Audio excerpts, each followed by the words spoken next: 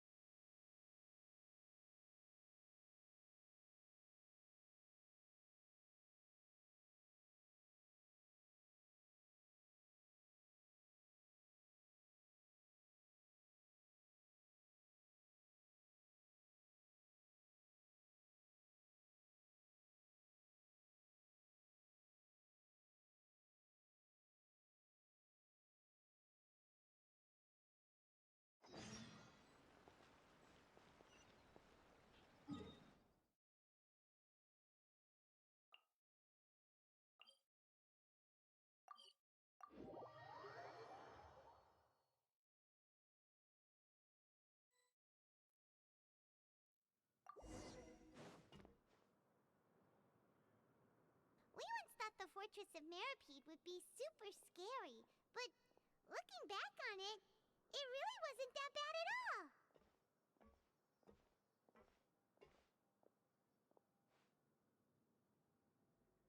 You've got a set schedule, guaranteed food and board, and you can even buy all kinds of stuff with credit coupons. It's really no surprise that many people don't even want to leave. Oh, you mean Risley? He's definitely a pretty impressive leader.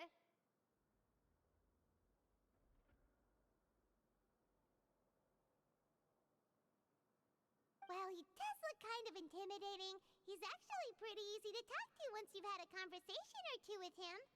Paimon wonders how he's like with the people here. Do they also get the same guy we do, or is he a lot harsher with the bad guys?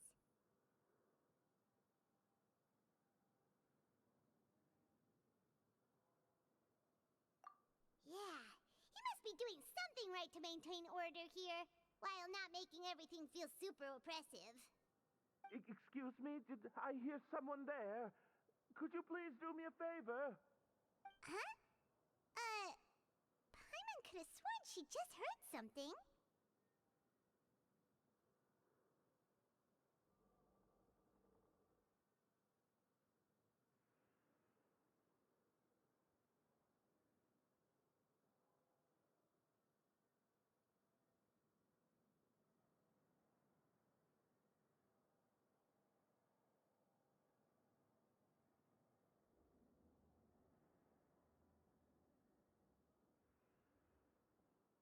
Excuse me, is someone passing by?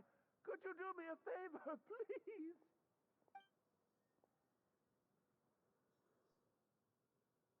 Nope, Paimon wasn't dreaming. There's someone over there for sure. But Paimon doesn't see anyone. Oh, did you hear my call? Thank you so much. I'm over here, inside this big box. You're inside the box? Oh, no wonder Paimon didn't see anything. Well, come on, Traveler, let's go take a look. Why are you hiding in here anyway? If we hadn't happened to pass by, you could have been stuck for days. It's a bit complicated. Can we not talk about that for now?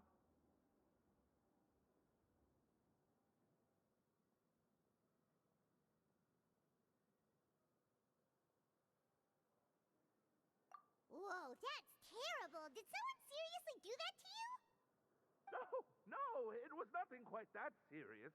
I'd just like some help finding my hat. Just your hat? But then, why can't you look for it yourself? Huh. Wait, Paimon gets it! Something must have happened to your hair! Sorry. So that's what happened. Paimon gets it now. No wonder why you had to hide inside the box. You just need your hat, right? We'll get it back to you right away. What kind of hat was it? I think you may have misunderstood me, but never mind. Please just help me find my hat. It's a soft and brown hat with a bit of a brim. Nothing fancy. I think I probably lost it near the entrance elevator. It was getting a bit hot, so I took it off and had a quick nap. But when I came to, it was gone. It's really important to me, so Your help would mean the world. I'll wait here for your return. Don't worry, we'll be back in no time.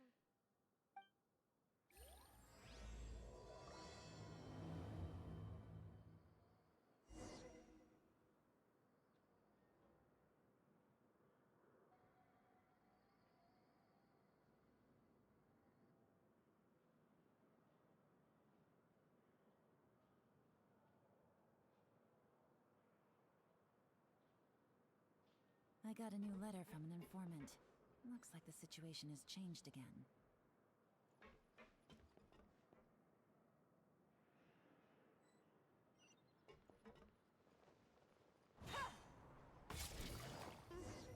Paimon doesn't see anything here. Let's go somewhere else. Take it easy. Just where is that thing? Oh, this is taking longer than Paimon thought.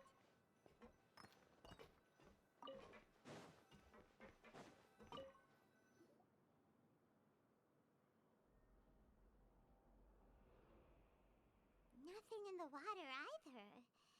Paimon thought it might have gotten blown in. Oh, we've looked everywhere and still not seen anything that looks like a hat. Huh, that's a good idea. If he's just looking to cover his head, then it shouldn't matter what kind of hat he's wearing. Why don't we check out the rag and bone shop? If memory serves, they've got all kinds of stuff in there. You let Paimon pick out some other stuff too, right? If we're going to the shop anyway. Well, either way, let's go check it out first.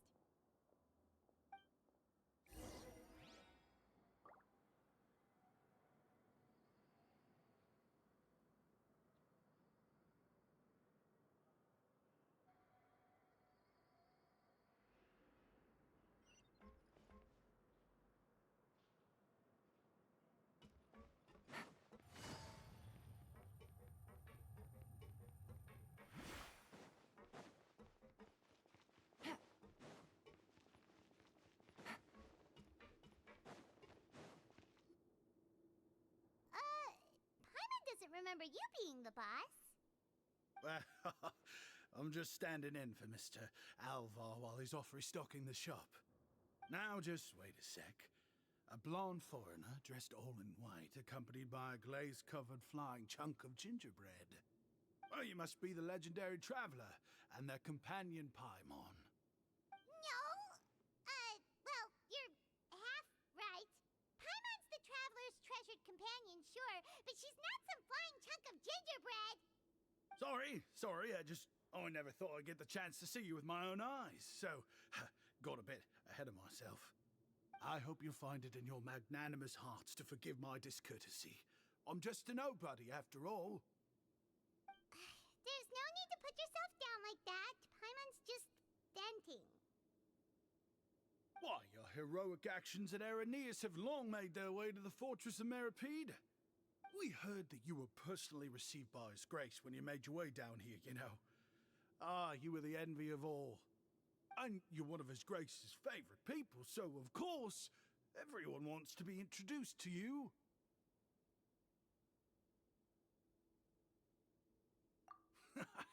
Well, I'd figure you'd appreciate honesty over flattery. After all, I also only joined up here because I'd heard Mr. Alvar was a good friend of the Duke. And though I've only caught scant sight of His Grace since then, as fate would have it, I've become fast friends with Mr. Alvar himself. I mean, we've all got agendas, but rather than trying to force something to be true, it's often better to just go with the flow. Oh, so now you're trying to kiss up to us. Well, I did mean it when I called you legends, and it isn't... Oh, enough of that. Is there some... No problem. Hey, feel free to check out... Wait, but that's, you don't have to be so nice. Well, it's not like I'm getting paid to watch this shop. Instead of more, life's been pretty good recently. All right, Paimon will take a look.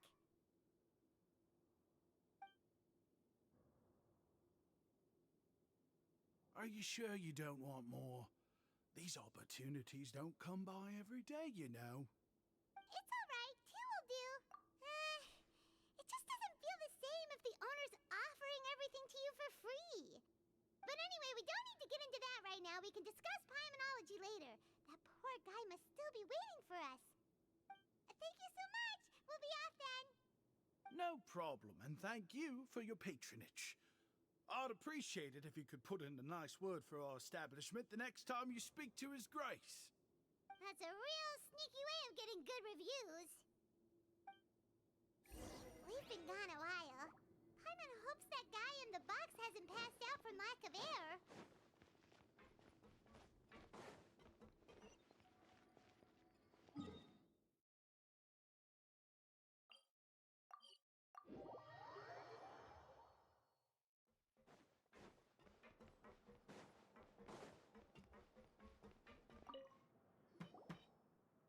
You can come out now. We found your hat. You did? Oh, Archon, you just saved my life. Just one sec.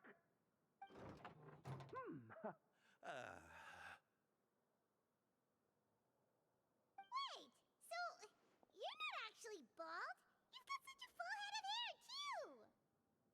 I mean, I told you that there had been a misunderstanding. This has nothing to do with my hair.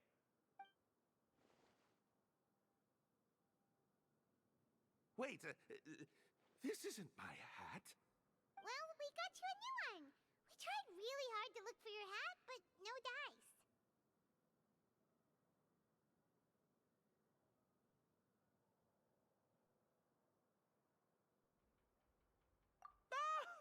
Does it have some Sorry, I... If you're looking for a hat, I just picked one up over here. Is it yours? Your Grace!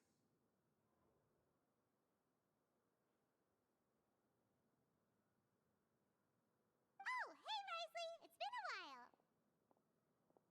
Well, it's a slow day today, so I decided to go for a little stroll. Even if your workspace isn't cramped, it's still good to get some air. I'll say, I'm not at all surprised to find the two of you here. You never could turn down someone's request for help. It's what good adventurers do, after all. Is that so? Maybe I should consider asking the Adventurers Guild to open a branch here. As I recall, these hats are very important to members of the Beret Society.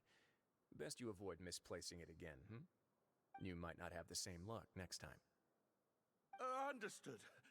Thank you so much, Your Grace. Then I'll be off. I'll get going now. What a strange guy.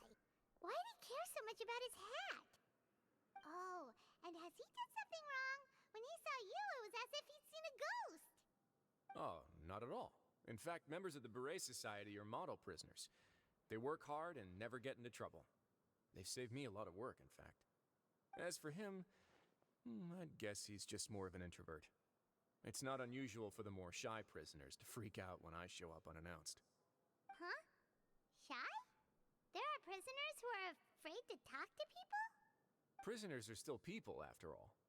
There are as many crimes and motives as there are stars in the sky. The idea of the criminal as a selfish, heartless brute is just a stereotype. Such labels could never capture the complexity of even a single individual person. What kind of a person a prisoner may be and why they've committed a crime, we'd never know these things if they don't share their story with us. Huh. You've got a point. Anyway, it's all good as long as it makes sense to you.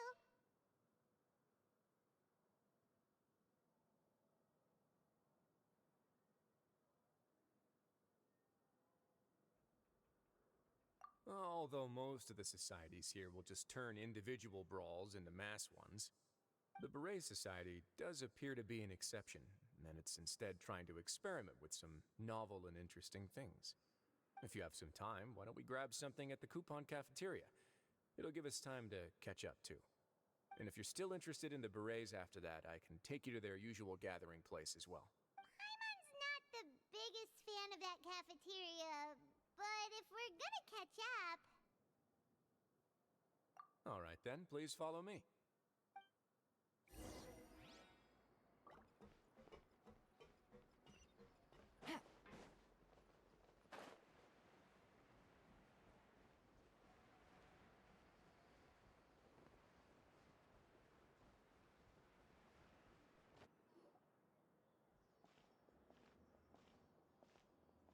Welcome, Your Grace, and the Traveler.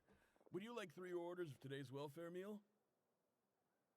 Unfortunately, we weren't informed of your visit in advance, so we didn't prepare any super deluxe welfare meals today. I'll pass on the food, then. What about you? Then Paimon will also pass. Paimon will save her stomach for something better. What a pity. It would seem that none of us can properly appreciate your skills, Walsey.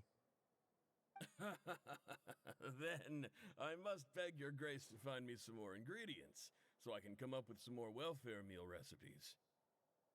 If you're not in the mood to eat, I can get you some drinks. We just got some great shipments in from above.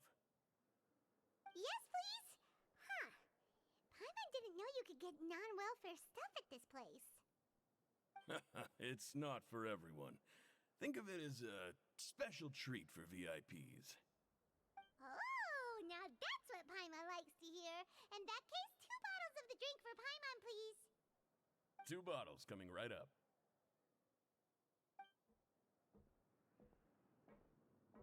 Our first meeting took place on short notice, and we were both swamped by everything that happened after, so there was no time for more casual chit-chat. I'm actually quite fond of stories, you know.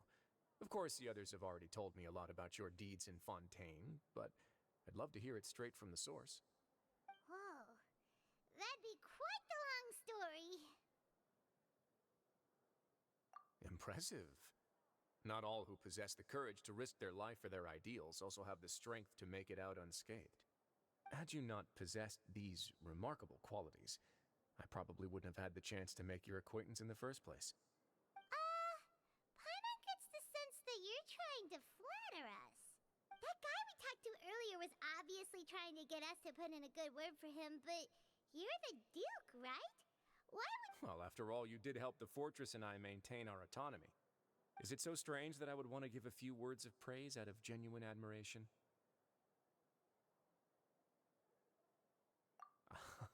So this is a matter of trust. Which is unfortunate, since I don't have nearly as interesting of a story to offer about myself. I was convicted and sent here at an early age. I only became the top dog after spending a long time figuring out its inner workings. Power and control come in many forms, some fair and ethical, others less so. And since we're all sinners here, the victor calls the shots, no matter how they manage to get to the top. So, what do you think?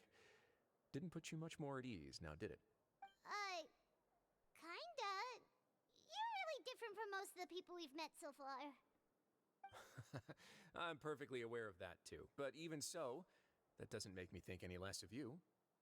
I would very much like to maintain friendly relations with you two. Your Grace, after following your instructions, we were able to find a box of undeclared contraband in the latest shipment of cargo. They were extremely well hidden, and we've confirmed that the senders have been using this method to smuggle goods for a while. We're trying to trace the goods to their source. Got it. Leave the box here and contact me immediately if you make any progress. You're dismissed. Yes, Your Grace. Sorry, I'd almost completely forgotten about this. She mentioned something about contraband. Are they like dangerous goods? Not necessarily. The term is just applied to things people want to bring in on the sly. Many people here are experts at pulling rabbits out of the most ordinary hats, so we have to examine everything carefully. Now, what do we have here? It's more or less what I expected. Whoa. This is certainly a box of curiosities. Mora, snacks, yarn, balls, ropes, mechanical parts, and even a gem! Wait, if you've confiscated this entire box, then does that mean all of this belongs to you now? Yep. We can't just send them back up now, can we? What? But that's just insane profit! Traveler, why don't you become a duke as well? Paimon will be your vault keeper! Jokes aside, I didn't know you'd be so interested in this box. How about this then? You can pick anything you want from it. Consider it a gift from me. Really? You'll let Paimon pick anything? No takebacks. Paimon will have you know that she's got a real good eye for treasure. I never joke about things like this. All right, Paimon's gonna have a look. Paimon wants this one. This dark, sparkly gem. You just know it must be worth a ton of mora.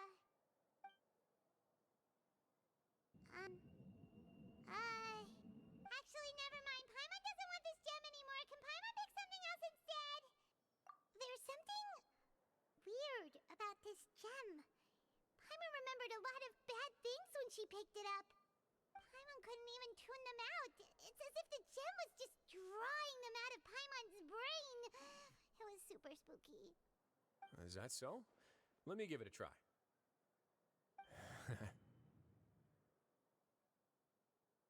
Paimon's right. I too experienced some unpleasant flashbacks. Are you sure?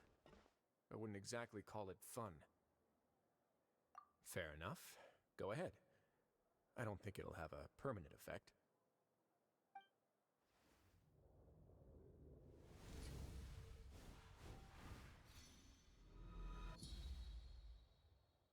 Are you okay, Traveler? You also saw something, right? I'll take this gem then and run a thorough investigation on its properties. Paimon, feel free to pick something else. Then, actually, never mind. Paimon's gonna pass. Paimon was thinking about one of the snacks, but who knows if it'll also make Paimon sick. You do have a point. In that case, we should destroy the entire box and all of its contents. Seems like we're almost done with our drinks, too. Let's go check out the Society's gathering place, then. I can introduce you, and we can also continue our conversation while we're at it. Wait, are you this free every day or something? Just noticed? I wasn't exactly busy the first time we met either.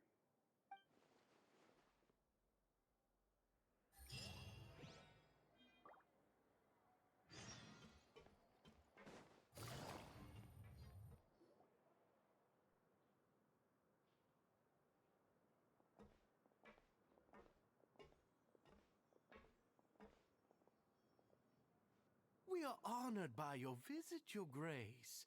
All of us at the Society have been waiting for your arrival. Are these your two guests?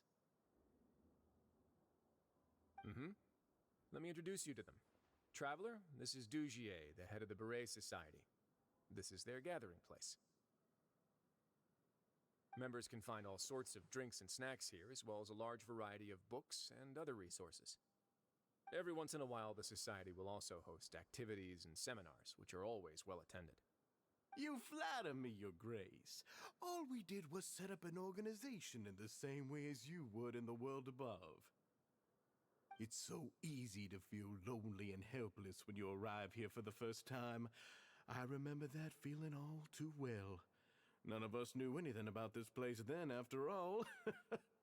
But that's when the thought came to me. If we could help everyone turn over a new leaf, they would no longer... Thus... Oh, so My part in this was minimal. All I did was follow procedure and rubber stamp the application. I'm sure you have a very good sense of what this place is about by now. As you know, not everyone takes their sentence seriously. For some, this is just another place where they can eat, breathe, and sleep. But the Society is a great place for those who wish to turn things around. Exactly right. Here, we keep an eye on each other and remind each other our operation. who knew you could find such a place in the Fortress of Mirapede? Oh, right, and what's the deal with the hats? There's nothing deep about it. If our members felt, and when we're together, we will feel a sense of community, optimism. In other words, that hat has come to represent something like a model citizen, which also helps them recruit new members. Once again, you are exactly right, Your Grace. That's a part of our goal. I'll ask the members to get us some drinks. Please, wait here just one moment. Feel free to look around, too, if you want to look. Oh, right. What happened to your slow day, Risley? Huh. Seems like I shouldn't underestimate an adventurer's keen sense of observation. I'll bear that in mind the next time I need to do something low-key. Kidding, of course. We're just discussing some small matters. It shouldn't take long. We've also already gone over the organization's vision. Instead of listening to me try to explain some more, maybe it'd be better if you took a look around for yourself.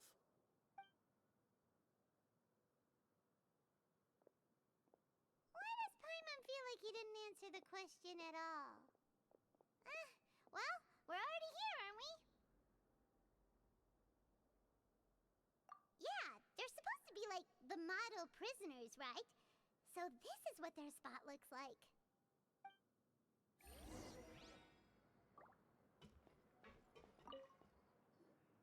Welcome to our gathering. Oh, it's okay. We're just taking a... Well, that's not a bad. I'm sure Mr. Besides this space, these rooms are open to all of our members. We want everyone. Wow, that's... Unfortunately, we don't. We started a collaboration with the cafe. Yeah, Paimon can definitely see how it'd be easier to live your life if you had all this support. Yep, and that's exactly why Mr. Duget founded the society. We all think we made the correct choice to join him.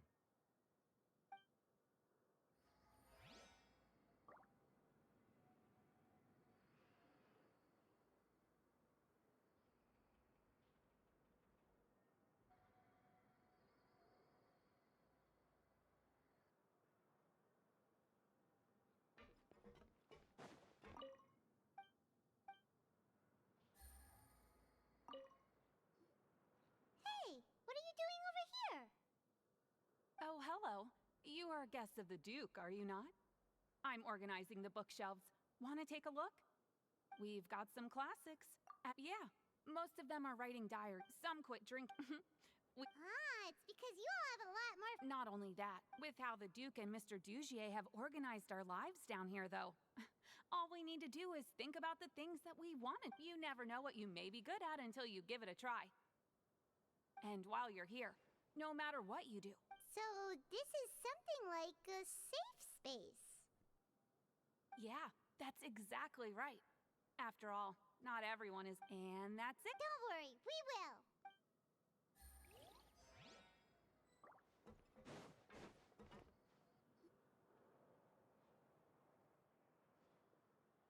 Hey, you there, newbie.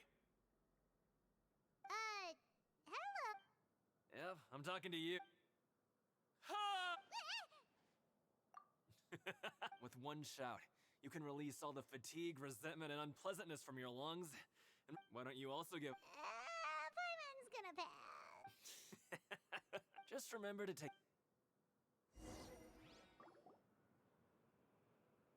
Alright, we've talked to everybody. It sure sounds like they're all pretty happy. That would explain why Risley only had good things to say about this place. Huh. It looks like they're starting to wrap up their conversation as well. Let's go over to them. Of course, Your Grace. I will attend to those matters right away. Okay, then I don't have anything else to add. Oh, you're back. What did you think about this place? Now, note that your opinion will also affect my review of Dugier and the society as a whole. Wait, I didn't know they were also a part of the evaluation process. It's all right with me, though. I'm pretty confident about our growth and activities. Paimon thinks it's pretty good. Don't think anyone expected you to get a society going here of all places. So it seems that you were able to get a sense of our vision and values. The prisoners here all have very different personalities and psychological needs. Our needs are like violent beasts. If we can't face them properly, they'll grow restless and enraged, causing pain and conflict. But if we can placate them, they lose their fangs, and they can even be converted into fuel for far nobler pursuits. Which is why, in my opinion, learning to reconcile with oneself is the first step on the path to redemption. You've hit the nail on the head, Your Grace. Before I founded the society, I had met too many people who could not come to terms with themselves. And I'm sure that a part of your support is rooted in your desire to help those people find their way. And Paimon thought everyone was enjoying life just fine, working and fighting. Of course, that lifestyle is more than enough for some people in the fortress. For others, though, they would just be useless distractions. Speaking of fighting, I'm not sure if you knew this, but even His Grace sometimes fights in the ring. What? those high-tech boxing gloves of yours? Oh, I almost never need them.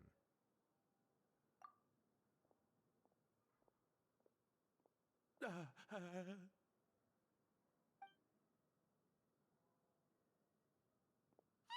isn't that the guy who lost his hat?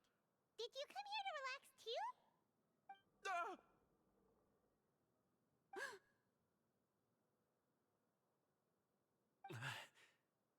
What's wrong?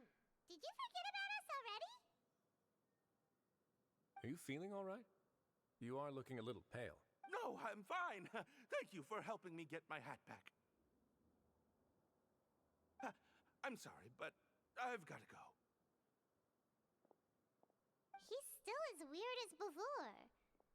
Paimon's kind of used to it by now, though. Dugier, do you know what's up with him?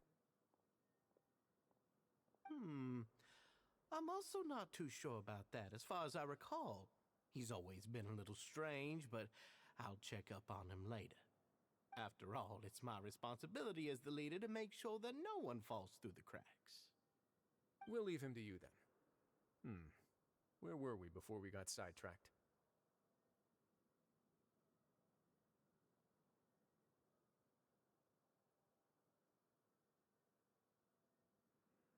Oh, right, about that. You might have thought that I was joking, but in a place like that, everyone will use everything in their power to win. And when emotions run high, things often spiral out of control. That would be when I need to pull out my gloves to maintain order. Sometimes you might need more than just gloves as well.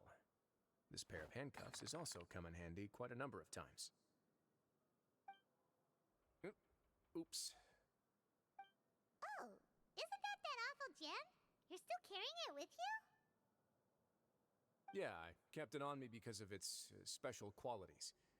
It won't affect me as long as I don't let it come into contact with my skin. Go on, you guys. Pick up the item for His Grace, would you? Yes, right away.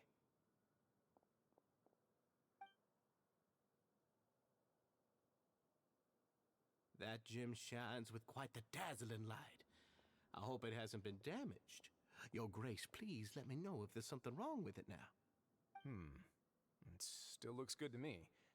Say, Dugier, have you ever seen a gem like this? Never, Your Grace. Don't think I've ever been rich enough to afford this kind of a thing. I guess that's fair. We've already gone over most of the things that I wanted to talk about, so let's wrap up for the day. The Traveler also has some other plans, after all.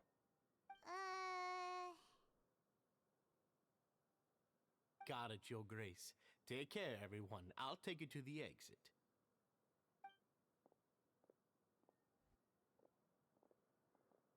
Traveler, Paimon, it was an honor. I'm sure everyone would love it if you were to visit again. And that goes for you as well, Your Grace. We wish you all the best in your endeavors. And same to you.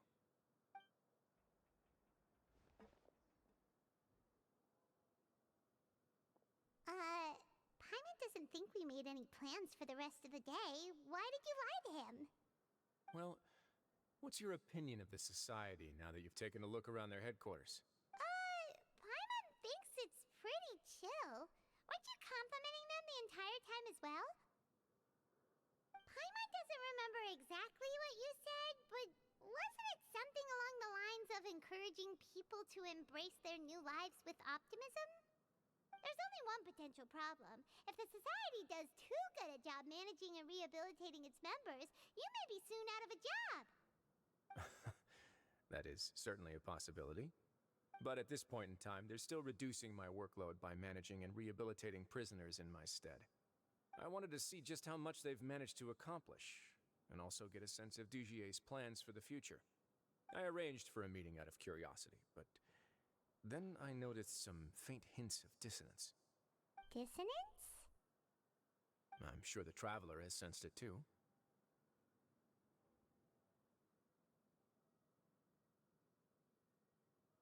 As expected, you also picked up on it. The whole truth is a bit complicated, so I'll explain everything to you later.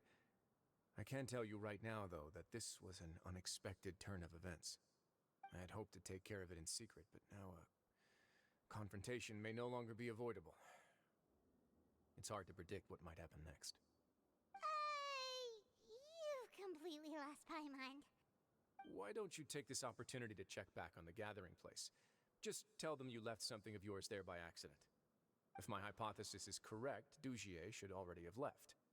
And with his watchful eye removed, you may well get a very different reception from the members. Can't you just tell us exactly what to expect? I'm just following the most popular playbook in Fontaine. Investigate, obtain evidence, and then use the truth to render judgment. It's been so long since I got to watch a performance at Opera Epiclese that I've even begun to miss it.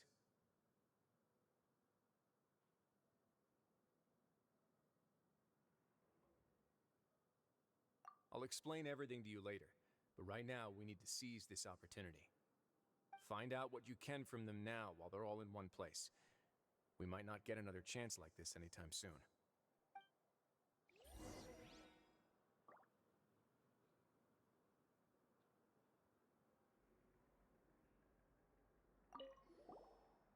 Then what are you gonna do?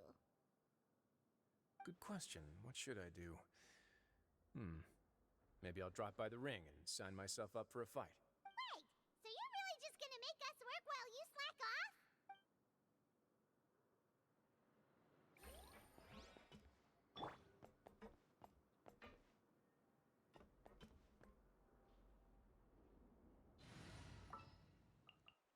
What is the situation?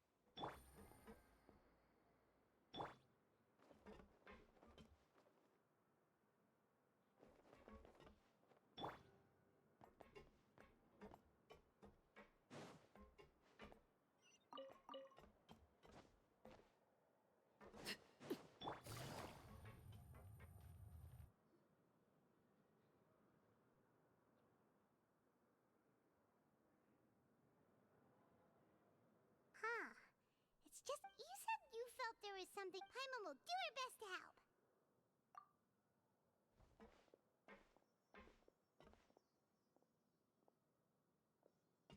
Wait, you guys are... We're really... Oh, okay.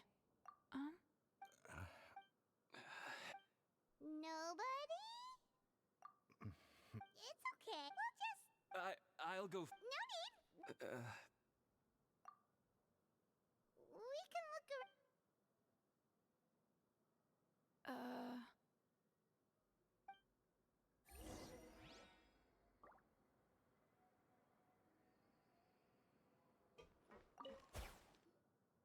Hey, hello?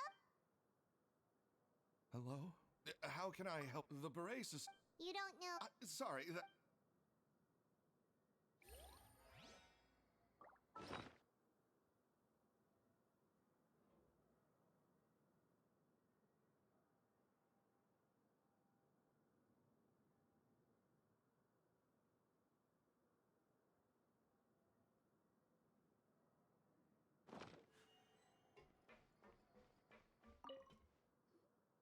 Hey! What do you... Isn't this how you... Oh, yeah, that's right. You... I ate some... You're looking for some... Take it easy.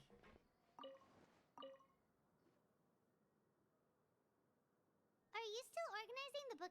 Yeah, and... We weren't thinking... Sorry. Okay, Paimon sees what you meant now.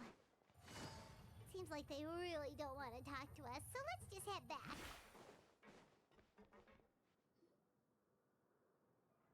Oh, you're back. How were things at their headquarters? It was as if they had all turned into completely different people.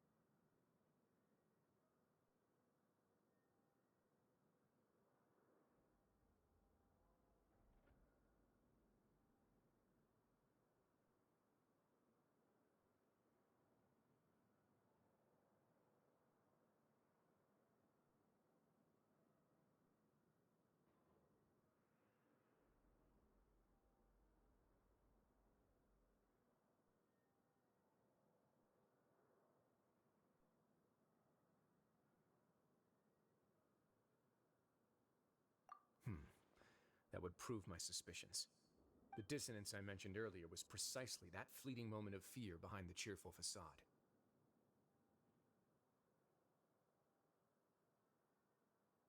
Right. He was acting super scared too when we saw him at the gathering place. Actually, hasn't he just been acting super paranoid since we first met? And that's precisely why I took his hat. Oh, so the one who started it all was... It was you all along! It's because I wanted to figure out what's really going on. I don't believe any of Dugier's talk about unstable mental states. Not too long. Dugier made very elaborate preparations for my visit. But I don't know. It almost feels like the performance was too elaborate. Okay, but if you think something's wrong, why don't you just take the whole society into custody? Aren't you the Duke? You can do whatever you want in this place. Well, maybe you're actually a better fit for the position than I am. Just give me the word and I'll hand you the cuffs. In all seriousness, however, cuffs and the like should be used sparingly. They're mostly for show. Everything I do is on display. The way people see me act determines the kind of world I can create down here. And I've always striven to appear fair and reasonable to the people. That sounds a bit deep. Paimon's not sure she got all of it.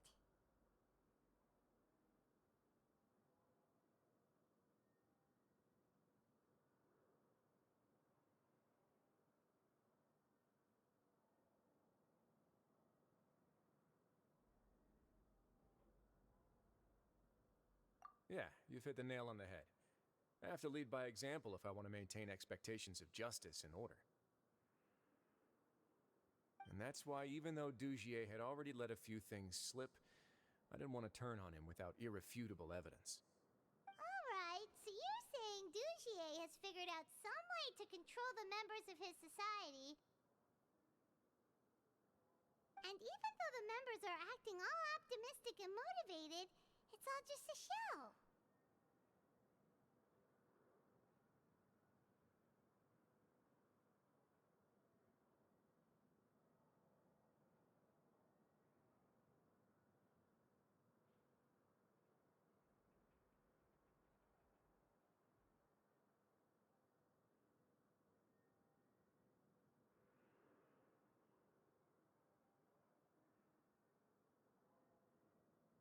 Indeed. He certainly seems to be using some coercive methods to turn his members into the most upbeat and motivated group of people you've ever seen. That won't turn out well in the long run. I have some faith, though, that some of the members understood the hint I gave during our visit. The line has been set, and it's quite likely that a fish will bite. Fish? Bite? Let's give them some time. My guards will need it to finish their investigation, too. You can find me in my office when the time comes. Hey! Don't just leave before you've explained everything to Paimon! Hey!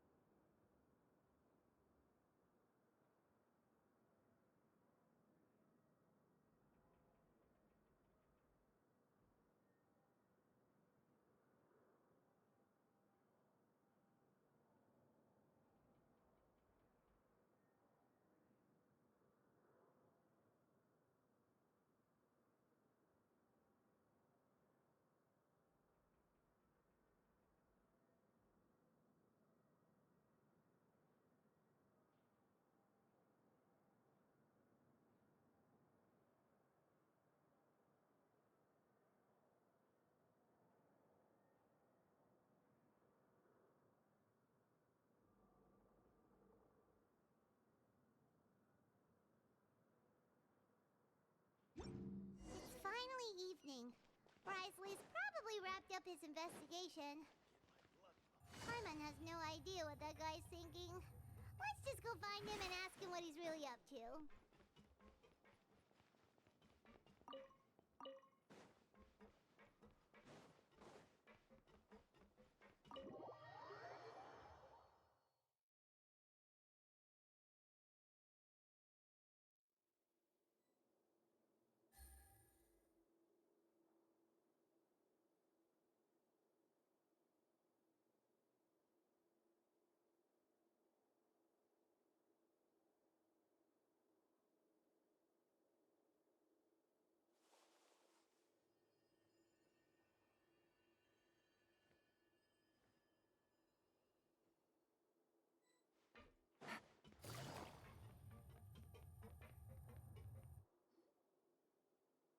Oh, here you are.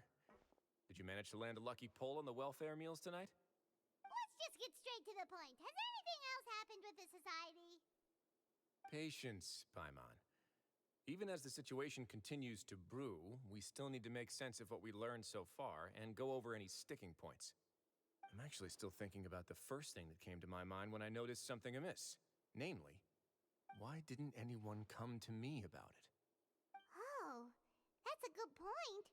Could whatever they're afraid of be so powerful that even you won't be able to do anything about it? But even if such a thing existed, how could they be so sure without checking with me first? It'd be one thing if it was just one or two people, but it seems like everyone's convinced that I won't be able to help. Which leads me to believe that it's more likely that they think I just wouldn't care to help them.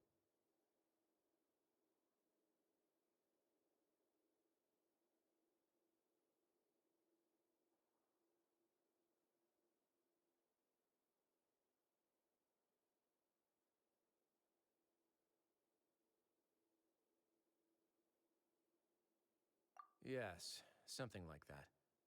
Dugier must have, so it became imperative for me to refute that and prove my true stance. Of course, I had originally planned to do this in a more covert way, but I had to improvise when you identified the guy who'd lost his hat with everyone present. There was no way to keep our investigation a secret after that. That makes sense. Wait, then does that mean it was all Paimon's fault? The last thing that guy wanted was for Dugier to find out that he'd lost it. He would have never brought the matter up on his own. But now, not only has Dugier found out that he'd lost his hat, he's also realized that we were the ones who found it. That likely set his internal alarms off all at once.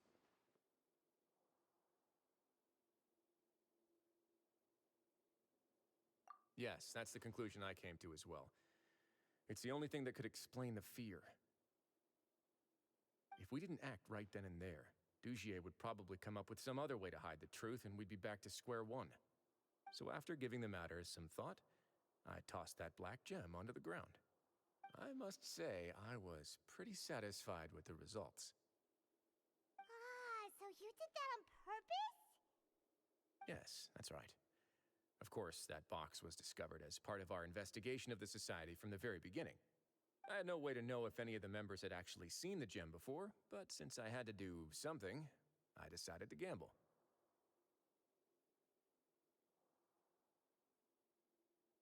Right. And I said back there that I had no idea what the gem represented.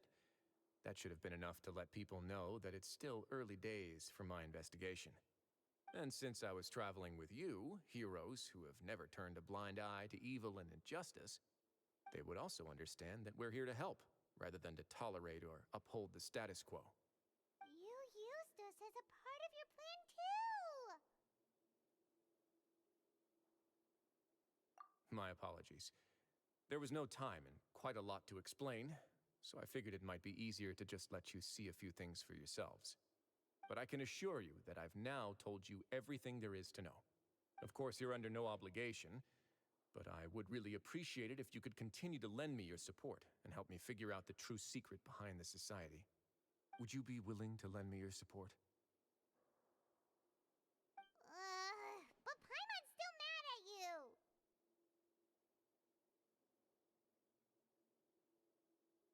You have my thanks.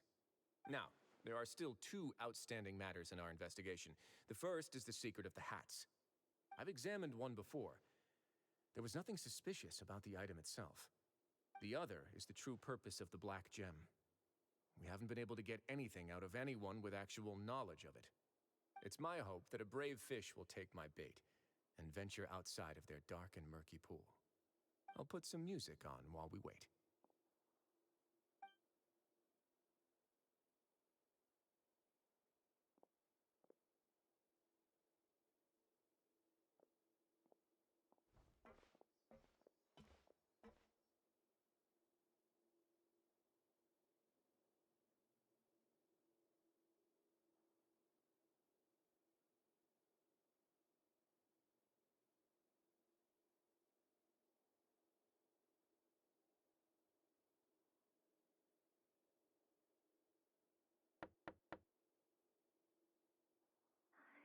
Excuse me, Your Grace, but may I come in?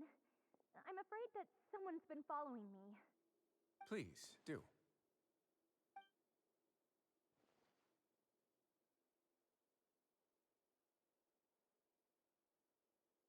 I apologize for my lack of composure.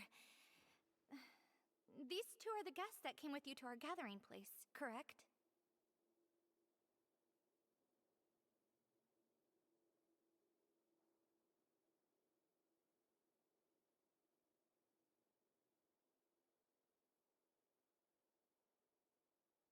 Yes, my lover Fasol told me all about you. Please, help us, Your Grace. He's in great danger right now. Slow down, take a deep breath, and start from the top. What happened at the Society? I'm sorry, Your Grace. I will try. I think I should start from when you saw Fasol last. You mean when we saw him at the gathering place? Yes, he fled immediately, but many members are hot on his heels. Thankfully, he still managed to meet up with me and explain everything that had happened. Now that he's lost Dugier's trust, what awaits him is agonizing censure. Censure? Censure is Dugier's method of establishing control, as well as the thing we all fear the most. Rather than listening to me explain what it is, Your Grace, please, just let me show it to you. Every secret may be found within...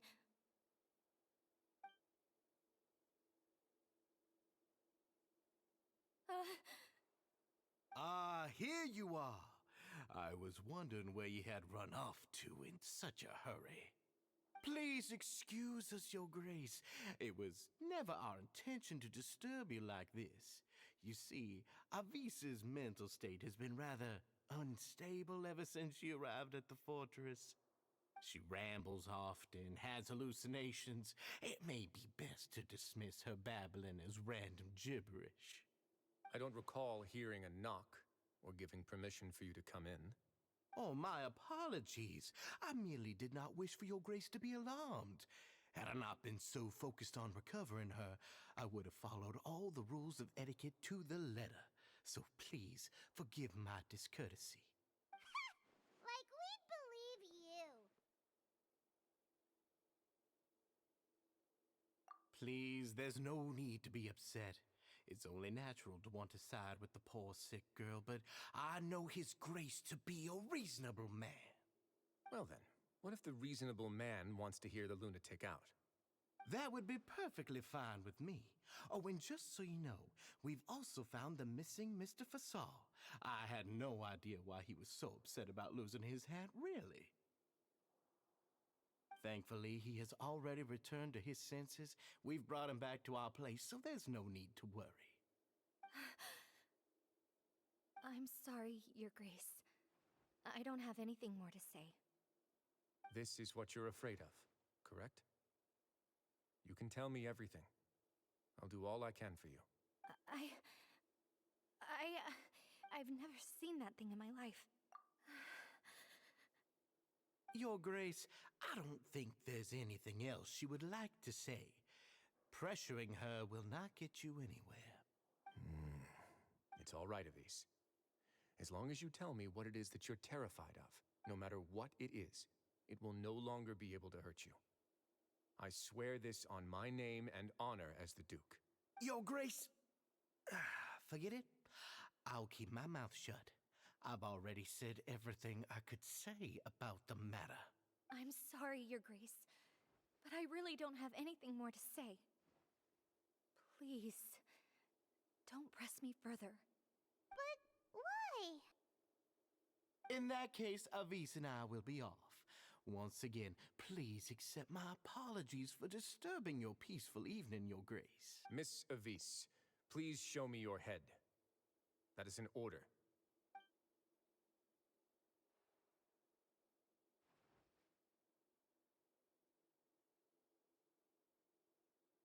There's nothing there. Your Grace, I know you have long tired of my words, but please believe me when I say you've merely let your worries get to your head. The Society has never caused trouble for you or any of the guards at the fortress. We've spent all of our time working hard and trying to lead better lives. Why are you doing everything in your power to prove our guilt? What's wrong with the current state of affairs? I'll do anything for you, as long as you give me the word. Why are you so intent on getting rid of someone who's been unfalteringly loyal? Your words bore me. You know the consequences if I find you to be lying. Everything that I do for the Fortress of Meripede. But Your Grace is welcome to visit us any time to confirm the true intent of our activities. All right, Avis. Let's head back.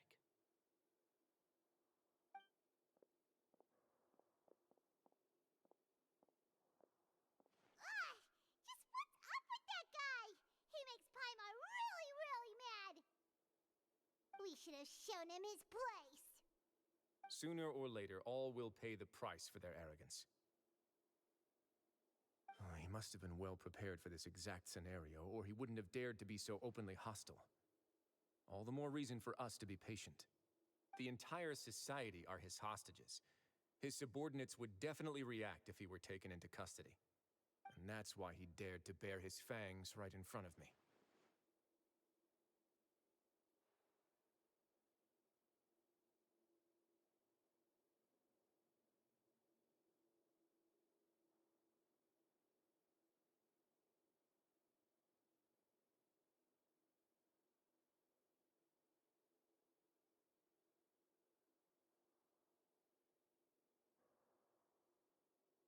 The true secret of the society is neither on the hat nor on the members' heads.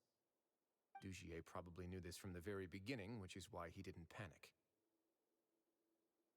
However, if we were to look at the rules, it would also seem like the head has to be the place where they're keeping all of their secrets. Yeah, none of this makes sense to Paimon either. What are they trying to hide?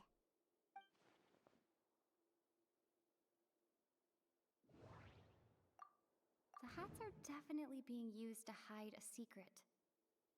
But there's nothing wrong with the hats themselves. But if there's nothing on her head, why did Avis feel the need to remove her hat? From the way Dugier acted, he must have known from the beginning that we wouldn't be able to find any evidence.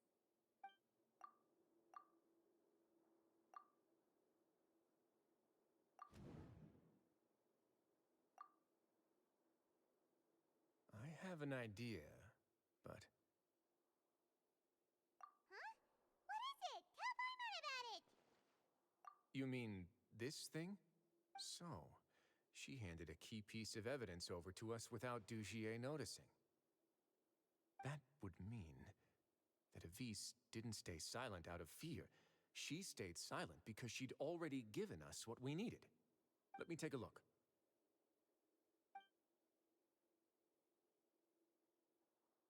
I managed to remove this from the hair clip.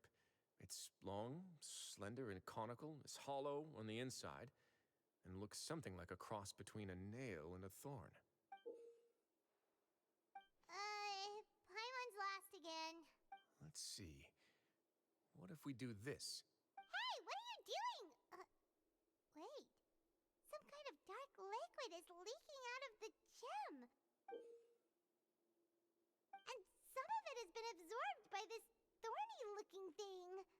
You've probably heard before that water is filled with the strongest emotions of humanity. With that in mind, this liquid is probably a highly concentrated solution of fear. Oh, so that's why even touching it will make you remember unpleasant things. Dugier would be able to censure others. I can only imagine how it would feel to have this directly injected into your brain. The moment it hits you would be like being flooded with all the terrors you've ever experienced in your life. Agony, desolation, and an overwhelming sense of despair. No wonder they're all so terrified of it. So, was the hat meant to cover up their wounds?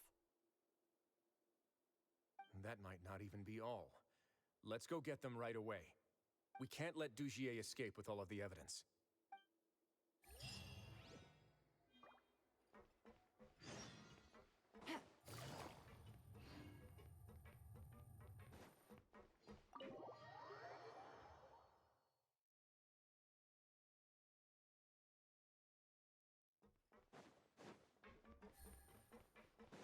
Take it easy.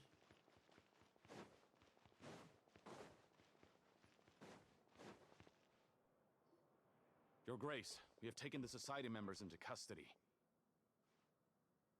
They all tried to flee just a little while ago, as if they had received some kind of order. We decided to forestall their plan, and were just about to send the word when you unexpectedly arrived. Great work, everyone. You had prepared for something like this all along? I had them stay here to keep an eye on things, so I'm glad that my intuition turned out to be correct. Perform a thorough search of the Society's headquarters and bring all the members to me. Understood, Your Grace. Now, let's check on them. As expected, they all have a hollow thorn inserted into a wound on their head. Paimon's glad her eyesight isn't so good that she can see it from here. Paimon's gonna float away for a bit.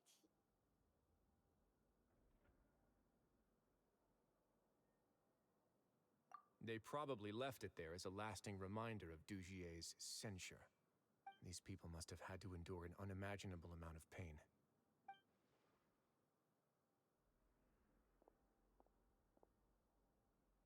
Let's go check out the other areas too.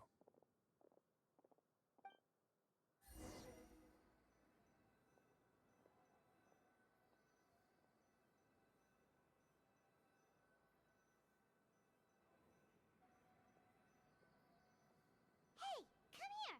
Have a look at this.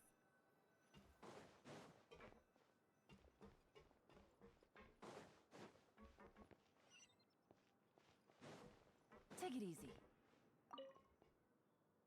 Look at what I found.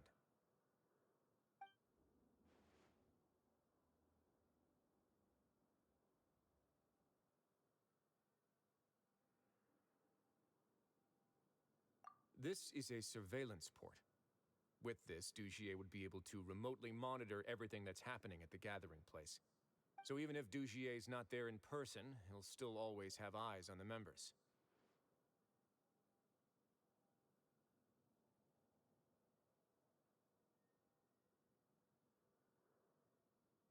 Indeed. It's easy to become lost and confused when you're given no instructions or any kind of script to follow. And if any action you take may be deemed a mistake, then perhaps it's better to do less, or to not do anything at all. Dugier has already tamed them to his will. All this time, he's been treating them like animals.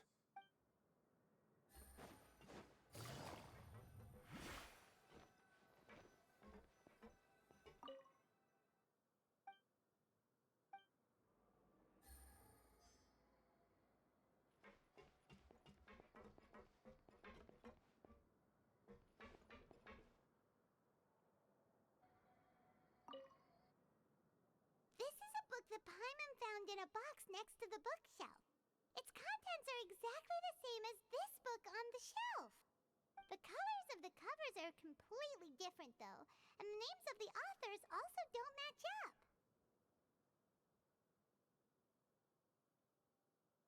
Yeah, and they dared to claim that they wrote these too. Huh!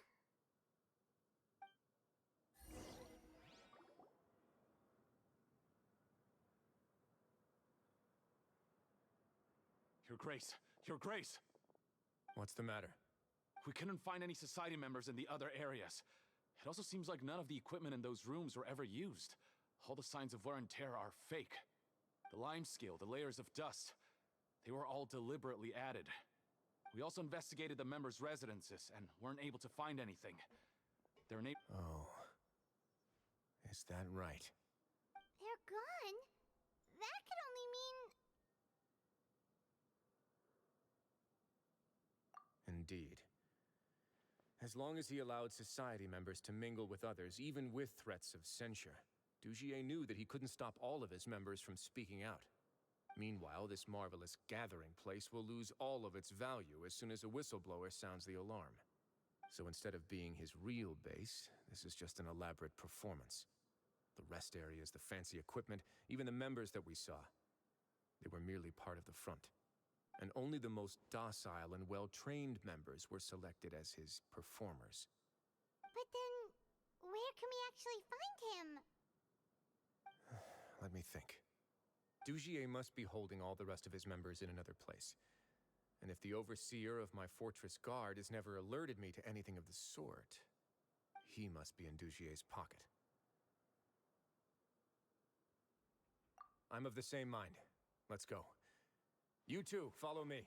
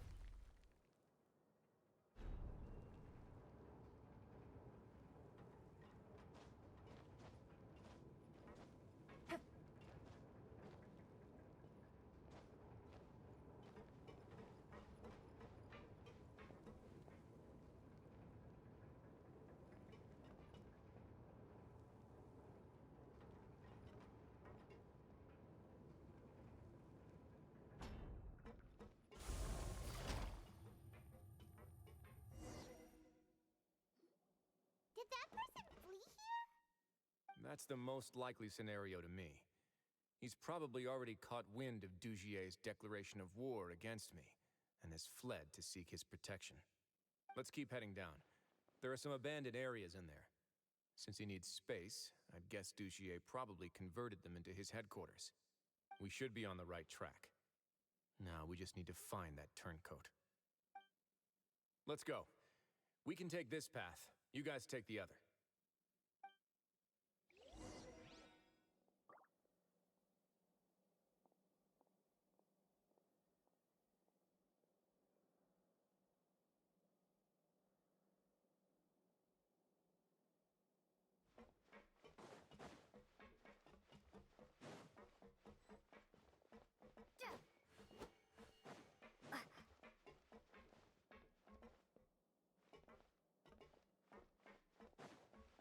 Look! There's a fallen guard over there! Paimon sees some society members too! After them! It's Risley! Run!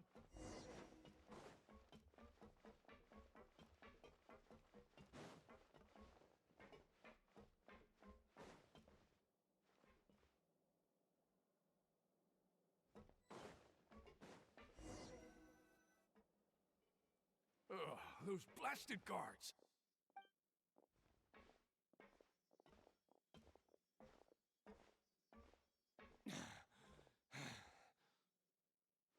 Did Dugier send you? Why did you attack that guard? Come on! It's time to talk! Can't you see that he's trying to help? I will take your cooperation into consideration when it comes time to hand out sentences. But Mr. Dugier, he didn't want this guy to expose our true location. We were just about to dispose of him when you caught up to us. So, in other words, your headquarters should be this way. Yes, it's just down this way. You'll make it there once you've seen him pass through a large drainage pipe. Guards, take them away. Let's go. It's about time that we find out what Dugier's really after.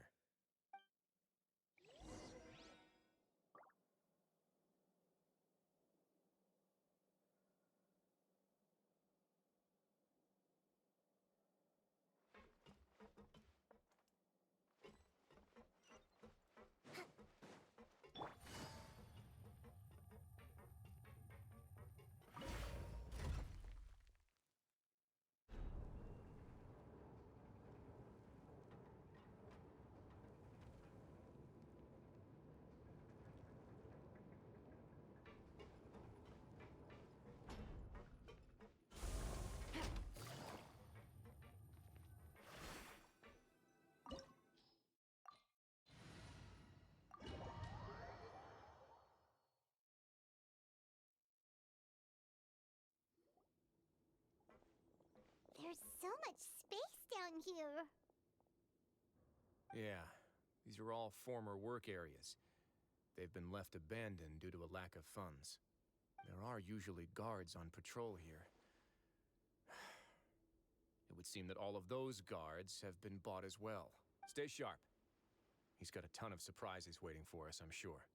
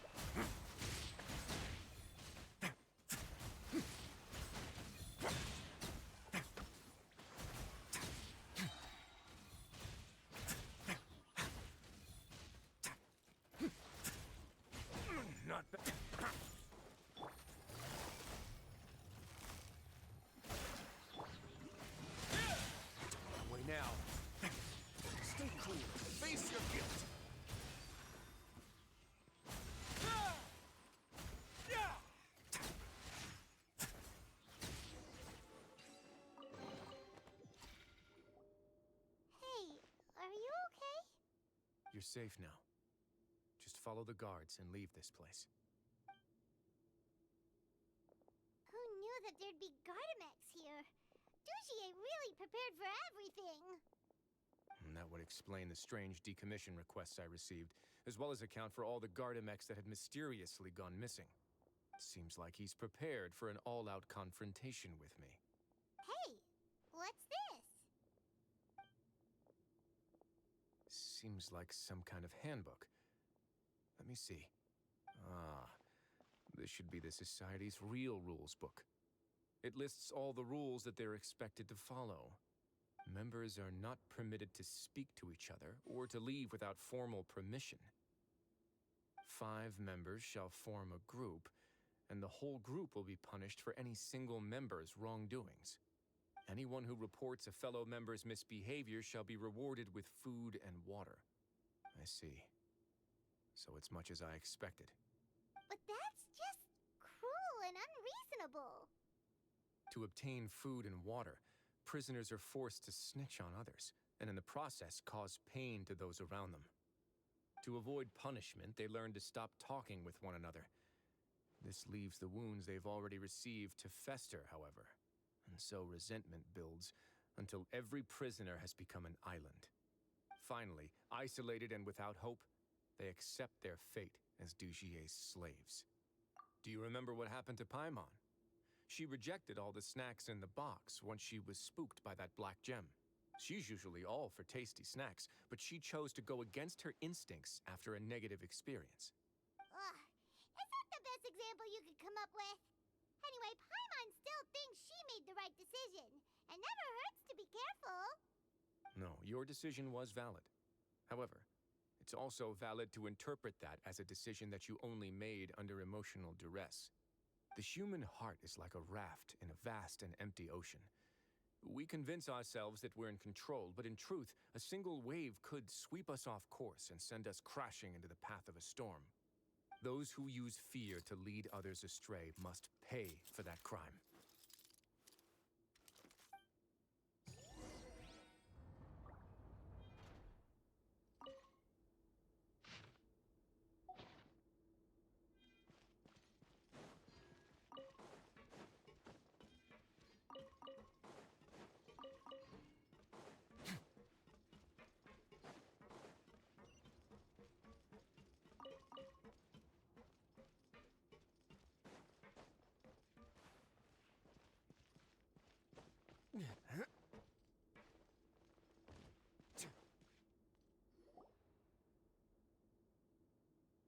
If I'm not mistaken, the space ahead should be the central area of this place, but the door's been locked. Rather than confront Dugier, I think it's more important right now for us to rescue as many Society members as possible. You guys should wait here. We'll try to open the door and check out some other spots.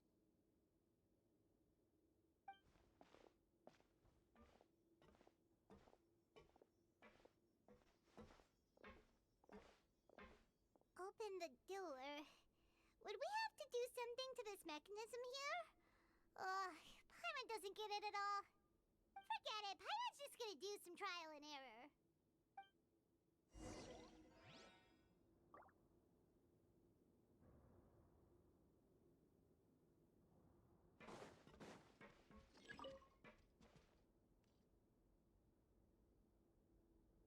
Whoa!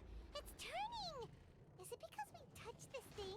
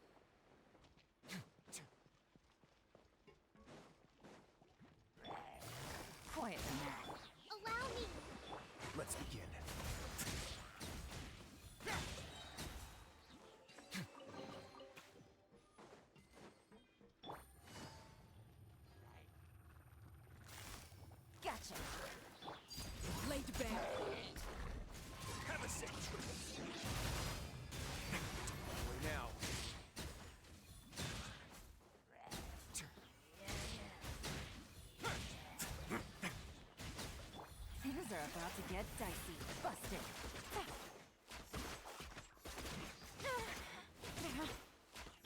Let's begin.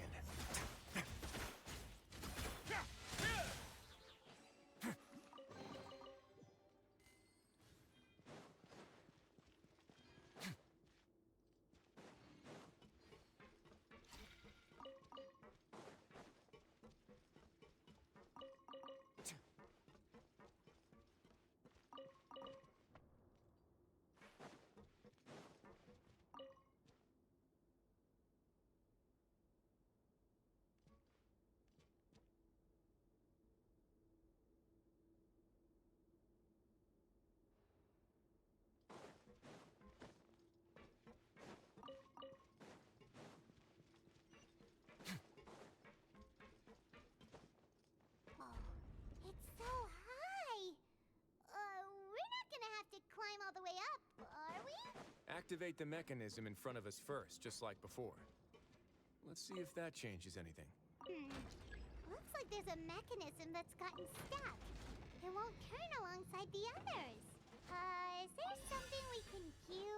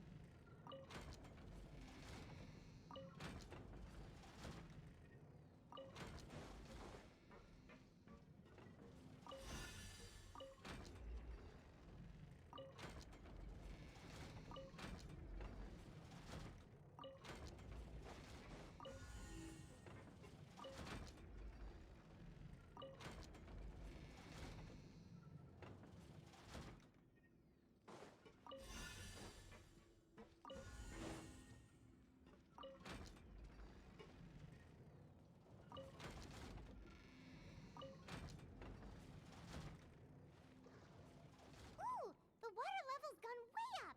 So that's how we'll make it to the top.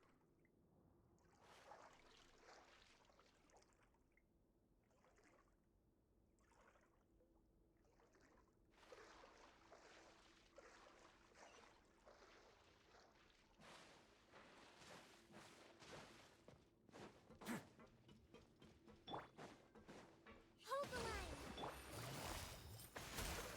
A moment, please.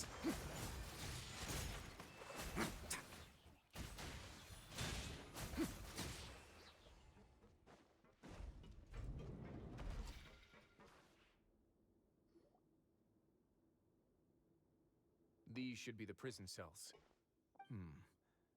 Lots of empty cells in here.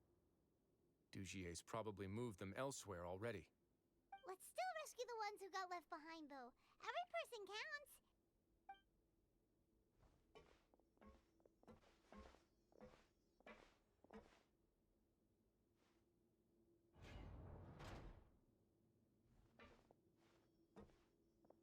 Hey, it's all right now. You can leave this place. No. No, I won't try to leave anymore. I'll never try to leave again. So close to me. I don't want any trouble. No, we're not gonna do that. Please calm down. We're not bad people. We won't be able to get through to her right now. Not with the stress response in the way. I'd also guess there are many others here who are more or less like her. Let's let the guards take care of them for now and keep pushing forward.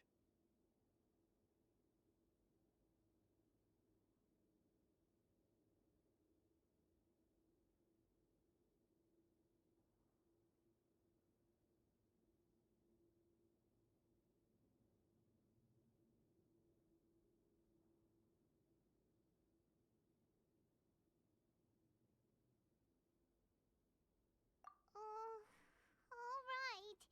Let's search for an exit first.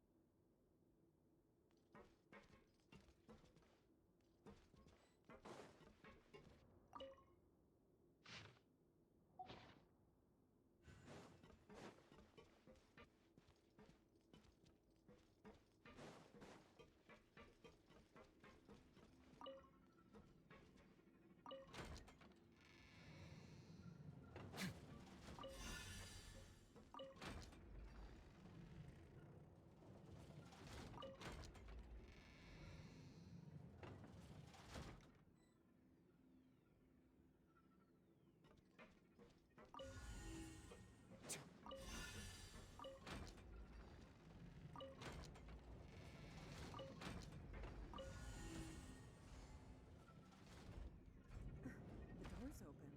Huh. Maybe it's His Grace. I'll go take a look. I leave this area to you. Make sure to bring everyone out safe. Understood. And please take care as well, Your Grace. We'll return here right away and await your orders. Mm-hmm. Just focus on the tasks you've been given. I already have reliable help over here. Let's go back. We have unfinished business, do we not? That mechanism from the first room. Maybe we'll also need to hold it in place using the same device to open the door that leads to the central area. Don't forget to bring these along.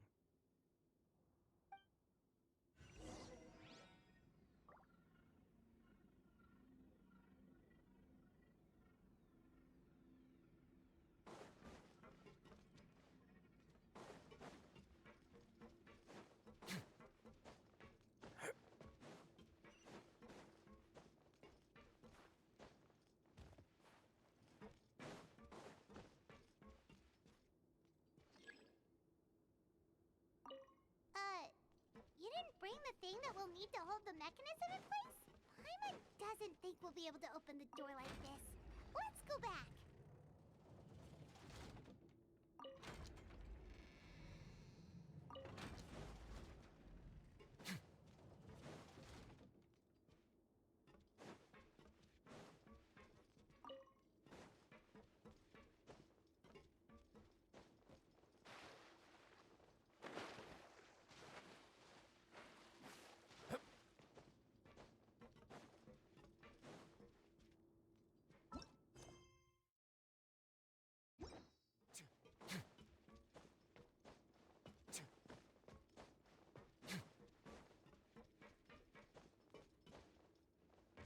Rest and rebuild.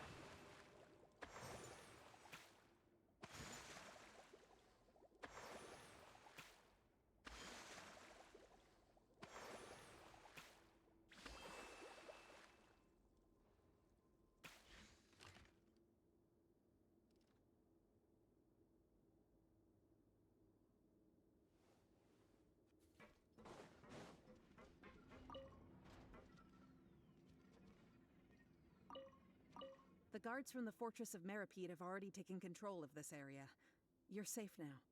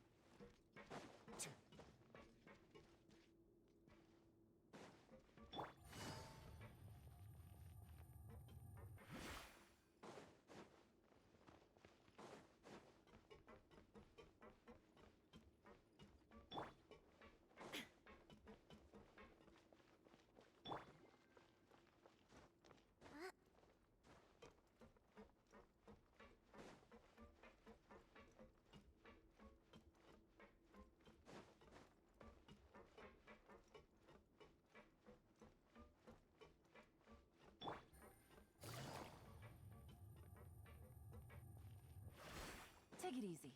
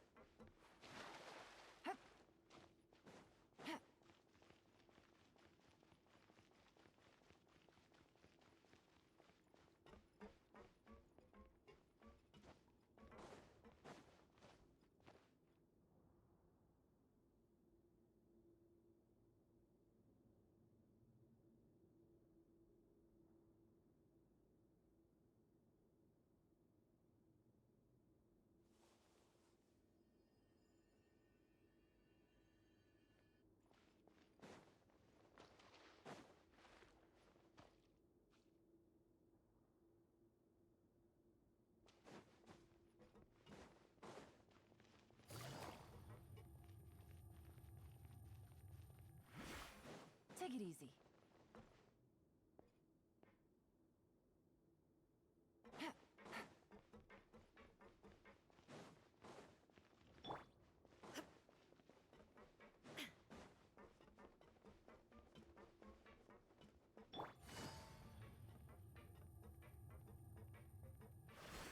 Take it easy.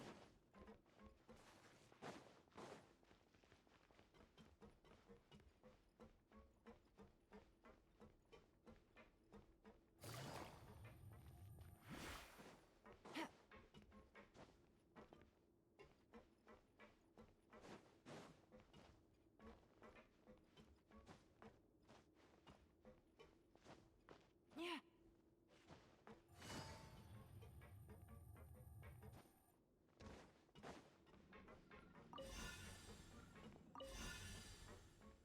Take it easy. Hit.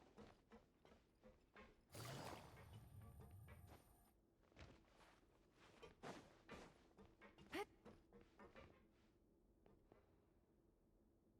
Ha.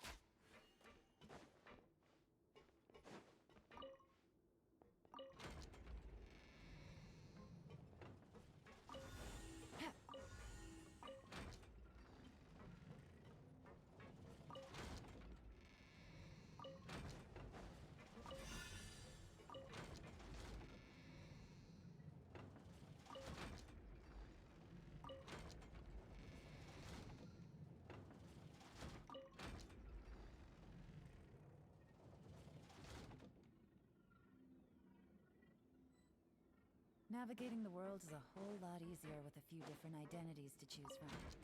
Need me to come up with some for you?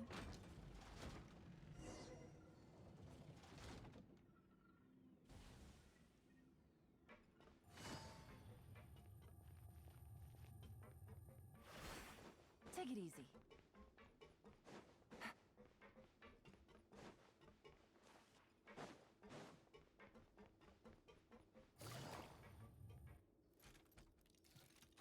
I must confess to being furious.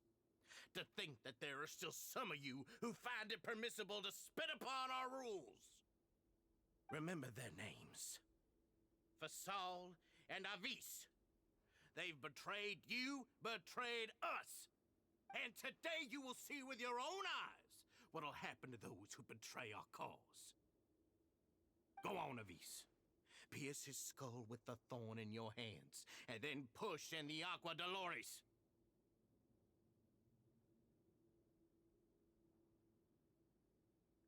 Of course, you will do it one drop at a time. Let it do its magic again and again, and don't stop until you've pushed all of it in. Thistle, I'm sorry. It's okay. I'll find a way to endure. Oh, shut your wretched mouths!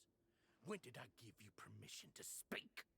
My rules are the paramount law of this place. Only more pain will come to those who dare to disobey. That's enough, Dugier.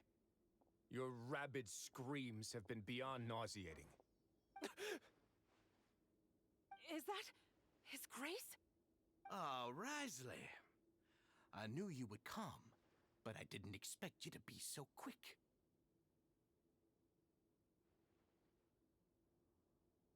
Must you still refuse to let me be? Did I not spell everything out for you already? What's so blasphemous about sharing a slice of the cake with me when you've already got the entire fortress at your feet? It would seem that you can't see the difference between sharing and looting. And on top of that, look at your people.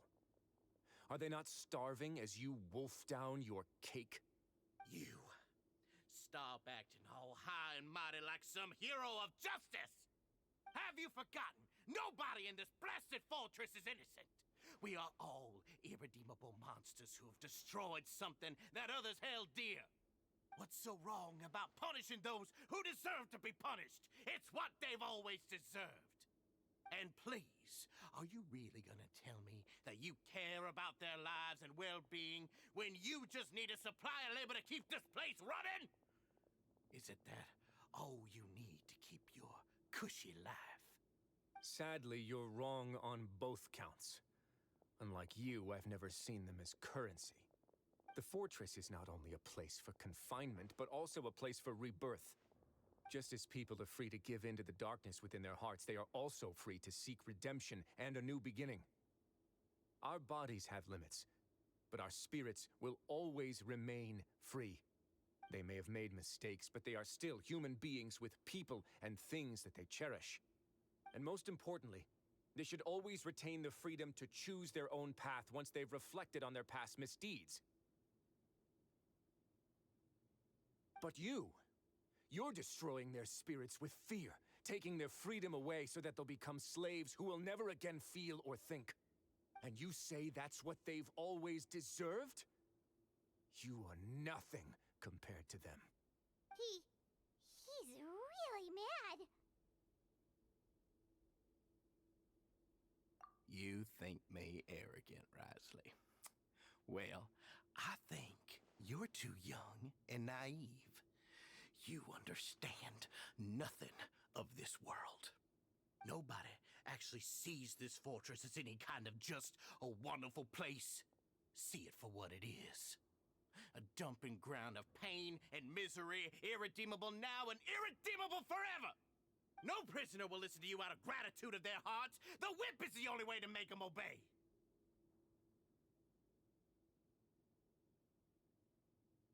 Had you been just one step slower, I would have already taken control of all the garden mechs in this place. Your vision gives you strength. But how long will it hold against these powerful constructs?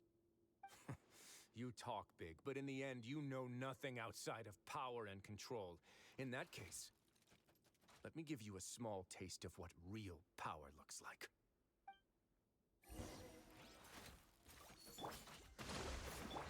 That way now.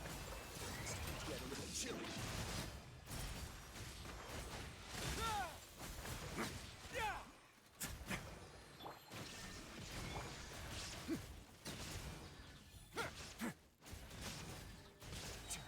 A moment, please. Hold the line. Shine down. Stay cool. Face your guilt. Oh. That way now.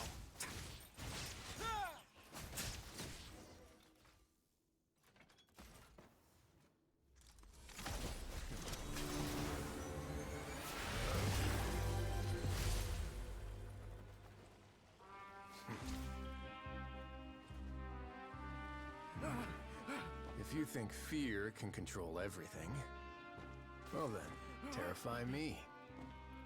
Don't high road me. You're just another crook. And it's time you got treated like one.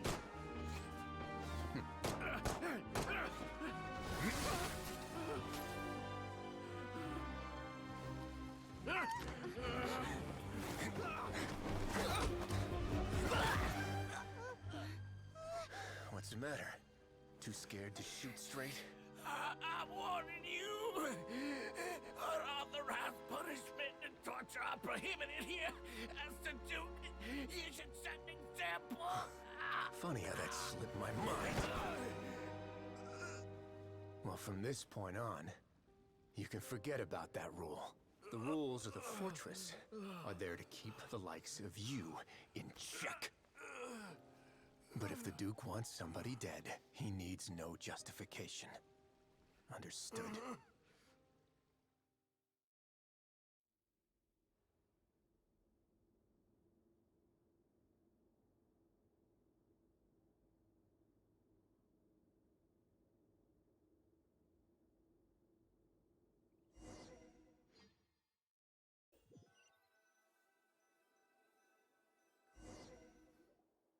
Sorry for taking so long. Did I keep you waiting? No, not at all. Paimon didn't know you were so considerate. If you ask me, I'd say I actually feel very helpless. There's no way that I could truly empathize with the fear that the members felt every day. I could comfort and compensate them all I want, but it might still not be enough to repair the damage that has been done. I have to take responsibility for it, as does the fortress.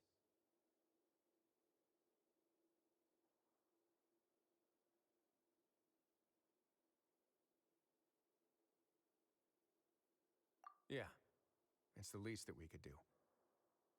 So, do you have a plan for how you're gonna deal with him yet? Oh, Dugier? I've already got an idea. For now, I think I'll do nothing. Huh? Why? I think it's a very fitting punishment for him to have to imagine the sorts of punishments that will soon be coming his way. He'll be left in the dark with regards to both the dates and the details of his punishment. Of course, that's not to say that I'll be letting him off scot-free. It's not often that I actually get the chance to be creative with my punishments. I'm going to talk to the members of the society. He'll get a chance to experience everything that he's ever inflicted on them. Paimon didn't know you could also be so harsh. Looks like she should watch her tongue when she's around you in the future. Why do you think I'd do that kind of thing to you? You offend me, Paimon. Anyway, jokes aside, thank you so much for all of your help. There's still a lot for me to take care of, so... How about this? I'll treat you to a meal in 2 days at the Coupon Cafeteria. We should have a better handle on things by then. No, Paimon's had enough of that place. Don't worry, it won't be the same old welfare meal. I'll make the necessary arrangements. Oh, then you've got yourself a deal.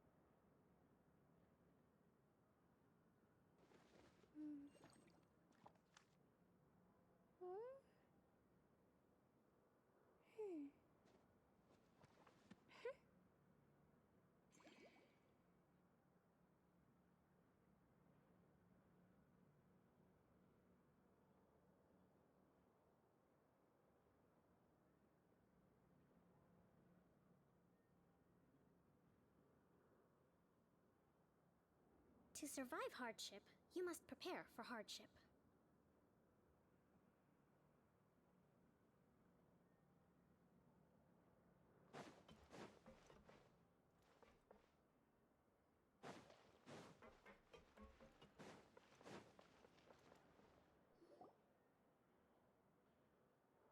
Ah, you're here. Paimon never forgets about meals. Even if the traveler forgets, Paimon will remind her for sure. That's not what Paimon meant at all. Risley, you got what Paimon meant, right? I'm a little confused, actually. Hey, not you too! Jokes aside, I've got some good news. After taking a look, the doctors have let me know that it shouldn't be too difficult to extract the thorns, which means that everyone should be able to recover after a period of rest. As for their mental recoveries, most are making good progress as well. We've added a few who were more severely affected to a special observation list. You sure got everything taken care of, Risley. I try my best. After all, it's my duty to take care of everything that happens within my territory.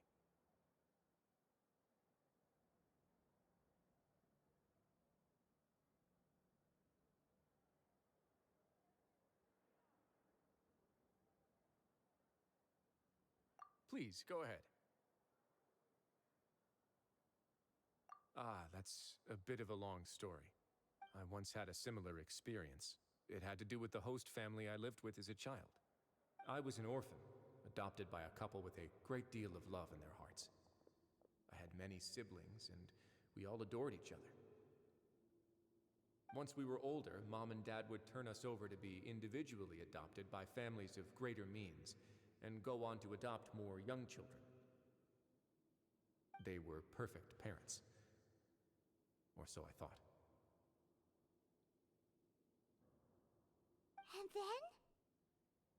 And then, I found out we were merely raised as livestock. Once we had reached a certain age, our parents would bring us to the market for sale. All children that were sold would leave the house, and nobody would know what became of them. As for those who didn't sell, they were merely disposed of. Did you know I once considered myself an extremely lucky child? And all of my friends, all of my siblings, they all felt this way as well. I was also not the first to find out about the truth.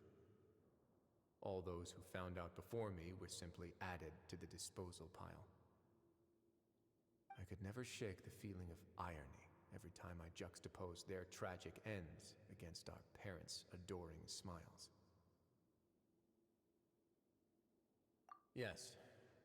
Like the society, my parents created a facade of joy, lied to satiate their desires, and even employed incredibly cruel methods to keep their grasp on power. They did all of that, but never considered how their actions would utterly ruin all the children they took under their wing. Worse, perhaps they never cared about that at all. But I did. So in the end, I killed them and set all of the remaining children free. I was convicted for my crimes and exiled to the fortress of Meripede. My methods were extreme, yes, but I was still a teenager at the time. I'd been betrayed by those I trusted most, and I didn't think that more moderate ways would solve the problem.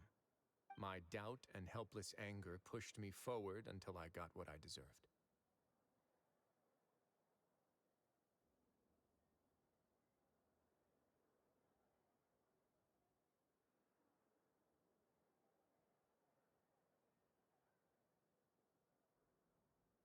It's all right. You don't have to tell me what you think. I've already committed to this path, regardless of what anyone may say about it. The least I can do is to make sure that the same tragedy will not happen again in my new home. Sorry to disturb you, everyone. Oh, it's Avis and Fasol. Are you two feeling better yet? It was all because you arrived in time. I managed to escape unscathed. We came here on impulse today, because we were hoping that you'd be able to lend us a hand, Your Grace. Please, go on right ahead. I'll do my best to help. Within reason, of course. It's...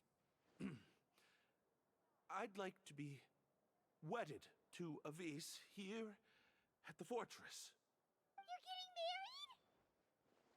Yeah, we met each other through the society and both fell into Dugier's trap. But even during our time there, we never doubted each other. We always believed that Dugier was manipulating us, trying to make us mistrust each other. And after this incident, we've come to believe that we've found the one for the rest of our lives. You could say we managed to make the best out of a bad situation. He didn't abandon me, and I didn't forsake him either. But we're still both prisoners. And we also aren't sure if the fortress is the best place to host something so celebratory. So we are just wondering, is our request a bit too out of line? You're right in that the fortress has never hosted a wedding before. But that's no reason to say no, is it? I'll help you make the arrangements. If you need anything special shipped in from the surface, just say the word. Oh, we can't thank you enough, Your Grace. We are actually also planning to stay here after the conclusion of our sentences. Yeah, we've already made tons of special memories here. So now, it'd be too hard to leave. And we have full confidence in the fortress's future with you at the helm, Your Grace. Your trust is the highest form of praise. Hey, loosen up a bit. Shouldn't you be the happiest man in Teyvat to hear that people would like to stay of their own free will? Yeah. I'll always take a genuine expression of faith over any obligation to obey.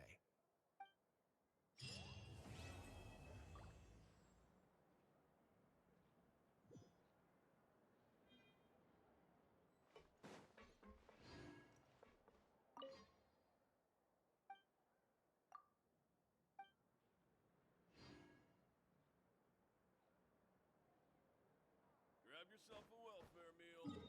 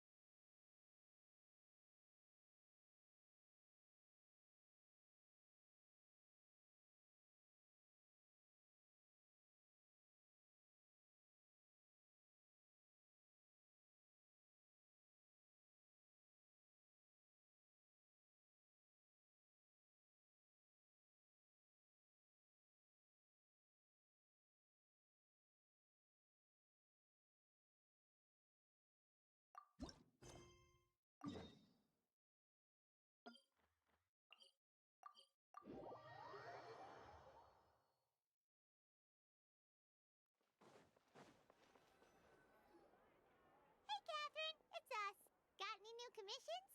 Specifically one with a huge more attack, perhaps?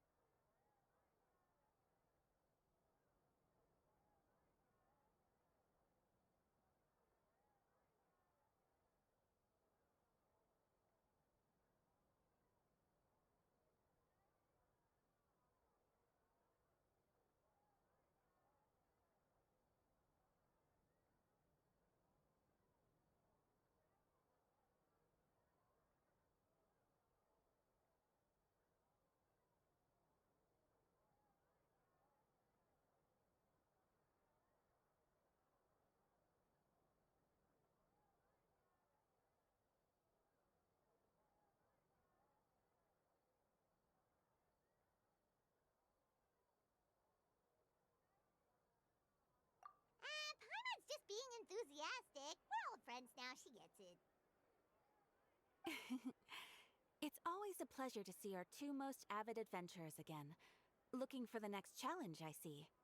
Actually, we do in fact have a rather urgent commission that is still open. Having read the details, however, I don't believe you'd consider it to be lucrative. Don't worry about that. We were just kidding. So what's the situation? To put it simply, the requester is looking for a temporary replacement actress for their musical. The original cast member ran into some issues and is currently unable to perform the role.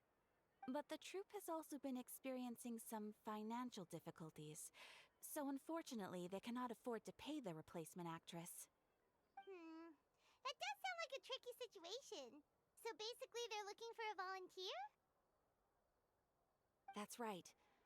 Our adventurers reached out to many actresses, but none of them were willing to take the job. There are only a few days left until the performance. If they can't find someone in time, they'll probably have to postpone the show. And delays tend to create all sorts of new problems. Got it. Oh, this one's a doozy. What do you think, Traveler? Any ideas? Even if we took the commission, neither of us have any experience starring in musicals.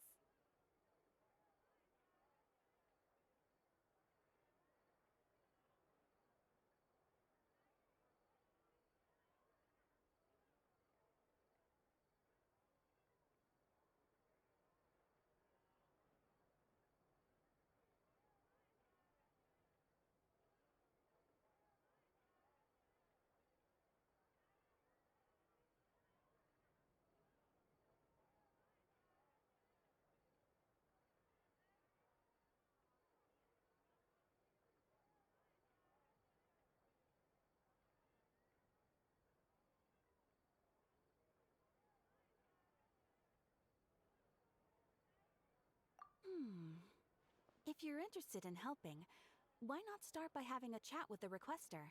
He's right over there. Maybe you can't fill the role yourselves, but you might be able to help him figure out another solution. Maybe there's something he hasn't thought of. Oh, it's that guy, huh?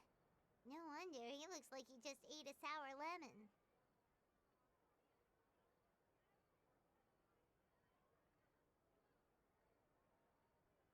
Paimon approves, let's go!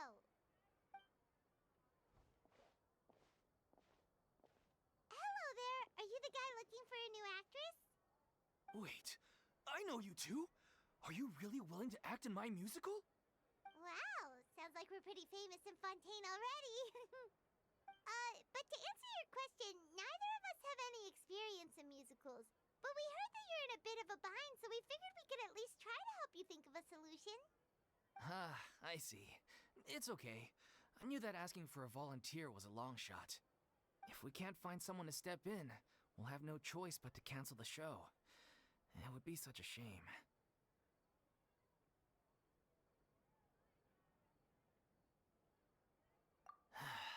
That's the thing.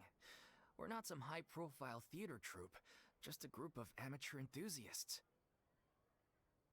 All our sets and props are very crude. We're grateful enough just to get an audience. Never mind. If we had a way to make... Disband? Oh, one last show. And after that, we go our separate ways. So we were really hoping to end on a high note. Nobody wants things to just fizzle out. Not after all the time and effort we've invested into it.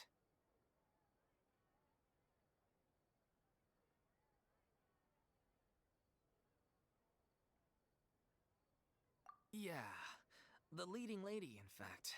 She's been dealing with a chronic illness ever since childhood, and unfortunately, it flared up again recently. It really drains all her energy, so she's in no state to perform. The show just won't be the same without her. But for everyone else's sake, I still hope we can find a way to hold the performance on schedule. Got it. We have a, what if... Please, there's no need to go that far. I wouldn't feel right asking such a huge favor, and I can't promise that we'd ever be able to pay you back.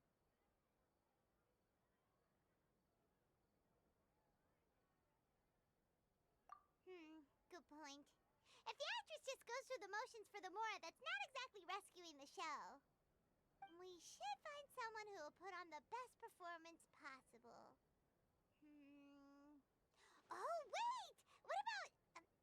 you know who? That's how you know we're the best of partners. Anyway, she should have all the free time in the world right now. She's really good at performing, and she was once super popular with the crowd.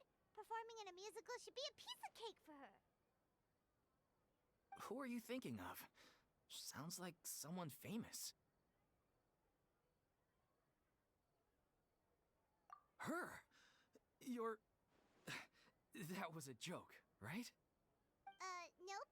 Paimon doesn't actually know if she's performed on stage before, but Paimon's pretty confident that she'd be really good at it. You're not wrong there. She has actually performed in a number of big-name shows before. They were one of the reasons she was so popular. But even if she's no longer the Hydro Archon, it's not like she's suddenly a commoner. She's still an idol to many people in Fontaine, including myself. I just think Lady Furina might feel a bit out of place in an amateur troupe like ours. Well, yes, but... Fair enough. I mean, if she was... I'm sure Of course. No point in stressing about that. We'll only know if we ask her. And besides, things are different now. There's no reason for her to be all high and mighty anymore. Thank you for your help.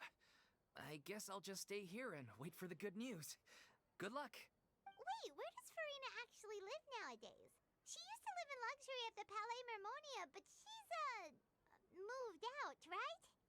As it happens, I have her current address here. I can provide it to you.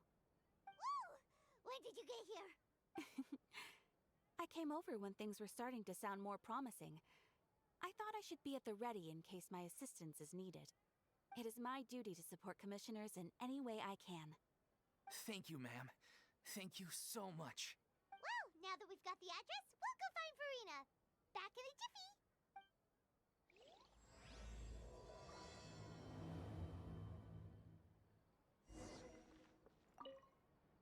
I can't believe they're seriously asking Lady Furina. Seems a little over the top. Try not to worry. May I pour you a glass of water? Let's move out.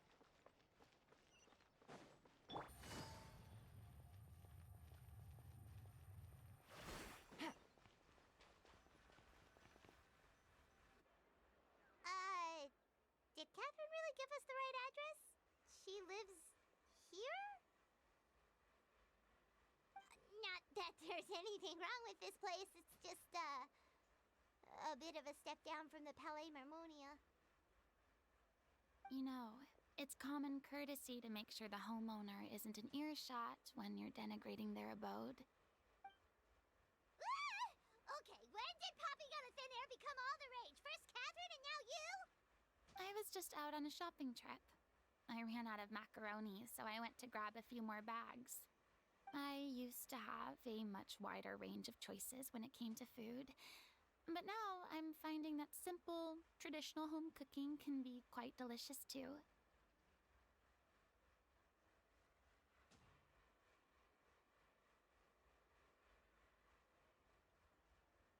Not at all.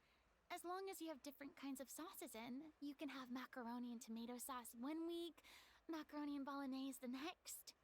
Oh, sounds like you're really struggling to cope. How rude! Questioning my cooking skills. The audacity! It's not like I have a very eventful life these days.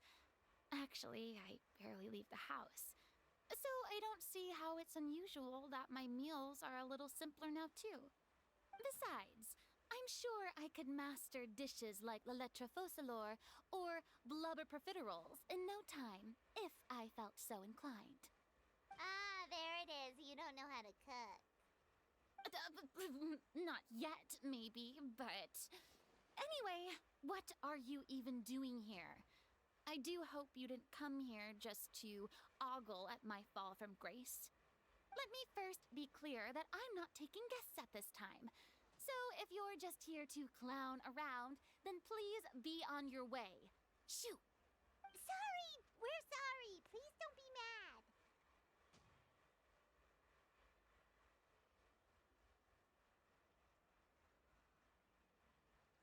Yeah, exactly! What the traveler said! Paimon wasn't trying to make fun of you.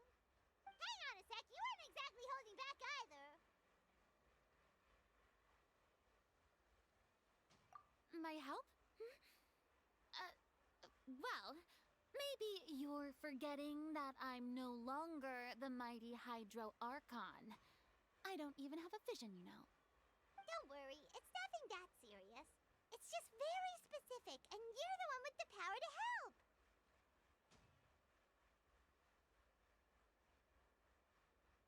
Oh? Well, if that's the case, then fine. I'll spare you the lecture about your attitude just now. So tell me, what specifically makes this matter so specific? Ah, I see. I knew you couldn't have come all this way just to amuse yourselves at my expense. After all, I was once the brightest star in all of Fontaine, well-versed in all the various performing arts. A mere musical is well within my capabilities. But, given the present circumstances, I'm afraid I must regretfully decline your casting request. How come? It sounds like this would be a breeze for you. True, but I have made a decision to retire from the stage. Although I am no longer required to play the role of the Hydro Archon, the time I spent inhabiting that character has left an indelible mark on me. Centuries of pretending to be a different person changes you completely. I'm not the same person I once was. Of course, that can't be undone now. It's too late, and I have no intention of reinventing myself all over again. But at least I can say that I no longer desire to play any new roles. Paimon can understand, but this is just a one-off part to fill in for someone who's sick. Surely that's okay. Whether it's a one-off or not, it's a boundary that I've committed to no longer cross. If I make an exception to the rule now, I'm just leaving a back door for myself, which would be the same as not having a boundary in the first place. So I'm not going to perform, and that is that. Okay, guess there's no convincing you. Well, is there anything else we can do to help out the troupe? Otherwise, they'll just have to disband without any fanfare. Do you know any other actors who might be interested in the role? Nope. Short and to the point, okay. I've never been great at maintaining relationships. Besides, anyone I've ever worked with probably couldn't wait to get rid of me. Since I'm just an ordinary person now. They'll probably just laugh in my face if I go asking them for help. True, but I mean, could you even blame them? I show up out of the blue, begging and groveling for their help with a show they won't even get paid for? Ooh, no way. I'm dying from embarrassment just thinking about it. Nope, not happening. Well, is there anything else we can do? This performance really means a lot to the guy we're working for. Have I not made myself clear? You're barking up the wrong tree. I don't want this job, nor do I know of anyone else who would. Sorry. I didn't mean for that to sound so harsh. I wish I could help, really. But if I thought I had the answer to this problem, I would have said so by now. It's all right, Furina. Paimon just wanted to make sure we tried everything. Oh, everyone in the troupe will be so disappointed.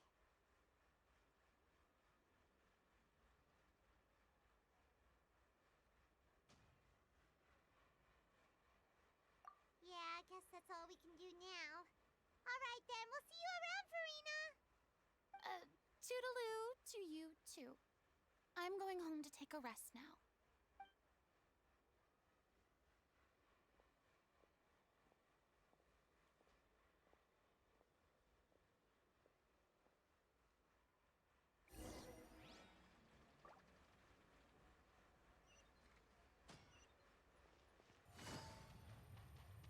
It's too bad, but we have to respect Furina's decision. Maybe the thought of performing brings up too many painful memories now.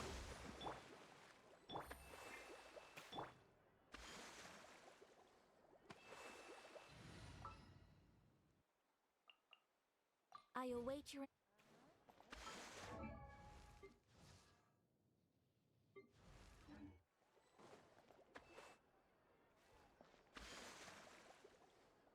Huh? What's going on? Are they arguing?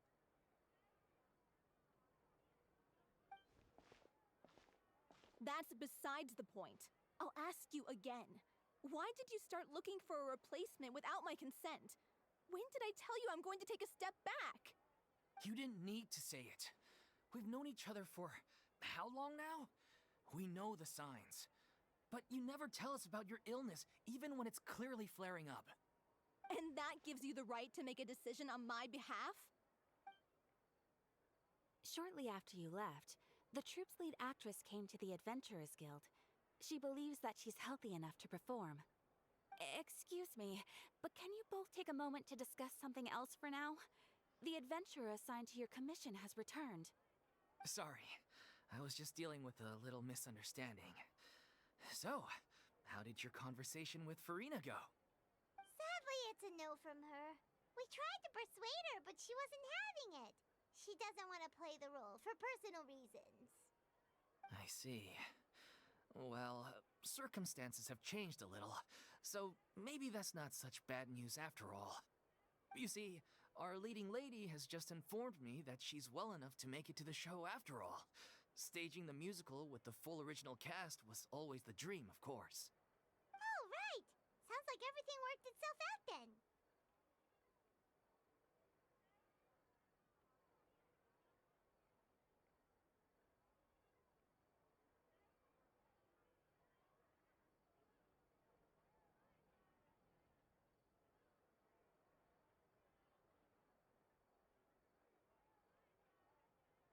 Yeah, she'd be livid.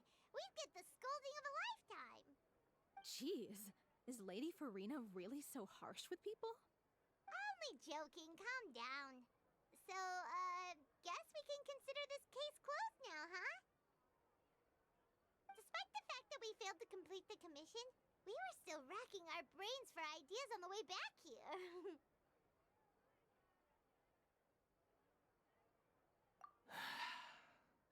Look, there's no point arguing with you about this anymore. You've made yourself very clear, so I'll stop looking for a replacement. This is the last chance we have, though. If your illness flares up again, there won't be time to find anyone to replace you. So, are you absolutely sure you'll be able to handle it? The whole team is putting everything they have into this final performance. We have to make sure it goes ahead. Yes, I'm completely confident. I've been taking a new medication from the doctor, and it's working brilliantly. I'll definitely be able to tough it out until the performance day. I share everyone's desire to commemorate all our years as a troupe with a proper farewell show. So, the last thing I want is to be left out. Every one of us thinks of this troupe as their home, myself included. You're right. I'm sorry. I let myself get too worried about the show. I should have asked for your permission first. All's well that ends well. Sounds like the show will go on.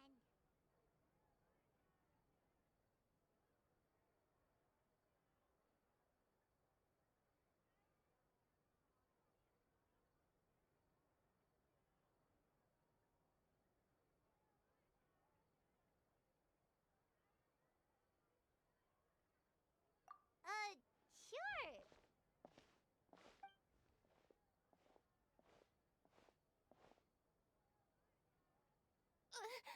Hey, how did you...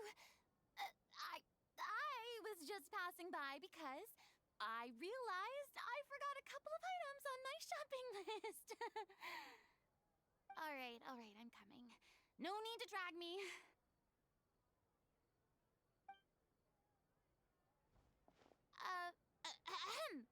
Hello, one and all.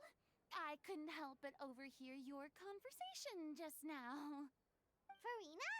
Didn't you say you were gonna take a rest at home? What are you doing here? I was just ever so slightly concerned about the situation you mentioned. Yes, a teensy bit concerned, that's all. When you came to talk with me earlier, I jumped right to explaining my position and said some strongly worded things. And all before I even had a full grasp of the situation. Anyway, I just feel a bit bad about how it went down. I'm sorry, Paimon. Oh, it's totally fine. Paimon didn't take any of that personally.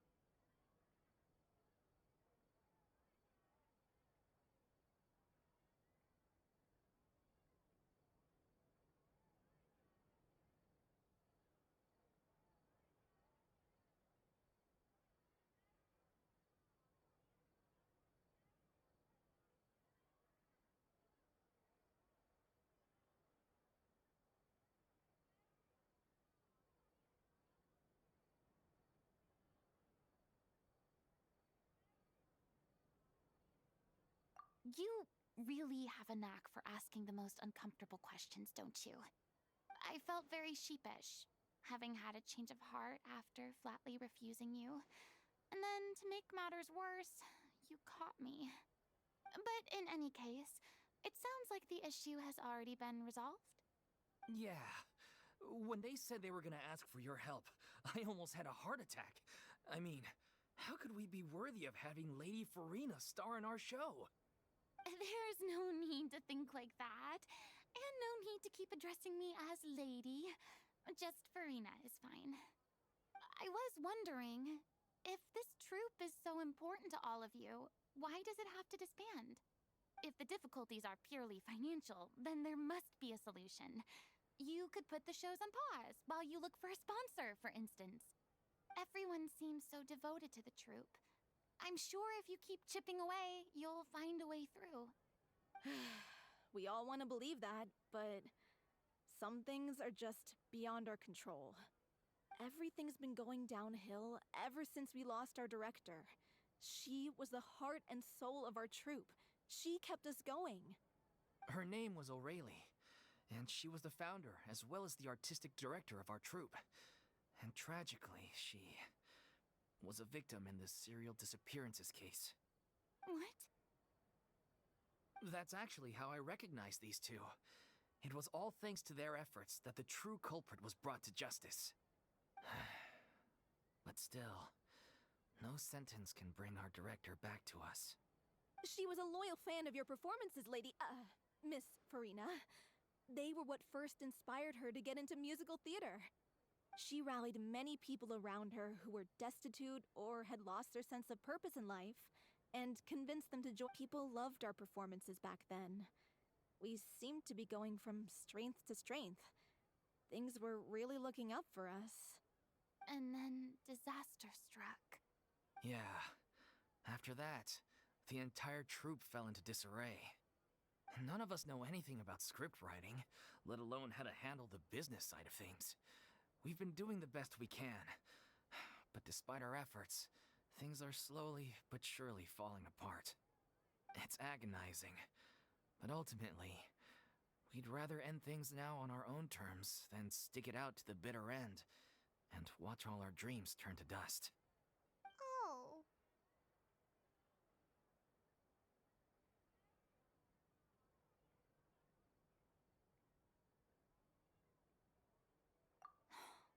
What a terrible waste. A gifted artist from humble beginnings who achieved so much and no doubt had much more to give.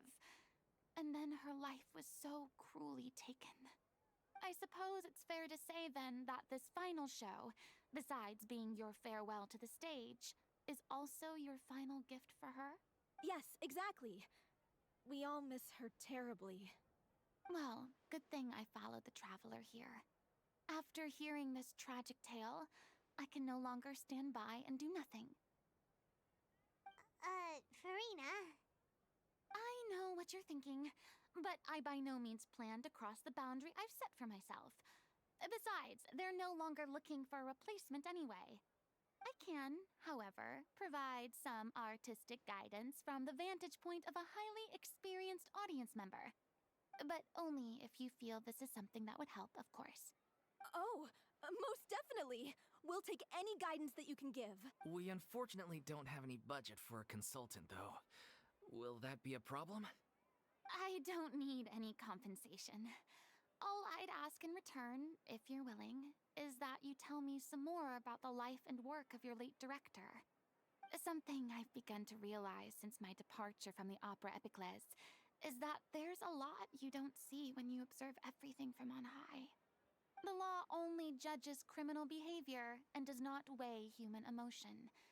The court's verdict can settle the question of criminal liability, but what about all the unresolved emotions of the parties involved?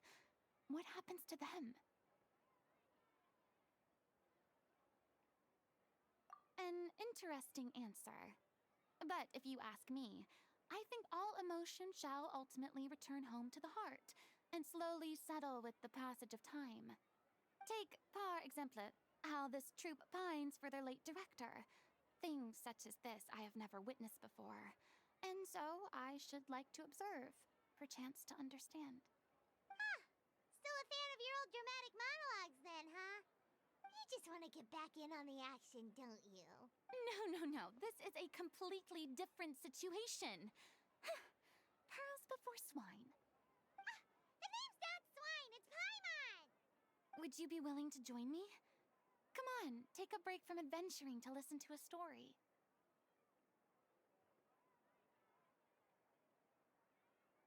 Thank you all so much. Our director was a huge fan of Miss Furina's performances, as of course we all are. All right, follow me. We'll go to our usual practice space. Please excuse the size. It's a little on the smaller side.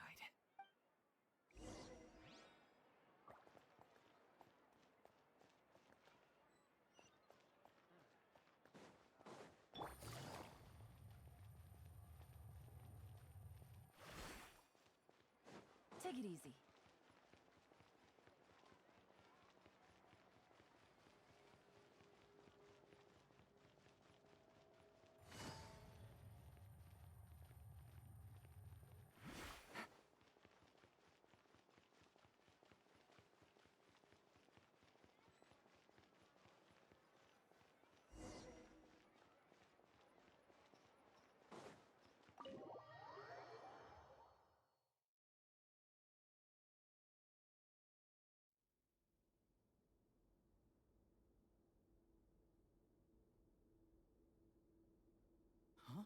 Lady Furina? What's Lady Furina doing here? Hello, all. Allow me to explain. As of today, Lady. Miss Furina will be supporting our production of The Little Oceanid in the role of artistic consultant. These two over here are the ones that made it possible. They kindly reached out to Miss Furina on our behalf. I'm sure they need no introduction. You bet! That was the trial of the century! You helped bring our director's murderer to justice. We can't thank you enough. Oh, please don't mention it. We're just here to join in on the fun. So, you were saying The Little Oceanid? Yeah, that's the name of our final show. It's an unfinished script left behind by our director. One of our greatest regrets is that she never got to complete it. So, if we can bring it to the stage and make it a successful show, we can all take some solace in that. Wait, but if it's not finished, then... Yeah, we've been battling issues on every front trying to realize this dream. Anyway, let me give you a quick summary of what the story's all about. The protagonist of the story is a young Oceanid who transforms herself into human form, despite the protests of her family. She longed to live just like any other human, and sure enough, she found friendship and even love. Everything seemed perfect. But one day, her true identity was exposed, and her world came crashing down around her. So far, so good. A classic tale. What happened after that? That's one of the issues we've been trying to deal with. Unfortunately, this was as far as the director got with her script. We need a proper ending so we can bring this musical to the stage. But people have different opinions on which direction to take it in. We still haven't decided between a happy ending or a true-to-life tragedy. By true to life, you mean the director's sudden disappearance? Yeah, like they say, truth is stranger than fiction. But then there's the question of whether we really want to use the stage to pass our raw pain onto the audience. Exactly. A lot of the time, people come to watch a show just hoping for some light entertainment. We have to consider their emotional stake in this, not just our own. And one last thing. We're still waiting on confirmation from two of our main actors. The first is Paulo, who plays the protagonist's lover. He's locked himself away to focus on writing an ending for the script, but the deadline's passed and we still haven't heard from him. The other is Villemont, who plays the main antagonist. He took the director's death pretty hard. Hasn't set foot in the city since. He did write to us, promising that he'll be there for the final performance, but we haven't seen or heard from him since. So we're not really sure what to make of that. Huh. Although, now that we have Miss Furina helping us, maybe we should take the opportunity to get everyone back together. What opportunity? What do you mean? Maybe you're unaware, but your name has always been like a rallying cry for us. Our director was constantly singing your praises. All of us look up to you as a role model. Oh, stop. You're making me all flustered. Although, not in a bad way. I suspect the reason they're dragging their feet is that they have their doubts about whether the show will really go ahead, considering all the issues you've been facing. But one by one, all the obstacles are being removed. Now is the time to rally the troops. Makes sense. Okay, priority number 1, let's check in with Paulo and see where he's at with the ending. He went back to Poisson a few days ago. Said that staying in a friend's home might help him to relax and escape the feeling of isolation. I thought the last thing his friend would want right now would be to take visitors, given that Poisson was flooded not too long ago. But I guess it's the opposite. A friend in need and all that. Yeah, maybe he could use some company. Poisson?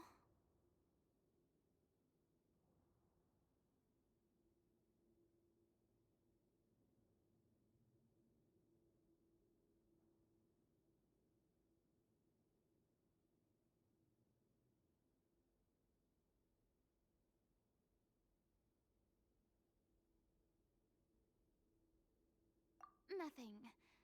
I suppose my presence will be indispensable if we are to restore his faith in the show. So, allons-y. Tout passant!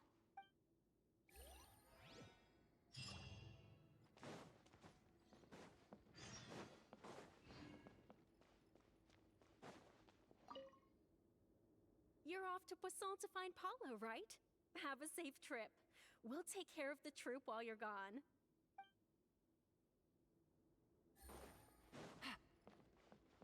Pressure's on now. We gotta make sure we're fully prepared.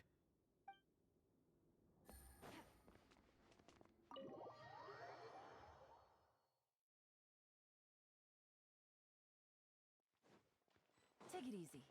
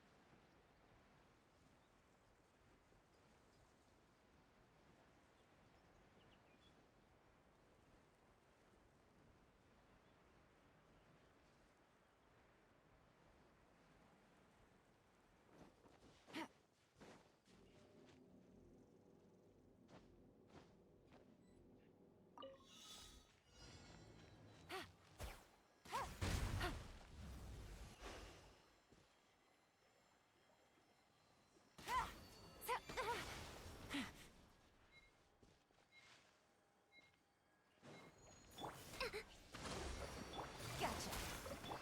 Whirling snow. Overruled.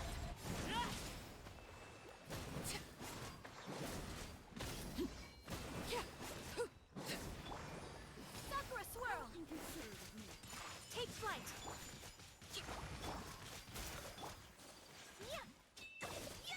A gift for you.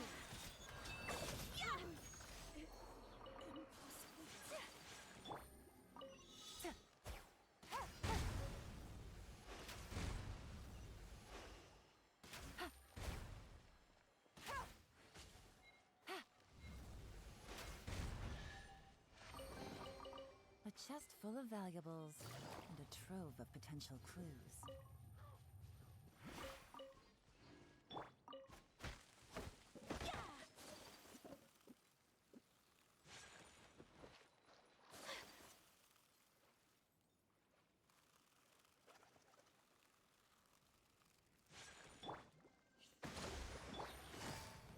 Let my magic begin.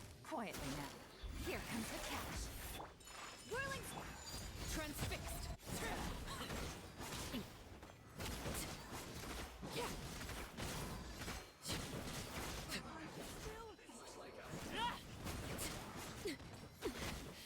Commendable. My apologies. Rest and revamp. Treasure.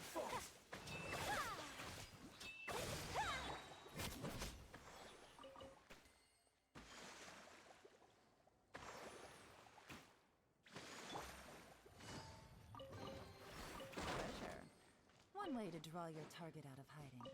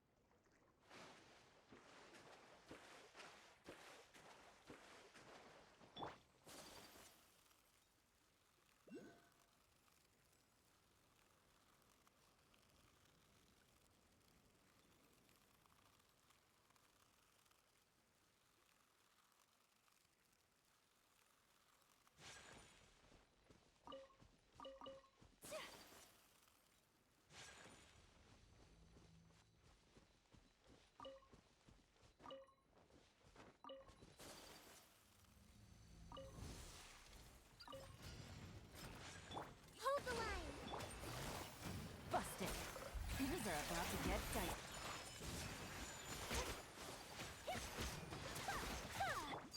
Laid bare.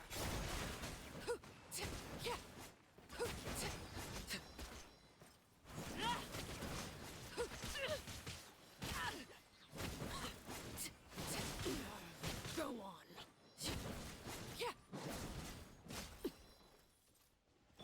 Rest, rebuild.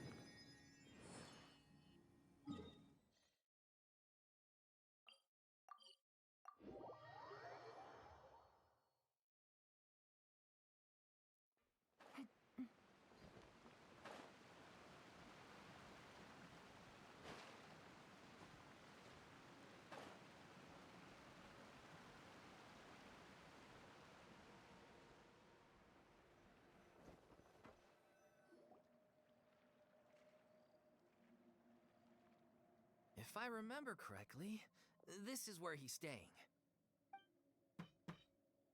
Who is it? It's me. Is the script ready? You came all the way here for that? All right. Forget that for now. Just come on out. We've got some great news. Nice try. Look, just give me some time, okay? I'm just wrapping up this last part of the script. I'll be out once I'm done. Okay then. Looking forward to your masterpiece. So, as expected, he's missed the deadline. The ending is one of the most important parts of the show. Even once he's done, it isn't final until we've all had the chance to read through and make sure we agree on it. Someone told me they'd just seen you in Poisson. I assumed it was a case of mistaken identity, but sure enough, here you are.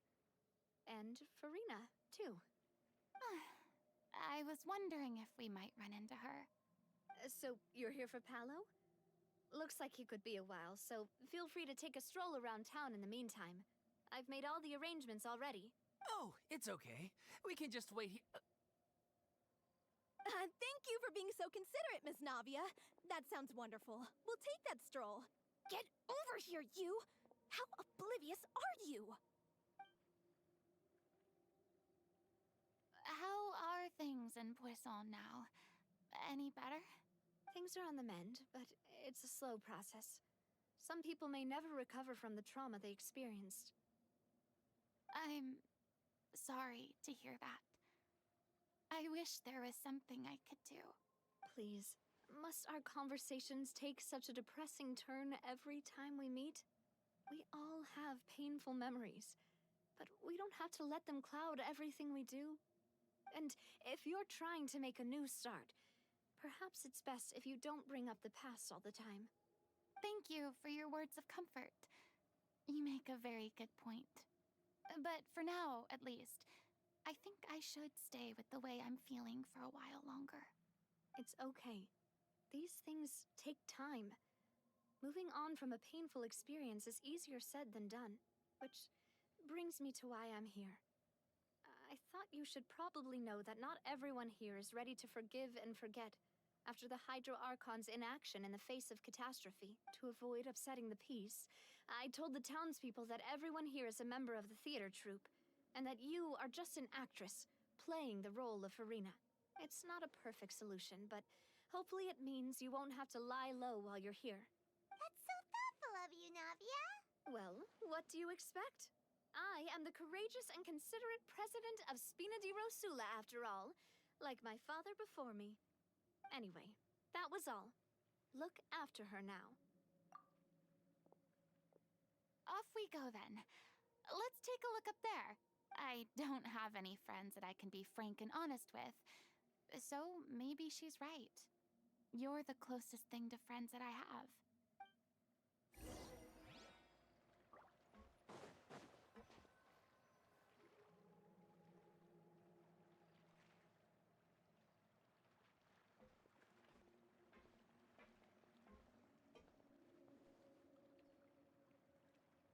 am so grateful that Miss Nafia was so understanding. To be perfectly honest, I didn't know if I was ready to meet her. It's always easiest to just run away from your problems. But that never fixes anything. You can't get around the obstacles without facing them.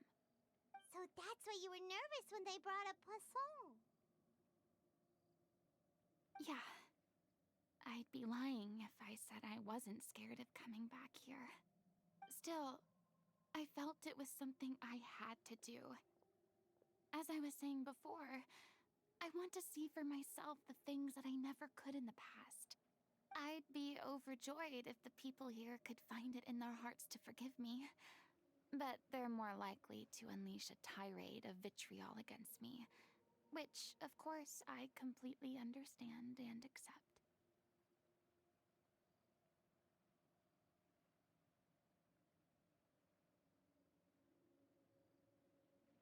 Yeah, I can tell people are watching me.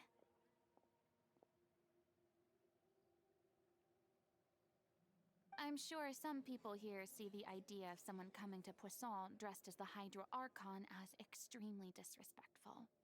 I used to be terrified of the gaze of other people, especially when they had suspicion or resentment in their eyes. I guess I wasn't quite ready for this after all. Paimon's surprised you're making yourself go through all of this.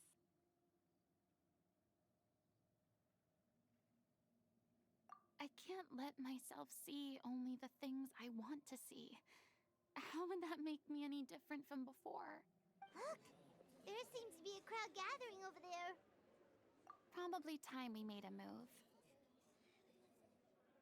How about we check out Spina di Rosula's ship?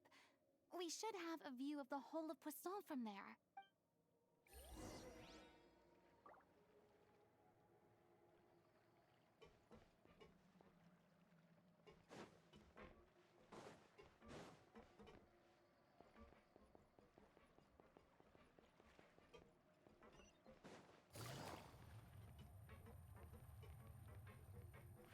Take it easy.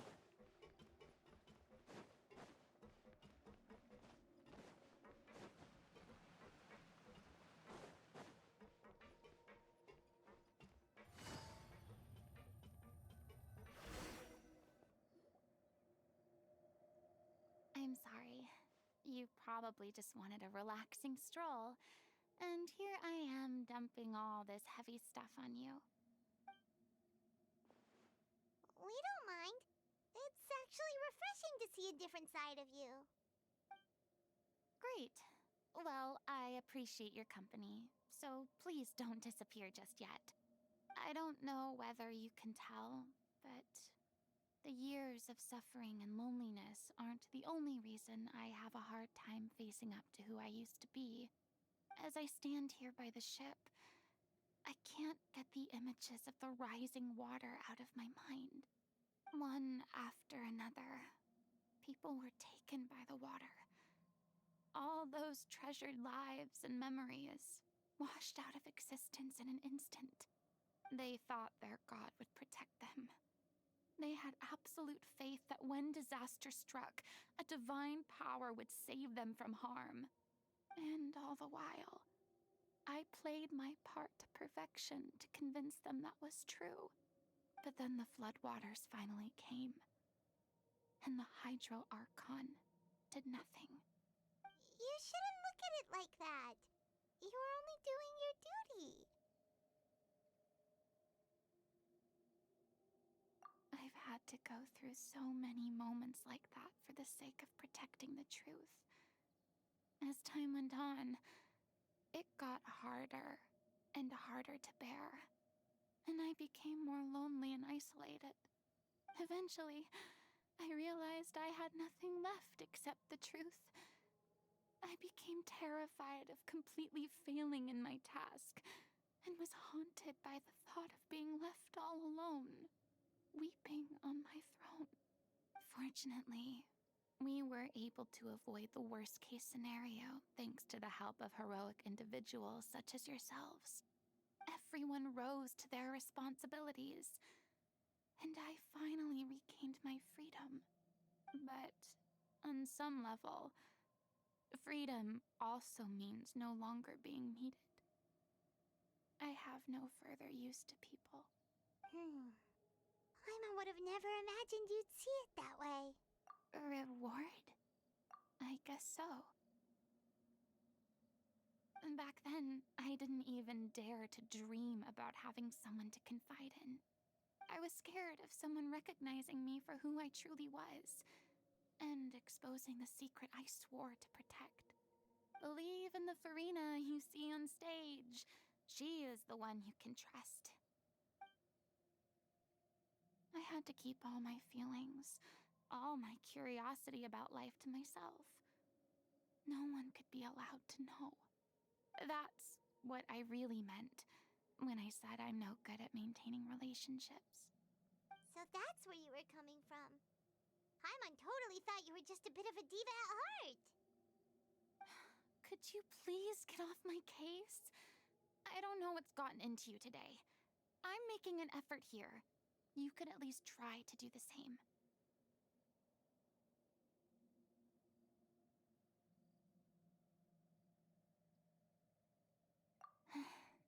I do. I once had nothing but the truth, and now I'm finally free to live my own life again. And even though I have no idea where I'm going right now, at least the choice is in my hands. All right, it's about time to head back. Paulo should have finished the ending by now. Sure. Okay, let's head back and check it out.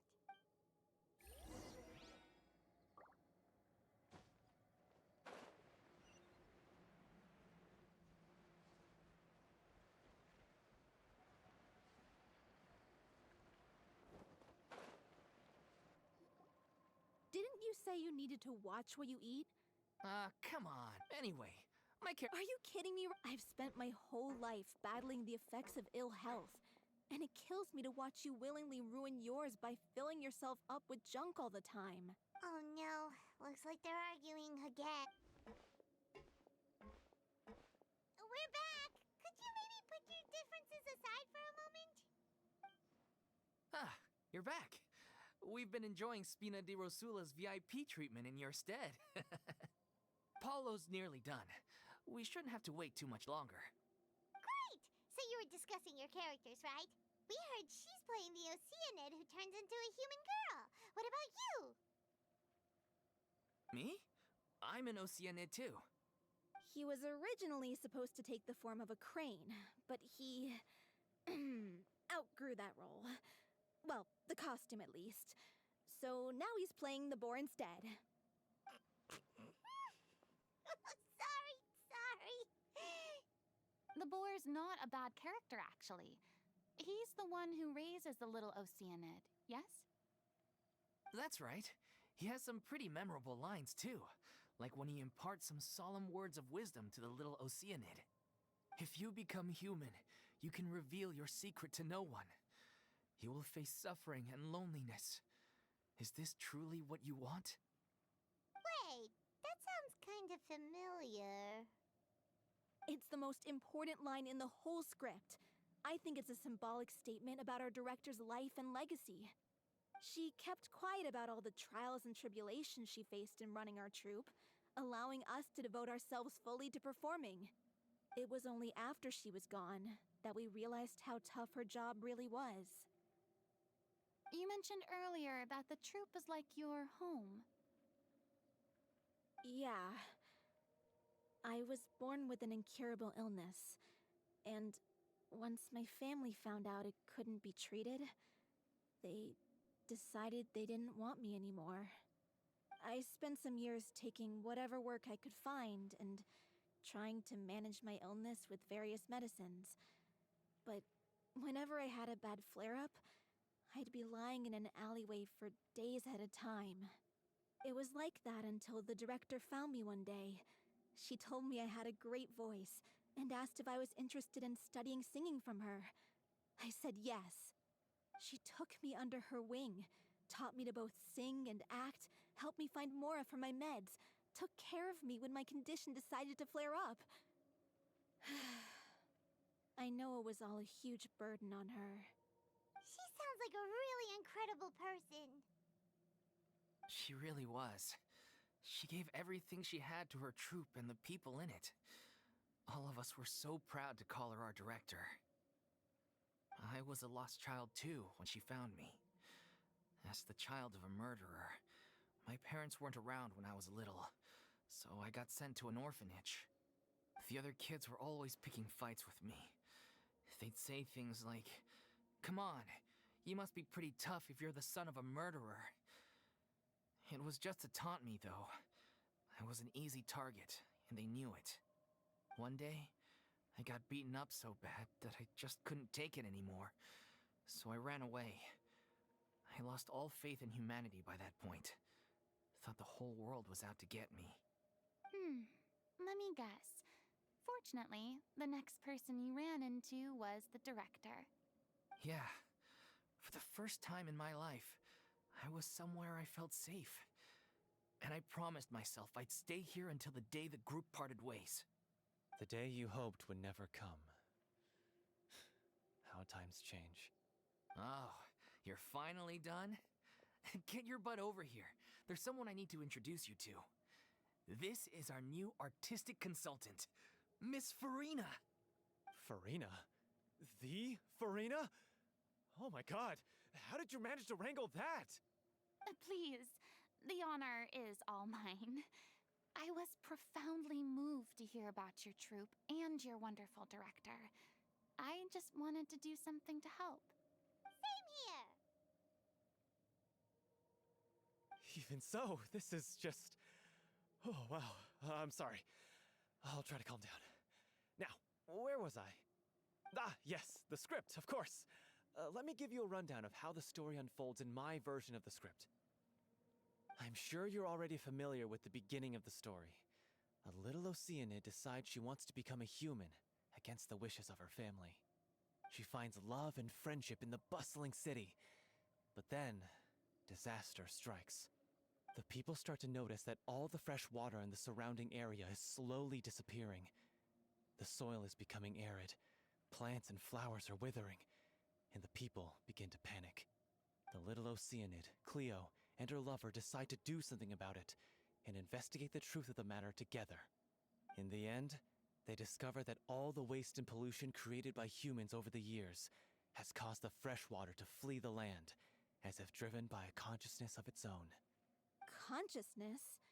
You mean the water is sentient? Water as a conscious entity. There's actually quite a few stories that explore this theme. Since the little Oceanid is a water spirit, she immediately understands how the water is feeling. She then tells her lover about her true identity, as well as the truth behind the crisis. Her lover accepts her for who she is, and works with her to find a way to bring the water back. However, unbeknownst to them, there were some people eavesdropping when she revealed her secret.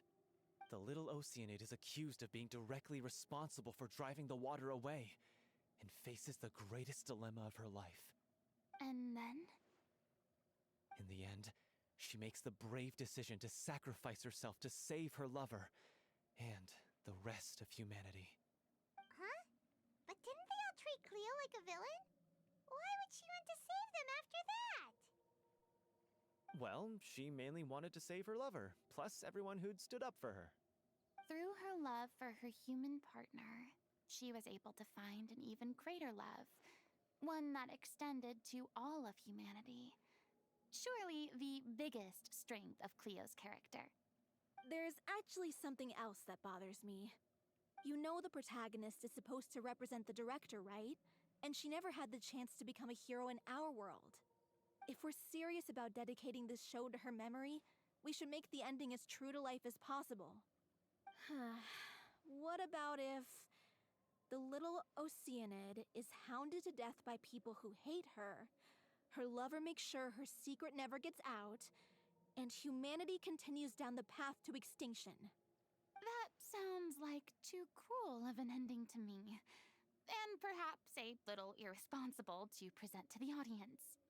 That ending would be a perfect mirror to Director Aureli's death, both arbitrary and meaningless. On the day when she went missing, Director O'Reilly had instructed us all, somewhat out of the blue, to leave the court of Fontaine and wait for her outside the city. We waited and waited at the rendezvous point, but she never came. By the time we returned to the city, she disappeared without a trace. We looked for her. The Gardamex looked for her, but she was nowhere to be found. Increasingly, all the signs seemed to point to her being the latest victim in the serial disappearances case. The director was the kindest soul in the world. Yet she was senselessly sacrificed for the sake of a so-called experiment by someone who had nothing to do with her at all. But doesn't the way she suddenly told you to leave the city suggest that maybe she had some sense of what was about to happen? It almost seems as if she was moving you to safety. I've been trying to follow up on that ever since, but all my efforts so far have turned up nothing. Villemont might know something, but he won't open up to me.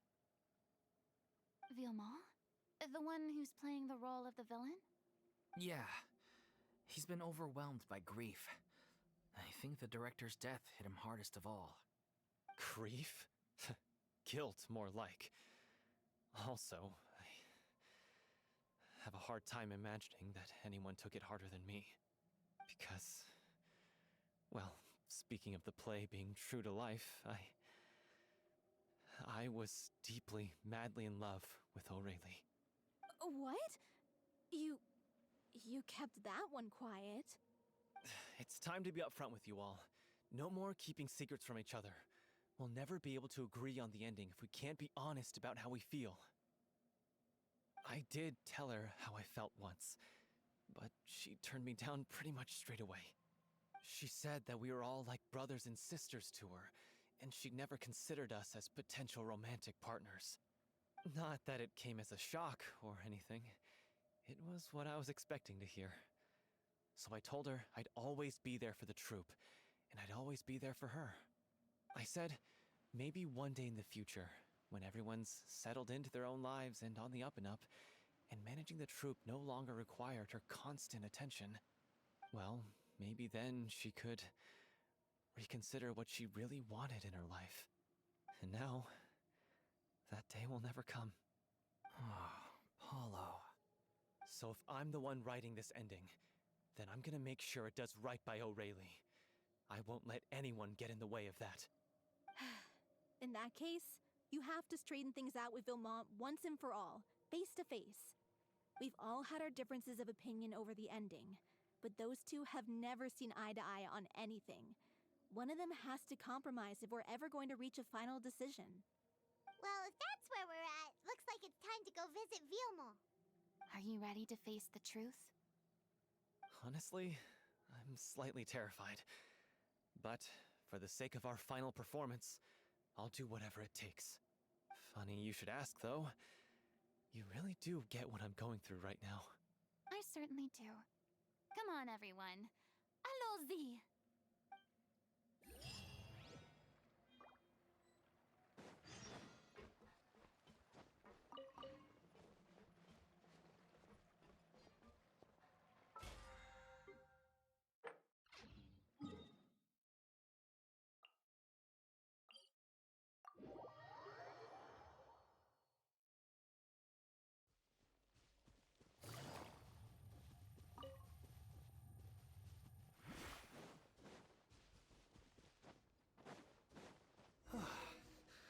This is tough going.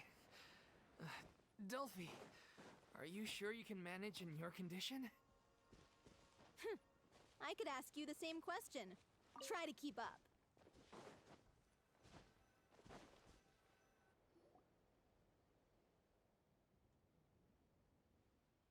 Ugh, as if this journey wasn't tough enough already without a roadblock. Don't worry. We should all be fine with the traveler here. We don't need to take a detour.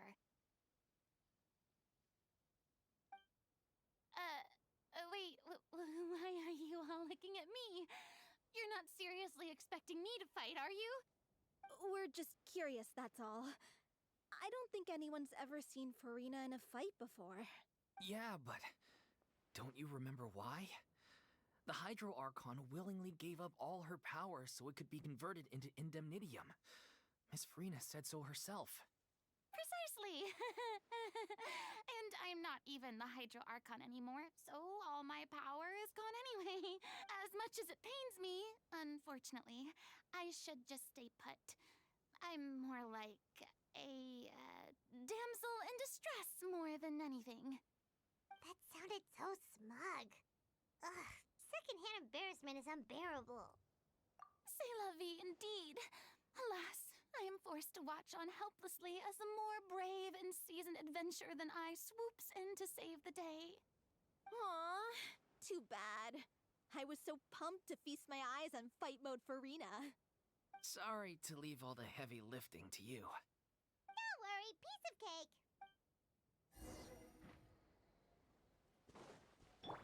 Whirling transfixed.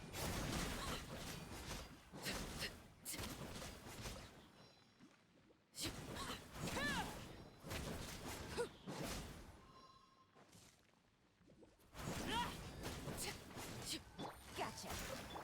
Take flight. Bravo! Good show.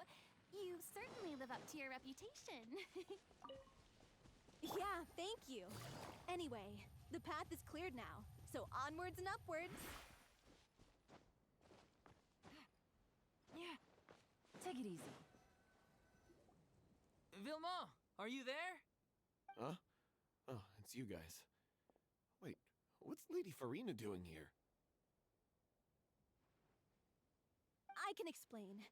We've been rounding up the whole troop. We now have everyone except you. So, you think knowing the truth about the director's disappearance will help you write an ending to the script that pleases everyone? I care just as much as everyone else about making the Little Oceanid a success. That's why I wanted to wait until after the show. If I open this can of worms now, I just don't want to make things difficult between us. We're supposed to be a unit when we're on stage. Viamont, avoiding the truth will not help anyone. Unless you mean to suggest that Aurelie's death had something to do with you. I don't want to talk about it. Listen, Viamont. I used to think that my love for Aurelie was a point of shame. I never brought it up to anyone. But now, I've made up my mind to put it all on the table.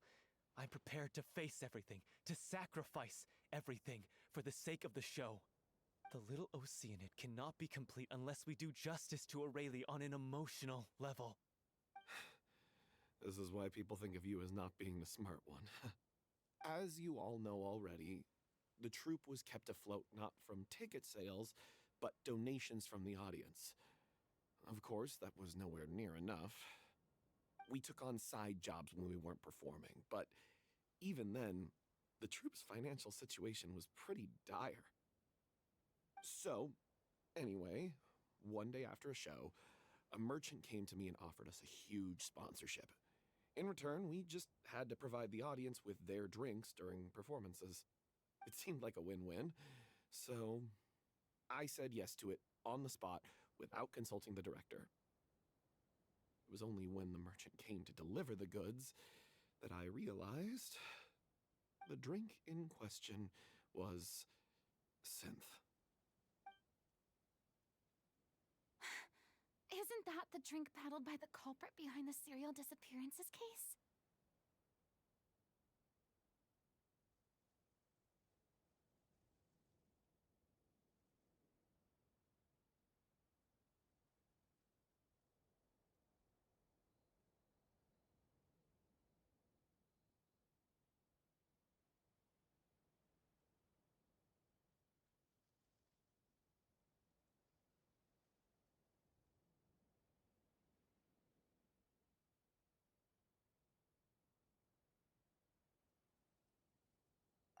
I freaked out when I saw the boxes.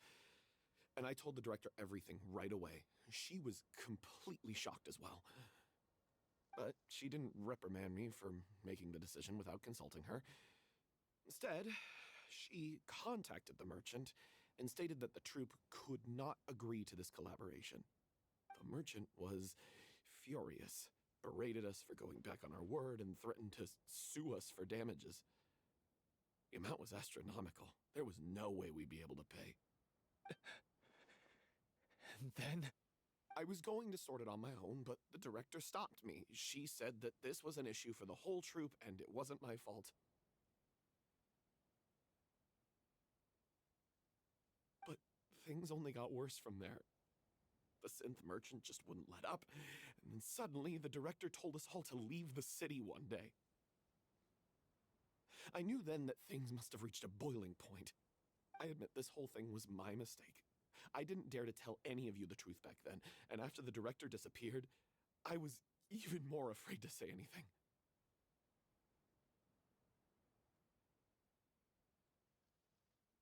Yeah, I got Aurelie killed. There, I said it. Happy now? Hey, don't say that. You traitor! You knew Aurelie was in danger. Why in God's name didn't you tell us? What do you mean, you were afraid? This was a life and death situation. We could have saved her! How could you be so stupid? Please, try not to get too worked up. Yeah, listen to him. You need to stay calm. Stay calm? How can I stay calm? This guy got Aurelie murdered. She was the love of my life. And he has the gall to try and high-road us, claiming that he kept his mouth shut for the sake of the show. How about taking some responsibility for what he's done? All I can say is I'm sorry. Truly.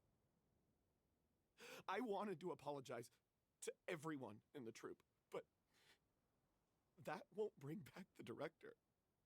What good is my apology now? I'm just a coward who made an awful, terrible mistake that I can never take back. Beat me up if you want. Kill me if you prefer. It's what I deserve. End my life. So I can meet the director and apologize to her in person. Get out of my sight. Go, get lost. I don't ever want to see your face again. That's enough! You've screamed and shouted at each other for long enough. Now pipe down, both of you! Can you stop conflating the show on stage with your real-life relationships in the troupe? You keep saying that you want to use this final performance to pay tribute to your director and celebrate her life. How can you do that if you're just using it as an excuse to vent your own emotions? You're right. I'm sorry. On stage, the lead role is the focal point of the audience's attention. And you're all used to seeing the director as the heart of the troupe. But in her own life, her greatest desire wasn't to be the center of attention. I can tell how much she loved you all, and how much she loved the troupe. What she wanted was to build a warm home for all of her brothers and sisters. To shield you all from the storms that rage in the world outside. That's how you should remember her. And that's what you should be celebrating. I understand why you're trying to make her the hero of the story, but isn't she your hero already? After everything she did for you? Yeah. So think hard about what that means. And then think again about what you hope to achieve by arguing with each other. If you really hate each other and can't reconcile your differences, then you could just call it quits now. Why bother with the final performance if the group is already fractured? But you can't bring yourself to do that, can you? You care too much about Director Aurelie and the home she built you all to let go. What are you laughing at? I don't see what's so funny. Sorry, I didn't mean it that way. It's just that, for a moment there, it felt like our director was back with us again. If she'd seen Paulo and Vilmont at each other's throats like that, she would have scolded them exactly like you did, in that same stern voice.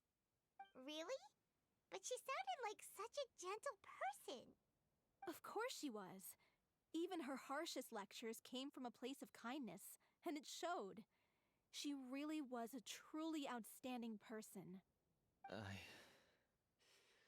What you said, it really puts everything into perspective. I'm truly sorry. I really meant for this to be a genuine apology, but I ended up making it all about me and my self-pity. It's all right. Let's save all this for after the performance. So, the ending. What are we gonna do about it? Clearly, everyone needs to take a step back for now and reflect on what really matters. When emotions are running high, things get lost in the fray. The end of the story needs to focus back on Aurelie herself. She's the true star of the show. What do you mean? The Traveler is right. You once investigated that underwater synth base and recovered items belonging to the victims.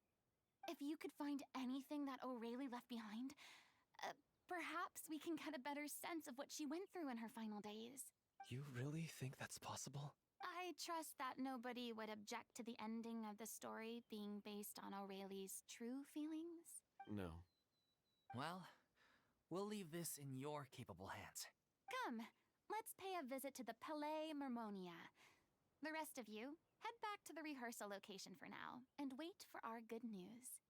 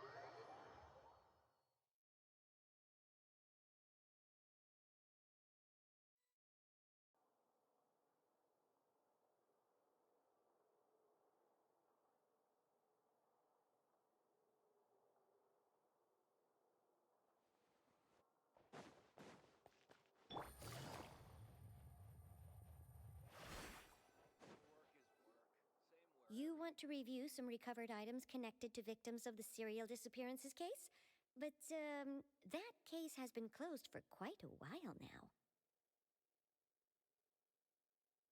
Still, since you were the ones who discovered and submitted the evidence in the first place, you don't actually have to submit an application. Okay, please hold on. I'll have someone dig them out.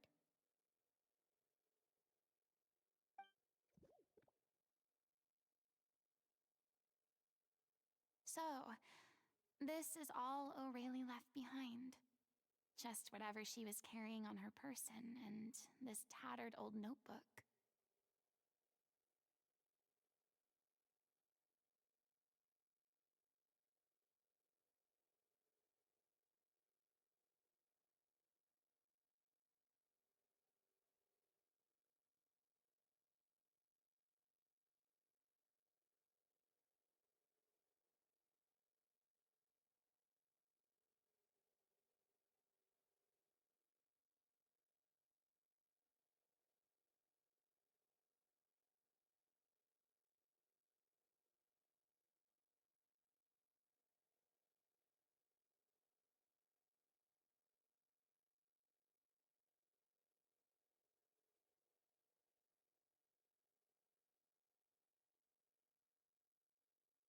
Hey!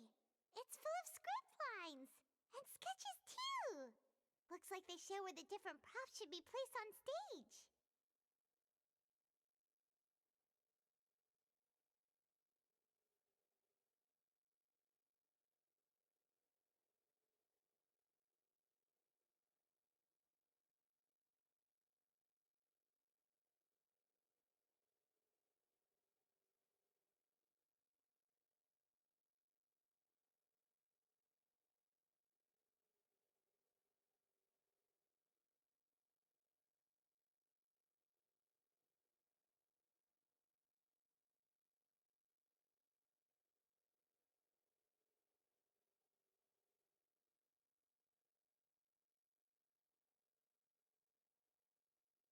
Let me take a look.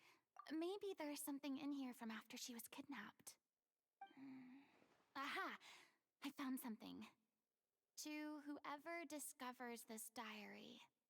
Let's see. Looks like she kept a detailed record of her captor's actions.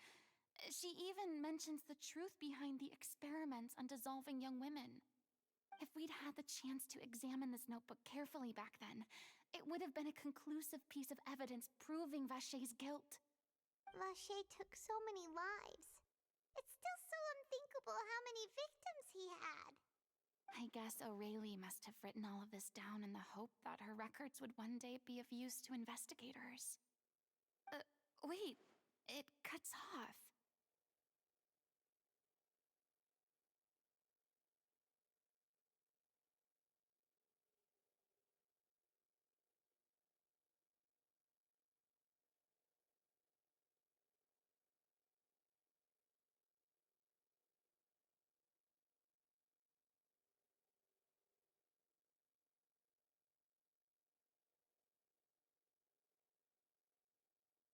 Her handwriting here gets patchier and more illegible by the line.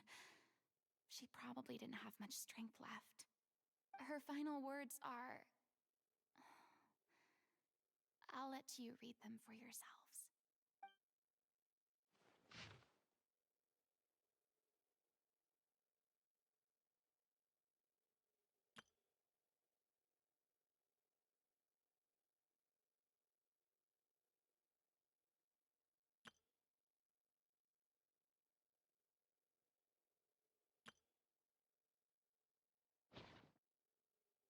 She was so terrified.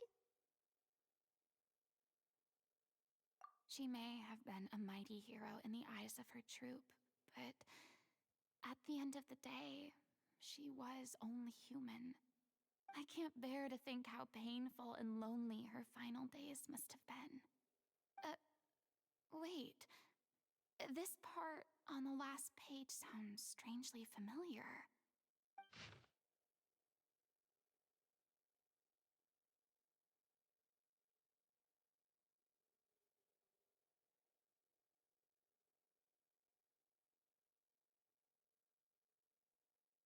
If you become human, you can reveal your secret to no one.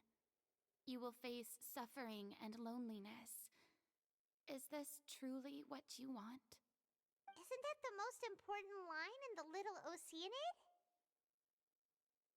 Because I am an older sister to them.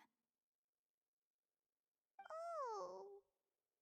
So she didn't regret her decision, even as she sat in silence, waiting for death to come. I'm sure this is what the troupe would have hoped to hear as well. She had their utmost trust, admiration, and love, and she truly deserved it. Let's go. It's time for them to learn Director O'Reilly's final thoughts.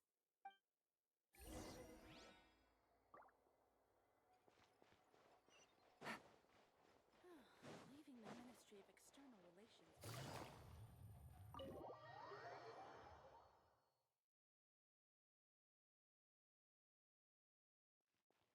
Take it easy.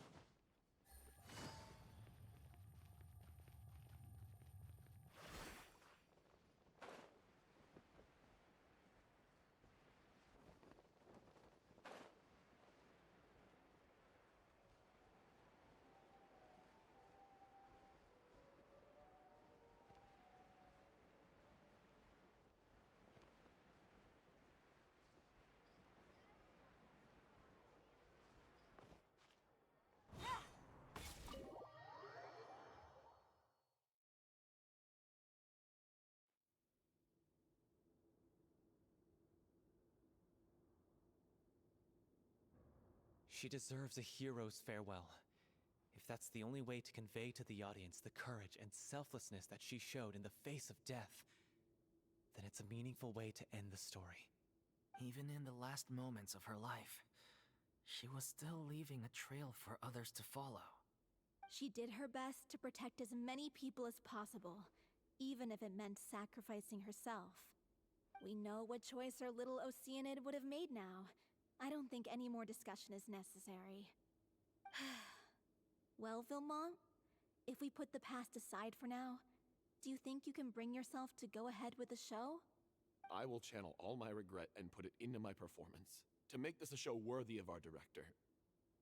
I won't ask for your forgiveness, and you don't need to worry about my feelings. This final farewell show should be about Director O'Reilly and her alone. Then it seems like we've reached a consensus. I have a feeling that this will turn out to be the most mesmerizing performance of your lives. Really? How can you be so sure when you've never even seen them perform before? Don't underestimate my experience. After watching a countless number of musicals, I've learned one important thing. If you want to move the audience with your music, you must fully commit and immerse yourself in your role, pouring all your emotion into your performance. And aren't human emotions, love, hate, regret, and hope, just the most mesmerizing things in this world? I don't believe anybody could be more committed to bringing this story to life on the stage than they are now. Thank you for the vote of confidence, Miss Furina. And thank you for supporting us through all this. Then, let's not delay things any longer. We need to discuss the details of the ending and get it nailed down once and for all. Actually, before that, I'd like to make a proposal. During the curtain call, please allow me to use the director's name instead of my own. Huh? But then... After all, this role was originally meant to be played by the director.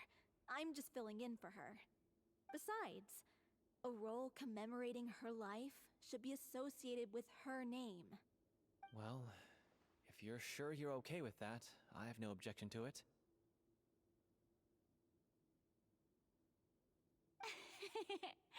Now we're talking like a serious acting troupe. All right, I'll leave you to fine-tune your musical while I go and procure a stage. Procure a stage? Oh, it's okay. Our usual place doesn't need a reservation. That place? Oh, don't be silly. For an extraordinary show, we need an extraordinary stage. By which I, of course, mean the Opera Epiclese. Whoa, wait, what? No. That's never going to work. It's far too fancy for the likes of us. What are you afraid of? Surely you don't think that Aurelie's story is unworthy of the grandest stage in Fontaine. No, that's not what I meant. It is supposed to be your grand finale, right? I have no problem with it then. How about the rest of you?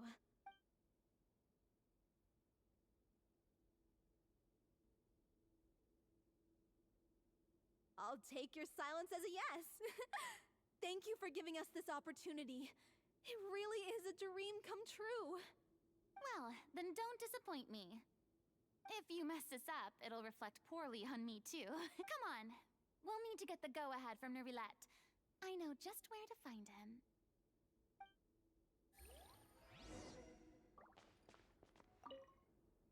First Miss Furina, now the Opera Epiclese? If only the director was still with us. Hey, come on. There's no point in dwelling on that now. We have a lot of work to do. Yeah, you're right. Now's not the time to get all melancholy. During the final scene, maybe we should stop the music just before Cleo takes the stage?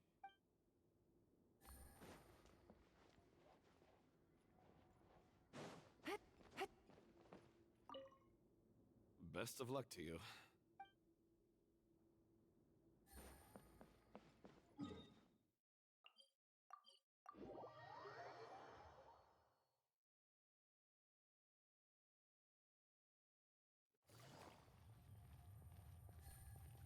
Hey, look at that! Looks like I guessed right. You were just guessing? I knew you'd be here. I'm here merely for a short break. It has been a while, Miss Furina. And you too, traveler in Paimon. What might I assist you with today? I would like to book the Opera Epiclese for an event. You see... I understand. The process for booking the Opera Epiclese is complex and can be somewhat cumbersome. But given that the request is coming from the three of you, I see no reason to make things unduly difficult. The story of the little Oceanid is most fascinating. I'm looking forward to seeing it performed on stage. I will say, however, that I am surprised to see your passion for the performing arts rekindled after all that has happened. Huh? What do you mean? Do I look excited? Yes, and this is the first time that I've seen you like this since your departure from deityhood. At first, I just felt bad about rejecting them. So I wanted to learn a little bit more about their situation. But one thing led to another, and... well, here we are. In the past, we sat in our high chairs in the court, giving our opinions on isolated cases, all while knowing very little about the human stories behind each and every one. Maybe it's because I finally become an ordinary person and gained my freedom, but I've developed a great sense of curiosity about their lives. I am truly delighted to see you find a new lease on life. Now that you've regained some confidence, have you had any thoughts regarding a return to the stage? Why would you suddenly ask a question like that? Well, if the Little Oceanid turns out to be a great success, it will no doubt become a classic. Many theater companies are certain to add it to their repertoire. The experiences and decisions of the protagonist, Cleo, are all modeled after your own. Naturally, this makes you eminently suited to playing the leading role. It would truly be a shame if you did not take this opportunity to allow audiences to enjoy your outstanding acting talents once more. Haven't I already made myself clear? I won't act or perform in any role ever again. No exceptions. Nor do I think it is any great shame. There is no lack of fine actors or inspirational stories, either on or off the stage. This experience is a case in point. I feel like I've learned a lot, and it has already been well worth the price of admission. I Must admit, though, I'm a little envious. They're quite fortunate to be able to bid farewell to their past in such a magnificent manner. I see. Well, I'm glad to learn that you have found a role to play that you enjoy, be it on the stage or not. I sincerely hope the show will serve as the grandest of finales. I will have my staff book the date and mail the relevant paperwork to the troupe once the details are confirmed. Thanks, Nervalette. You are very welcome.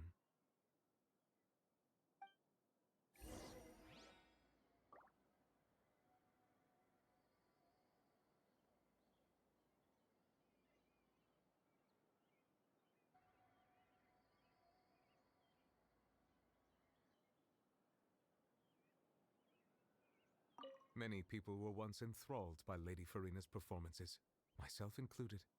I hope that one day she'll be able to understand that our appreciation was always sincere.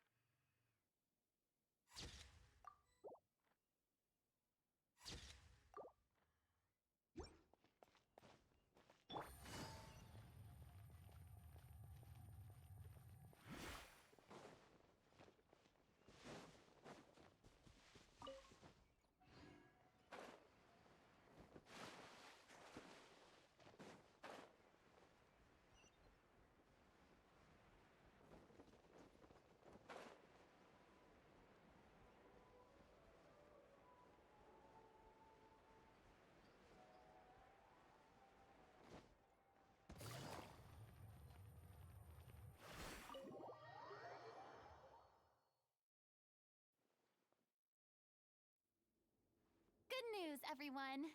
It's done. The Opera Epiclese is booked. Thanks to my eloquent and impassioned speech, Monsieur Nervalette was moved to provide us with a fitting stage for this special performance. We've had to fight every step of the way for this opportunity, but we now have all of the ingredients necessary to stage a truly spectacular performance. A touching story, a magnificent venue, and last but not least, a passionate and dedicated cast. Now, let's work together and make this show the best it can be. This is truly wonderful. The sooner we can finalize the ending, the more time we'll have to rehearse. Fiamma and I just went over some parts of the script and tweaked a few things. I think it's really going to resonate with the audience now. Wow, you two had a constructive conversation? That's great! Communication is vital to any good performance. Look at us! We've come so far. I never could have pictured this scene a few days ago. It's amazing! Even though Furina's still being a bit of a drama queen about it all, she's really fired everyone up! Please feel free to give us any comments or suggestions you have. We really value your input. Hey, Loic, get over here. Time to practice the opening number.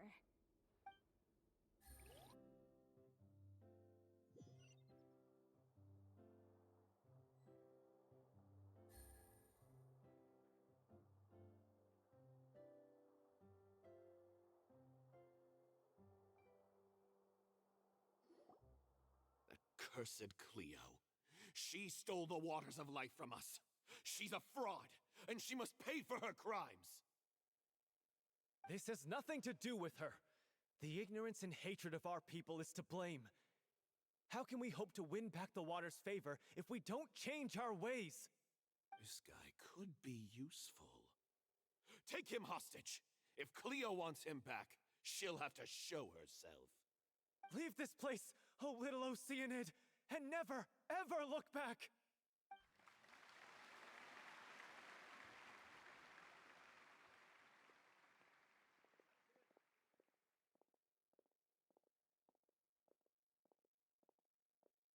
Everyone's really throwing themselves into their roles. I haven't seen such a fine performance in a long time. If only... What should we do? It's almost time for her to take the stage! Why does it have to be now? Hey, what's going on? You're due on stage any second now. Oh no, not again. But why? What about your new meds? Did they stop working? They've been getting less and less effective over time. I've had to keep increasing my dose. What? I thought they cure it. So they were only managing your symptoms? I figured whatever it took to get me through this final performance. How could you do this to yourself? And after that lecture you gave me about not looking after my health. I'm sorry. I've let everyone down. You... This is a conversation for another time. How can the show go on without its star performer? Miss Furina, I'd like to make a request of you. Say no more. If you're sick, you need to rest. I know what you're going to ask. Loic, your character has no more scenes, correct? Oh, yeah. I think my scenes are all done. Although, I do have one more line. But I guess another guy in the troupe with a similar voice register could take it. Why? Please take Delphi back to her place to rest. I'll sing the finale. From the sublime to the ridiculous. After all that, everything's come full circle. Thank you, Miss Furina. I'm so sorry to put you in this position after everything you said. Never mind. What's done is done. It's really my own fault for getting in too deep. No one likes regrets, myself included. Leave it to me. I've watched you rehearse so many times that I've learned Cleo's part by heart. I do not doubt your acting skills, but please allow me to ask just one more question. After all, this show is dedicated to the life and legacy of our director. What, in your opinion, is the reason Cleo shines so brightly? It's her pure heart. Despite all the pain and loneliness she had to endure, she never once stopped believing in the beauty in this world. Well said. I leave Director O'Reilly in your hands.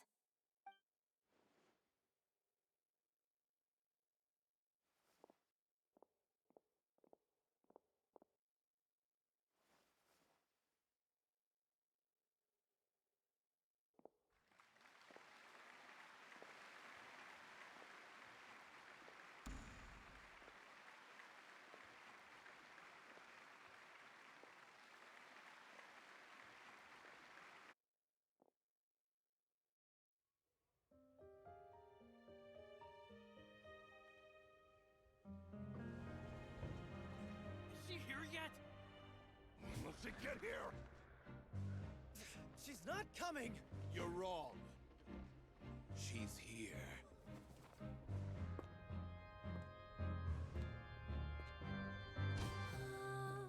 Si je pouvais vivre dans l'eau, le monde serait-il plus beau? Me pardonneras-tu, ô chère mère? L'eau dans son courant fait danser nos vies, et la cité elle nourrit, ainsi que toi, mon doux amour. But what about your wish? My wish.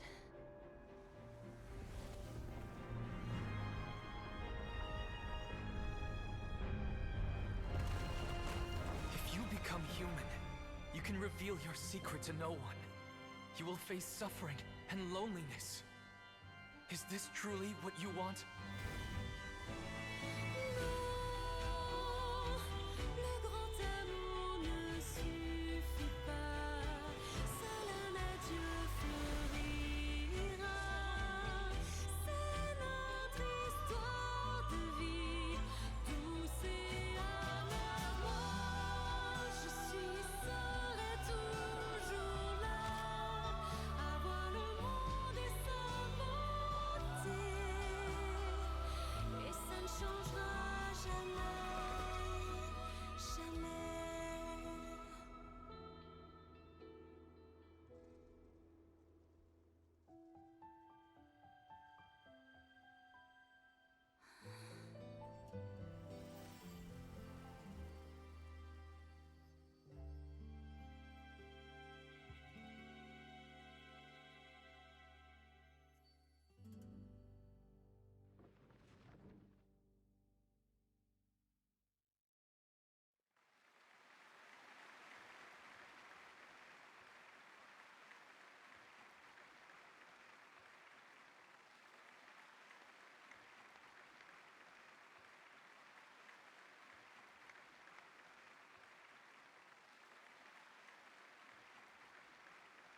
Is it just me? Or was that Lady Furina on the stage just now? She hasn't been seen for a while now, and she just appears out of nowhere? Gotta say, though, her acting skills are as superb as ever. The little Oceanid, Cleo, played by Aurélie Fumont.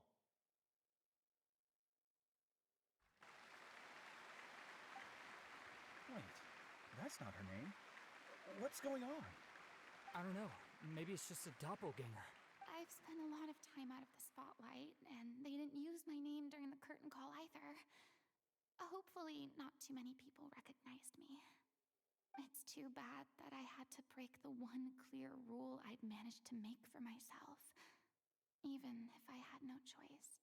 Still, I have to admit that, despite everything, it felt good to be back on the stage again.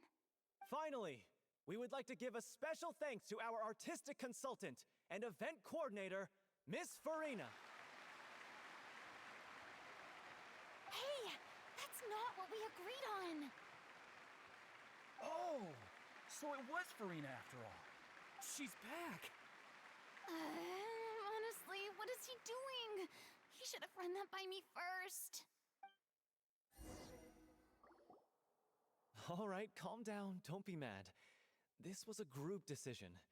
We just didn't want your contributions to go unacknowledged.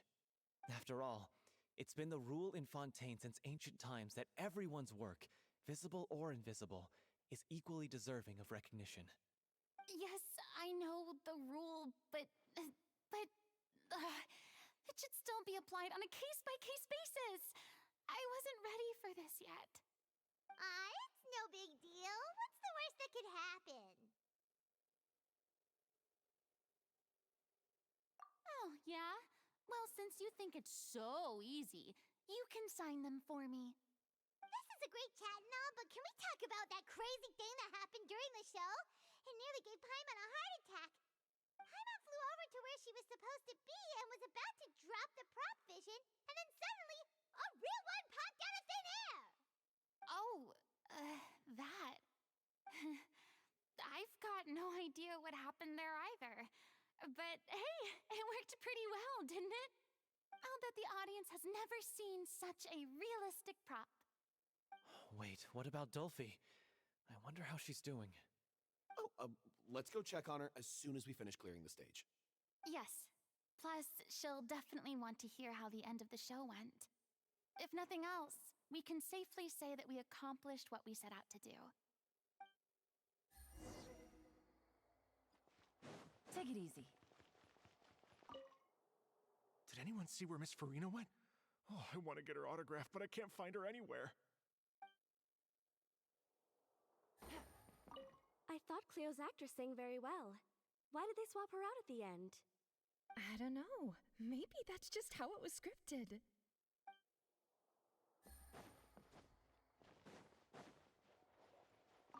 I wasn't expecting such an incredible performance from an amateur troupe.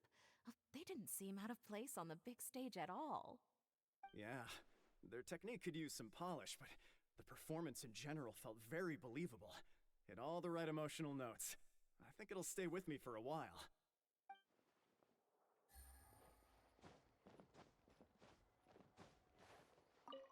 What a surprise! Seeing Miss Furina on the stage? This ticket was money well spent. Yeah, I agree. Say what you want about her, but she's flawless when she's on stage.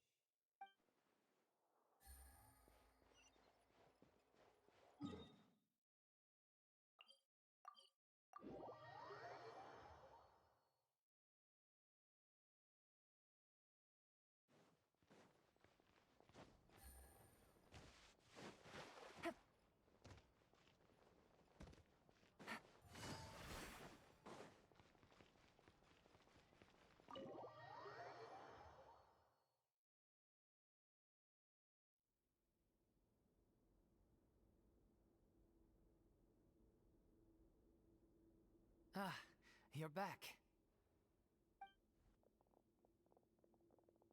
She's doing okay. Her condition stabilized after taking some of her original medication.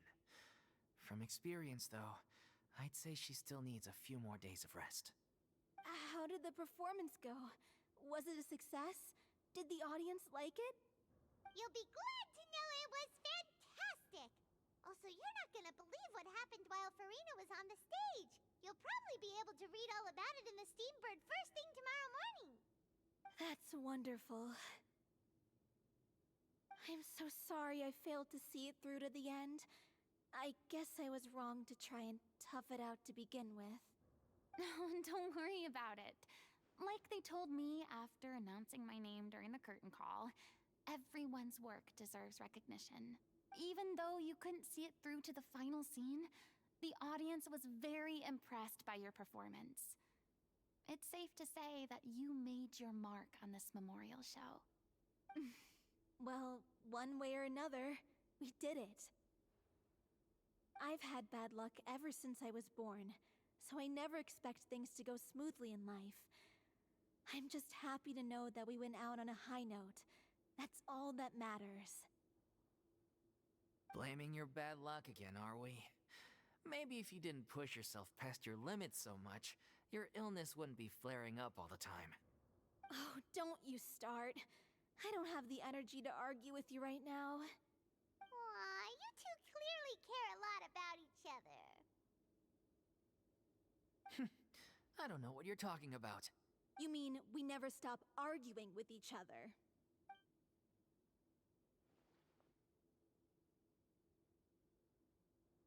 So, any plans for the next step?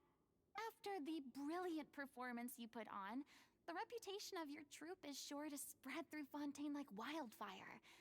You won't have to disband if you don't want to. You could capitalize on the rave reviews and license out the Little Oceanid to the bigger theater troupes out there. That would do wonders for your financial situation. No, we should still disband. Yeah, it's what we all agreed to. After all that's happened, I should give you guys some space. But maybe our paths will cross again one day.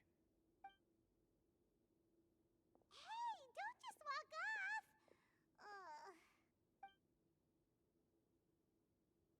I still want to keep performing, so I might join another troupe. After watching Miss Furina's performance, I think I'm starting to understand our director's infatuation with musicals. You should do it. It suits you. I'd originally hoped to keep performing too, but I don't know if my health will allow me to. Oh, so now you finally got your priorities in order. I guess I'll hold off until you've properly recovered as well. What about you, Miss Furina? Any future plans? Well, frankly, I think a return to obscurity is no longer an option for me. I'm sure a slew of consultancy requests will hound me wherever I go, until I finally acquiesce. You rather sealed my fate there with your special thanks at the end of the show. Sorry. It's quite all right. No need to apologize. What I meant to say is that this whole experience has shown me that perhaps I'm not as averse to a return to the stage as I'd previously imagined. Maybe Nervilette was right. Maybe Cleo is the right role for me. I still don't wish to pretend to be someone else, but I do have a desire to express myself. So, maybe the show will go on for me after all. Yeah. There was once a time when I was an actress in a masquerade, seeking only to hide the truth. But from now on, I want to spend my time learning real stories about real people and how they touch the lives of others around them. I want to watch them blossom and wither, see them refined on the page, retold on the stage, and remembered long into the future. I'm sure this is what captivated director O'Reilly as well.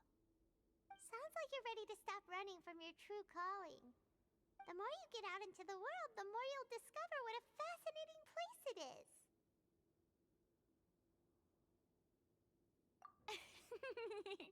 Then it's a deal. If a vision is a gift from the gods, then I should do my best to honor it.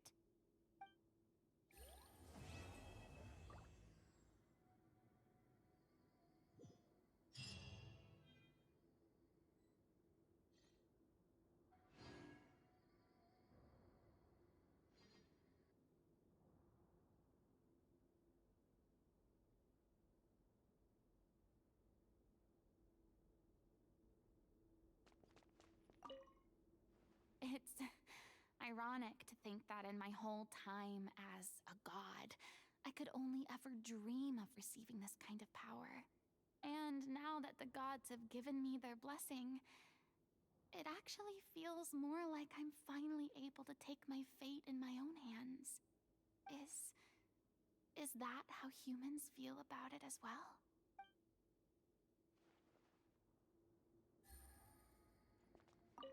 I'm just finishing packing up. As soon as I'm done, I've got an interview with the Steambird to get to. Thanks to all your help, this show was more perfect than we ever could have hoped for. But most of all, I want to thank you for giving me the chance to finally say farewell to Aurelie. I mean, of course I have some regrets, but There'll be plenty of opportunities in the future for us to tell the stories that we want on stage.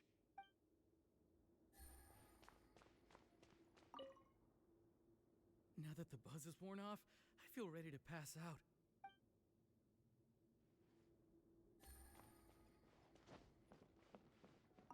Thank you so much. I feel like I've rekindled the passion I had when I first joined the troupe. It might turn out to be too little, too late for me. But still, this has been the experience of a lifetime.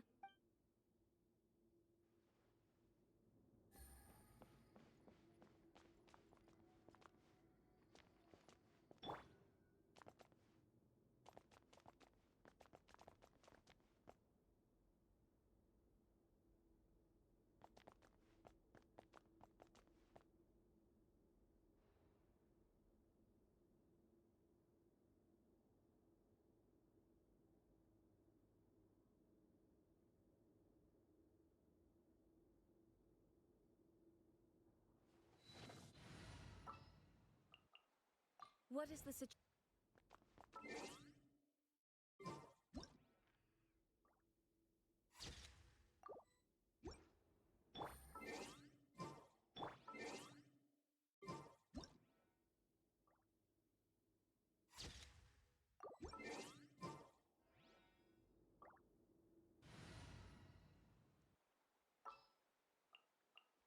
A pleasure to be working.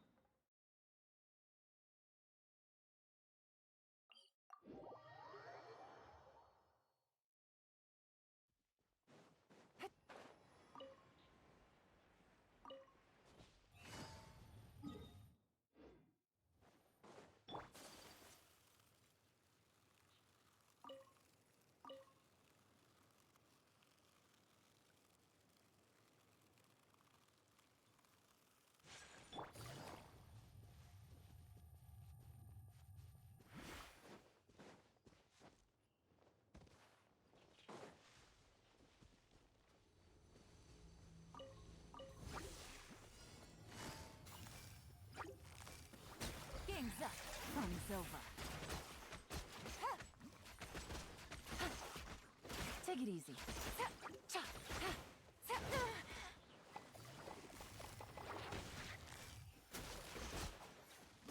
Hold the line.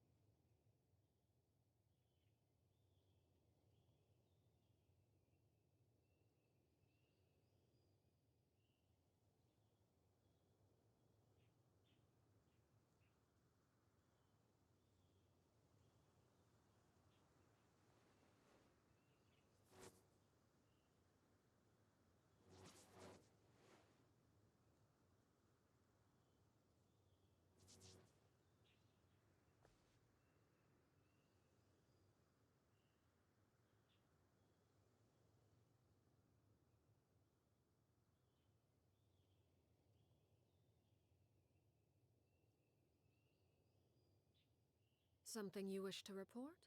Go on. You have my undivided attention.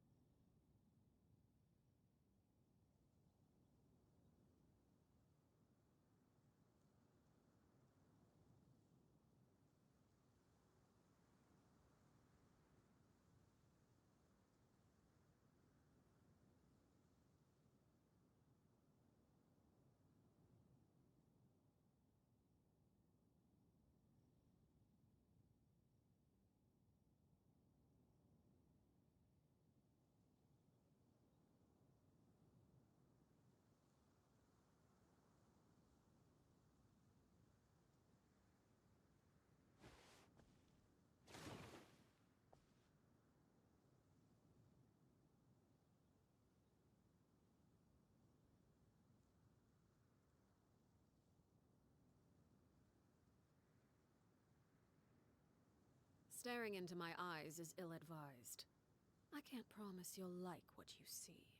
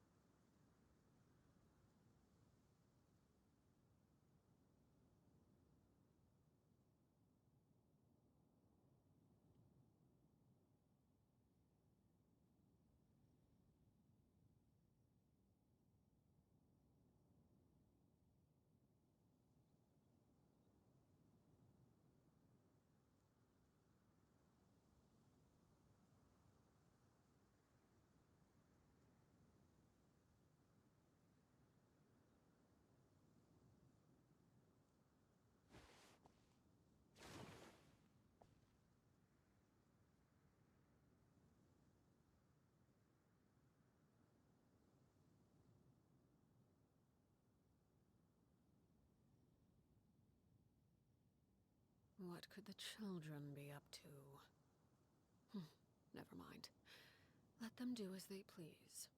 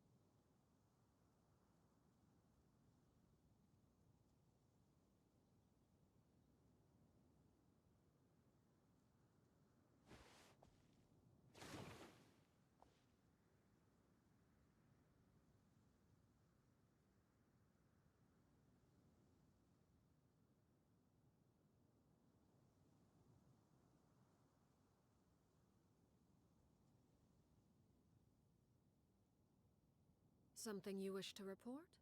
Go on. You have my undivided attention.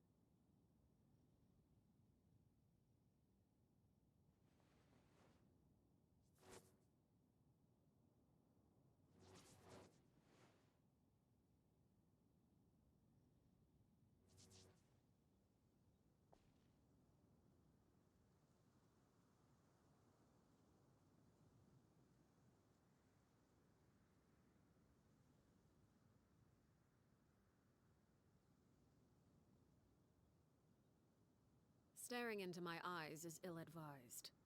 I can't promise you'll like what you see.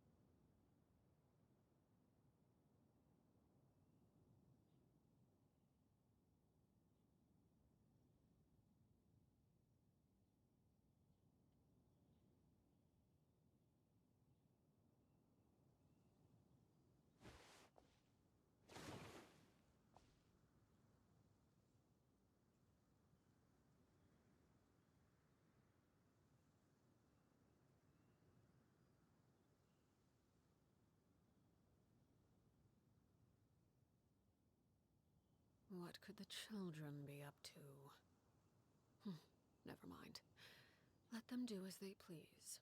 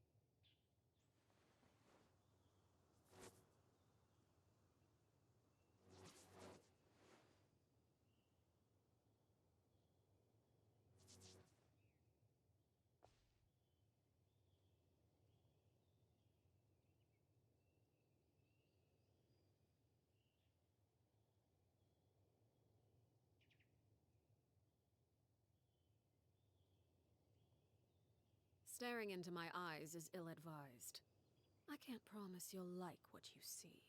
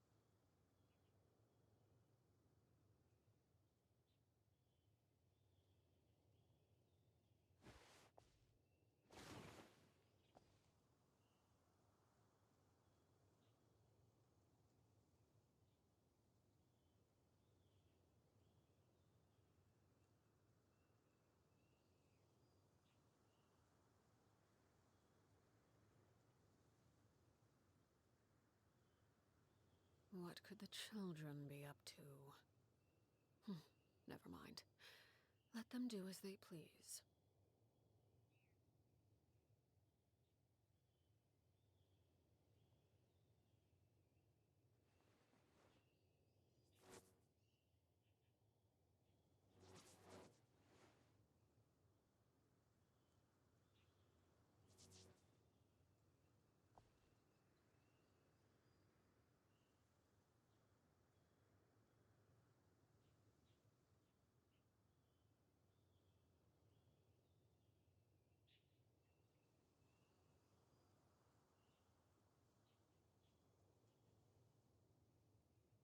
Something you wish to report? Go on. You have my undivided attention.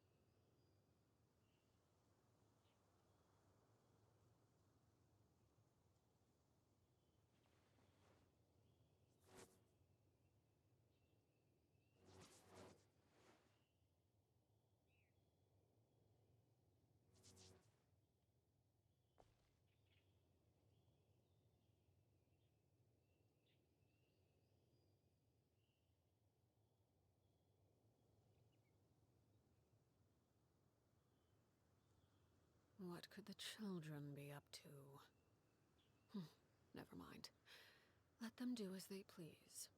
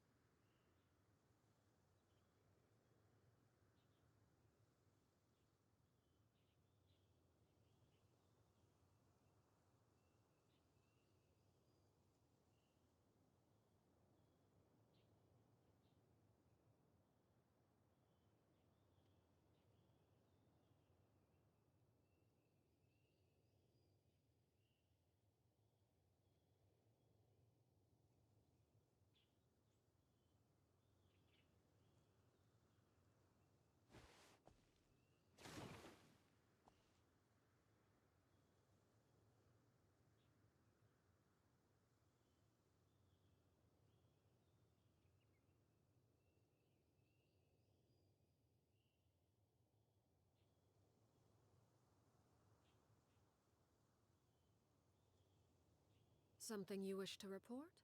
Go on. You have my undivided attention.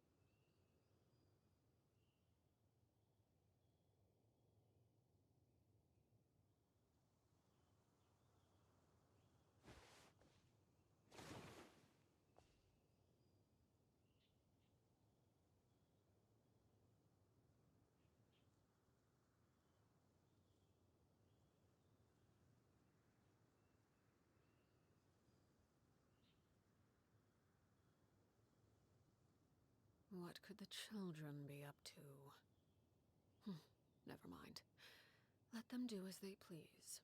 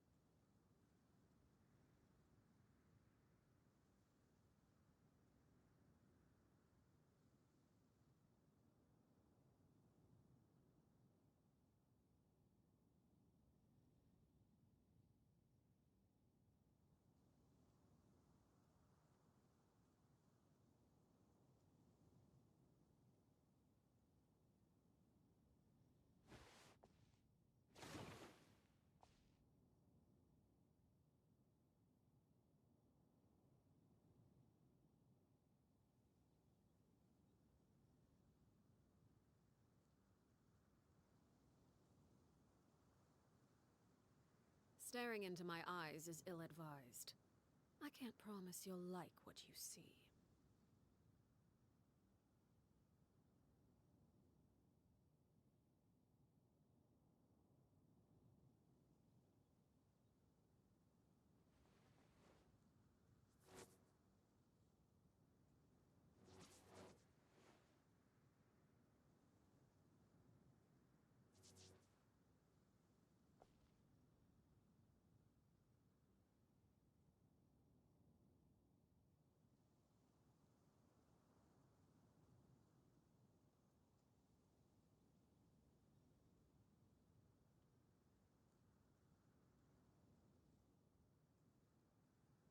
Something you wish to report? Go on. You have my undivided attention.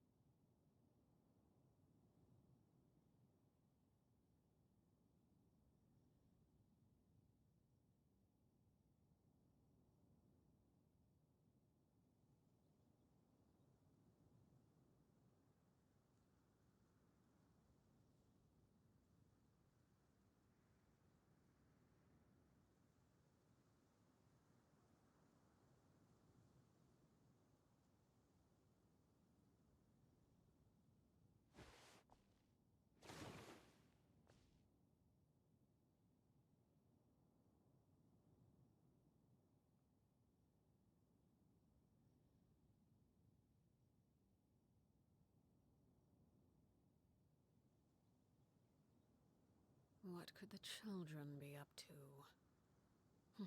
Never mind. Let them do as they please.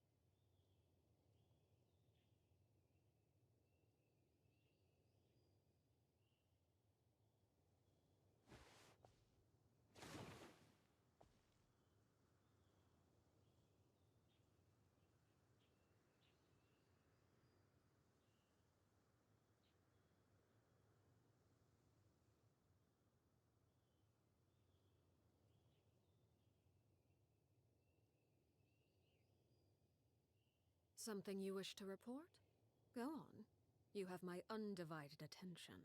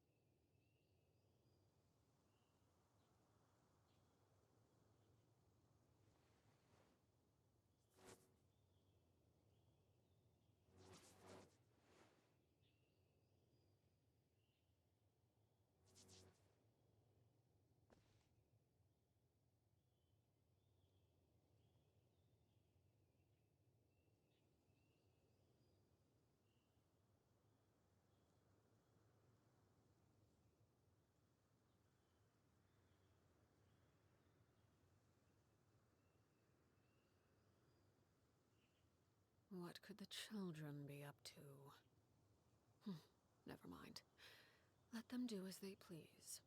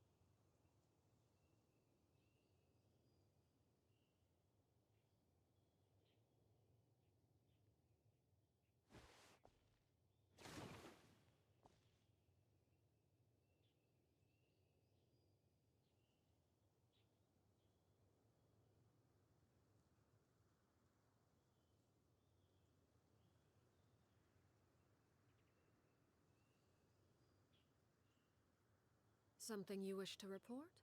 Go on. You have my undivided attention.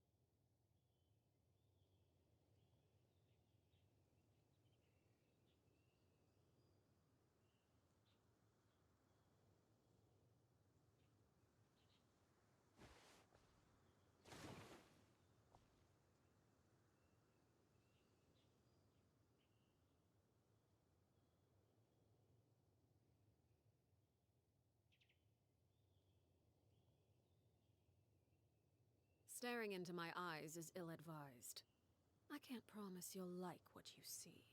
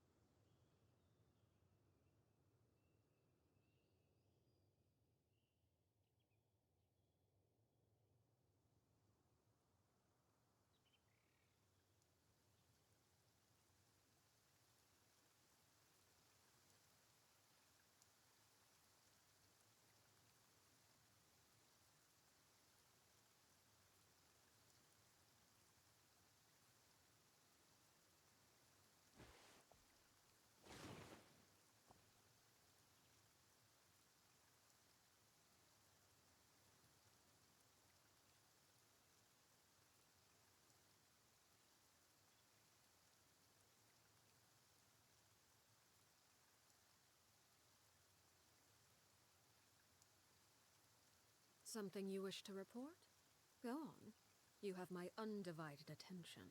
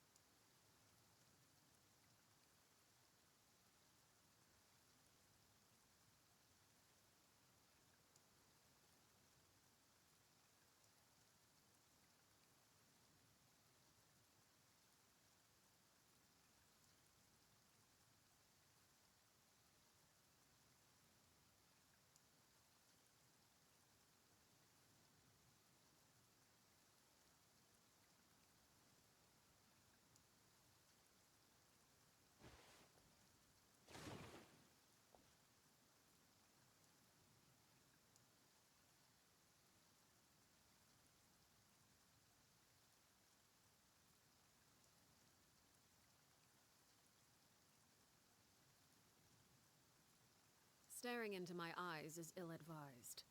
I can't promise you'll like what you see.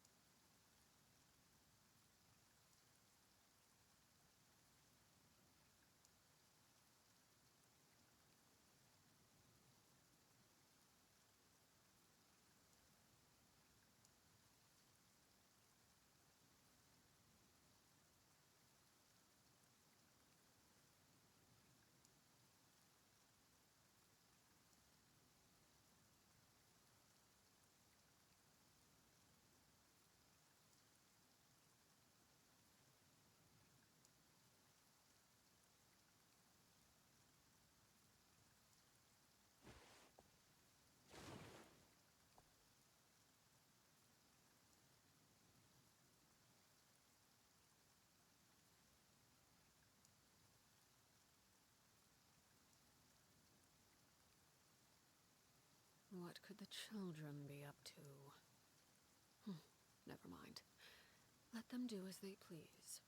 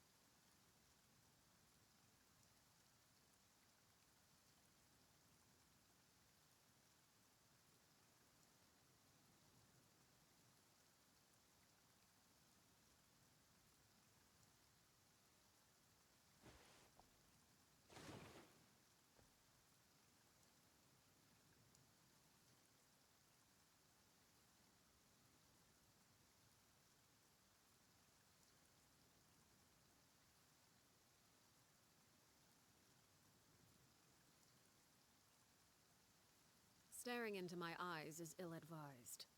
I can't promise you'll like what you see.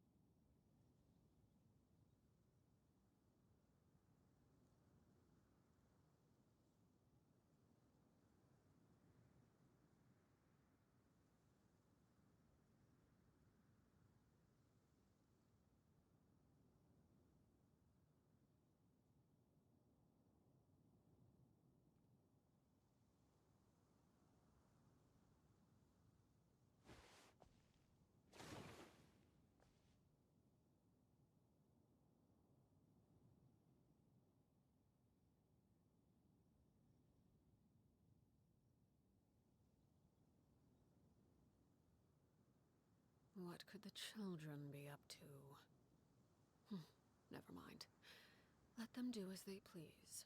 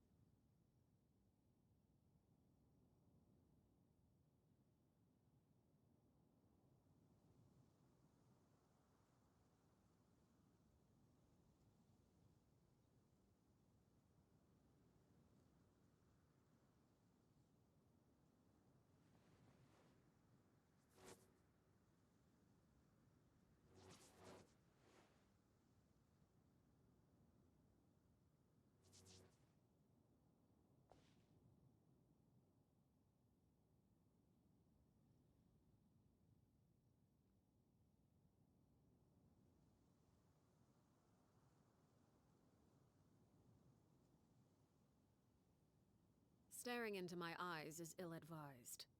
I can't promise you'll like what you see.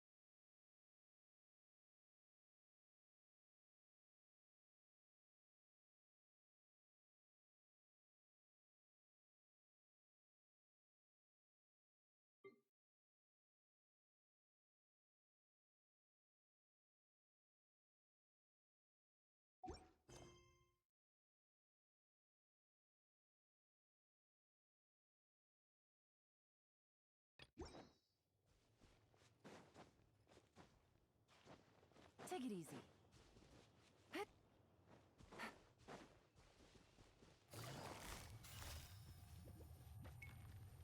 Quietly now.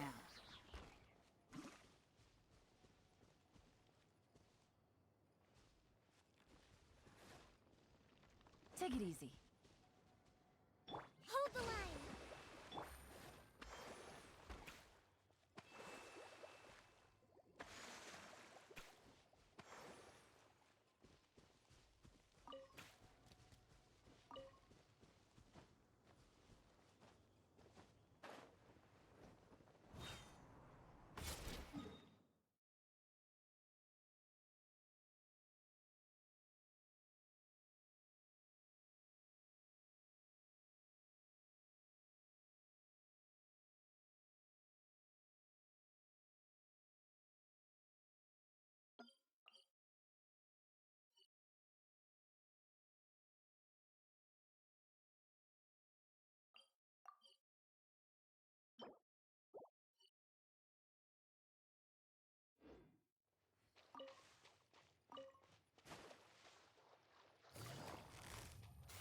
Gotcha.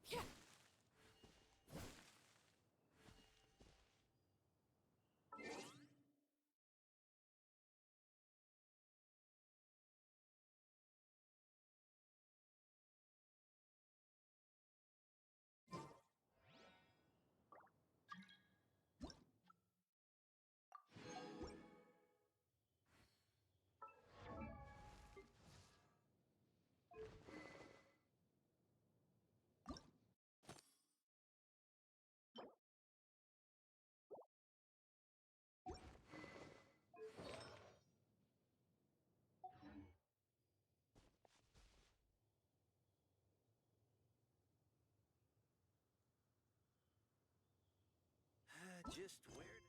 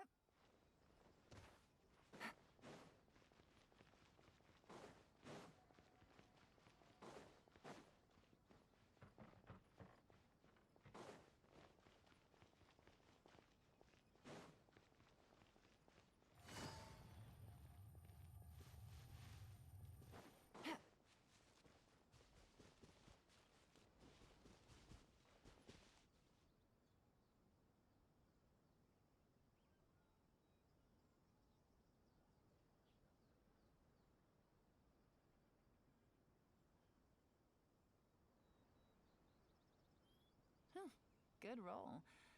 All right, maybe I'll take one more day off and knock out the rest of the work once I'm feeling up to it.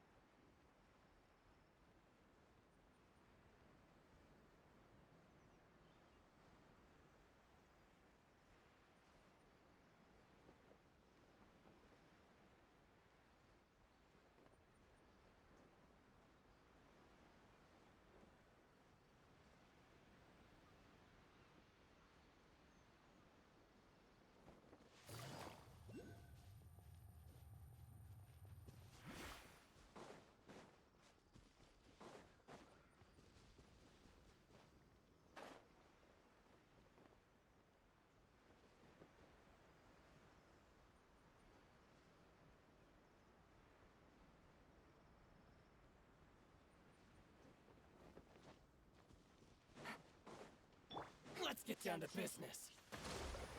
Say no more! Quiet, Ray. Things are about to get dicey. The fairy! The fairy!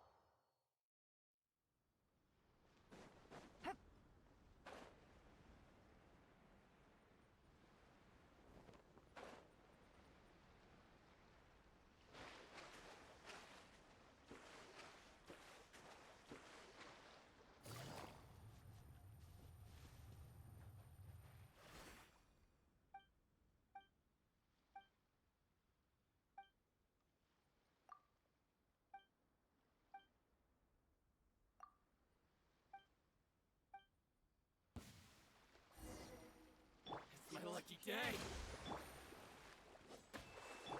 Whirling snow! Overruled. Finally, I Gotcha. have a theory.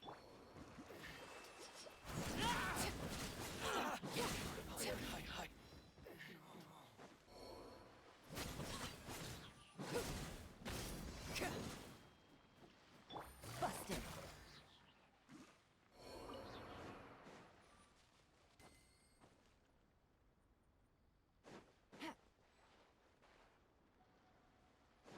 Take it easy.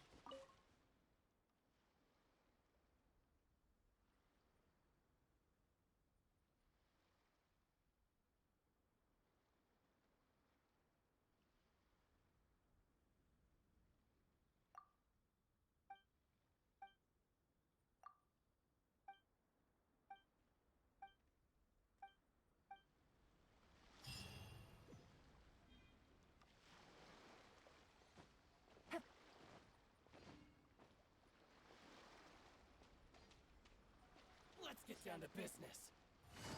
Gotcha. Transfixed. Finally, I... No.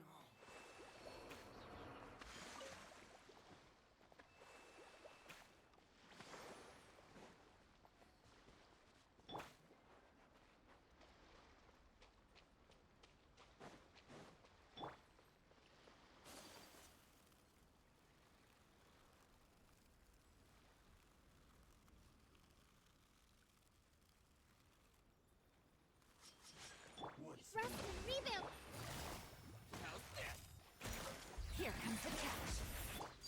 Laid bare. Light blade!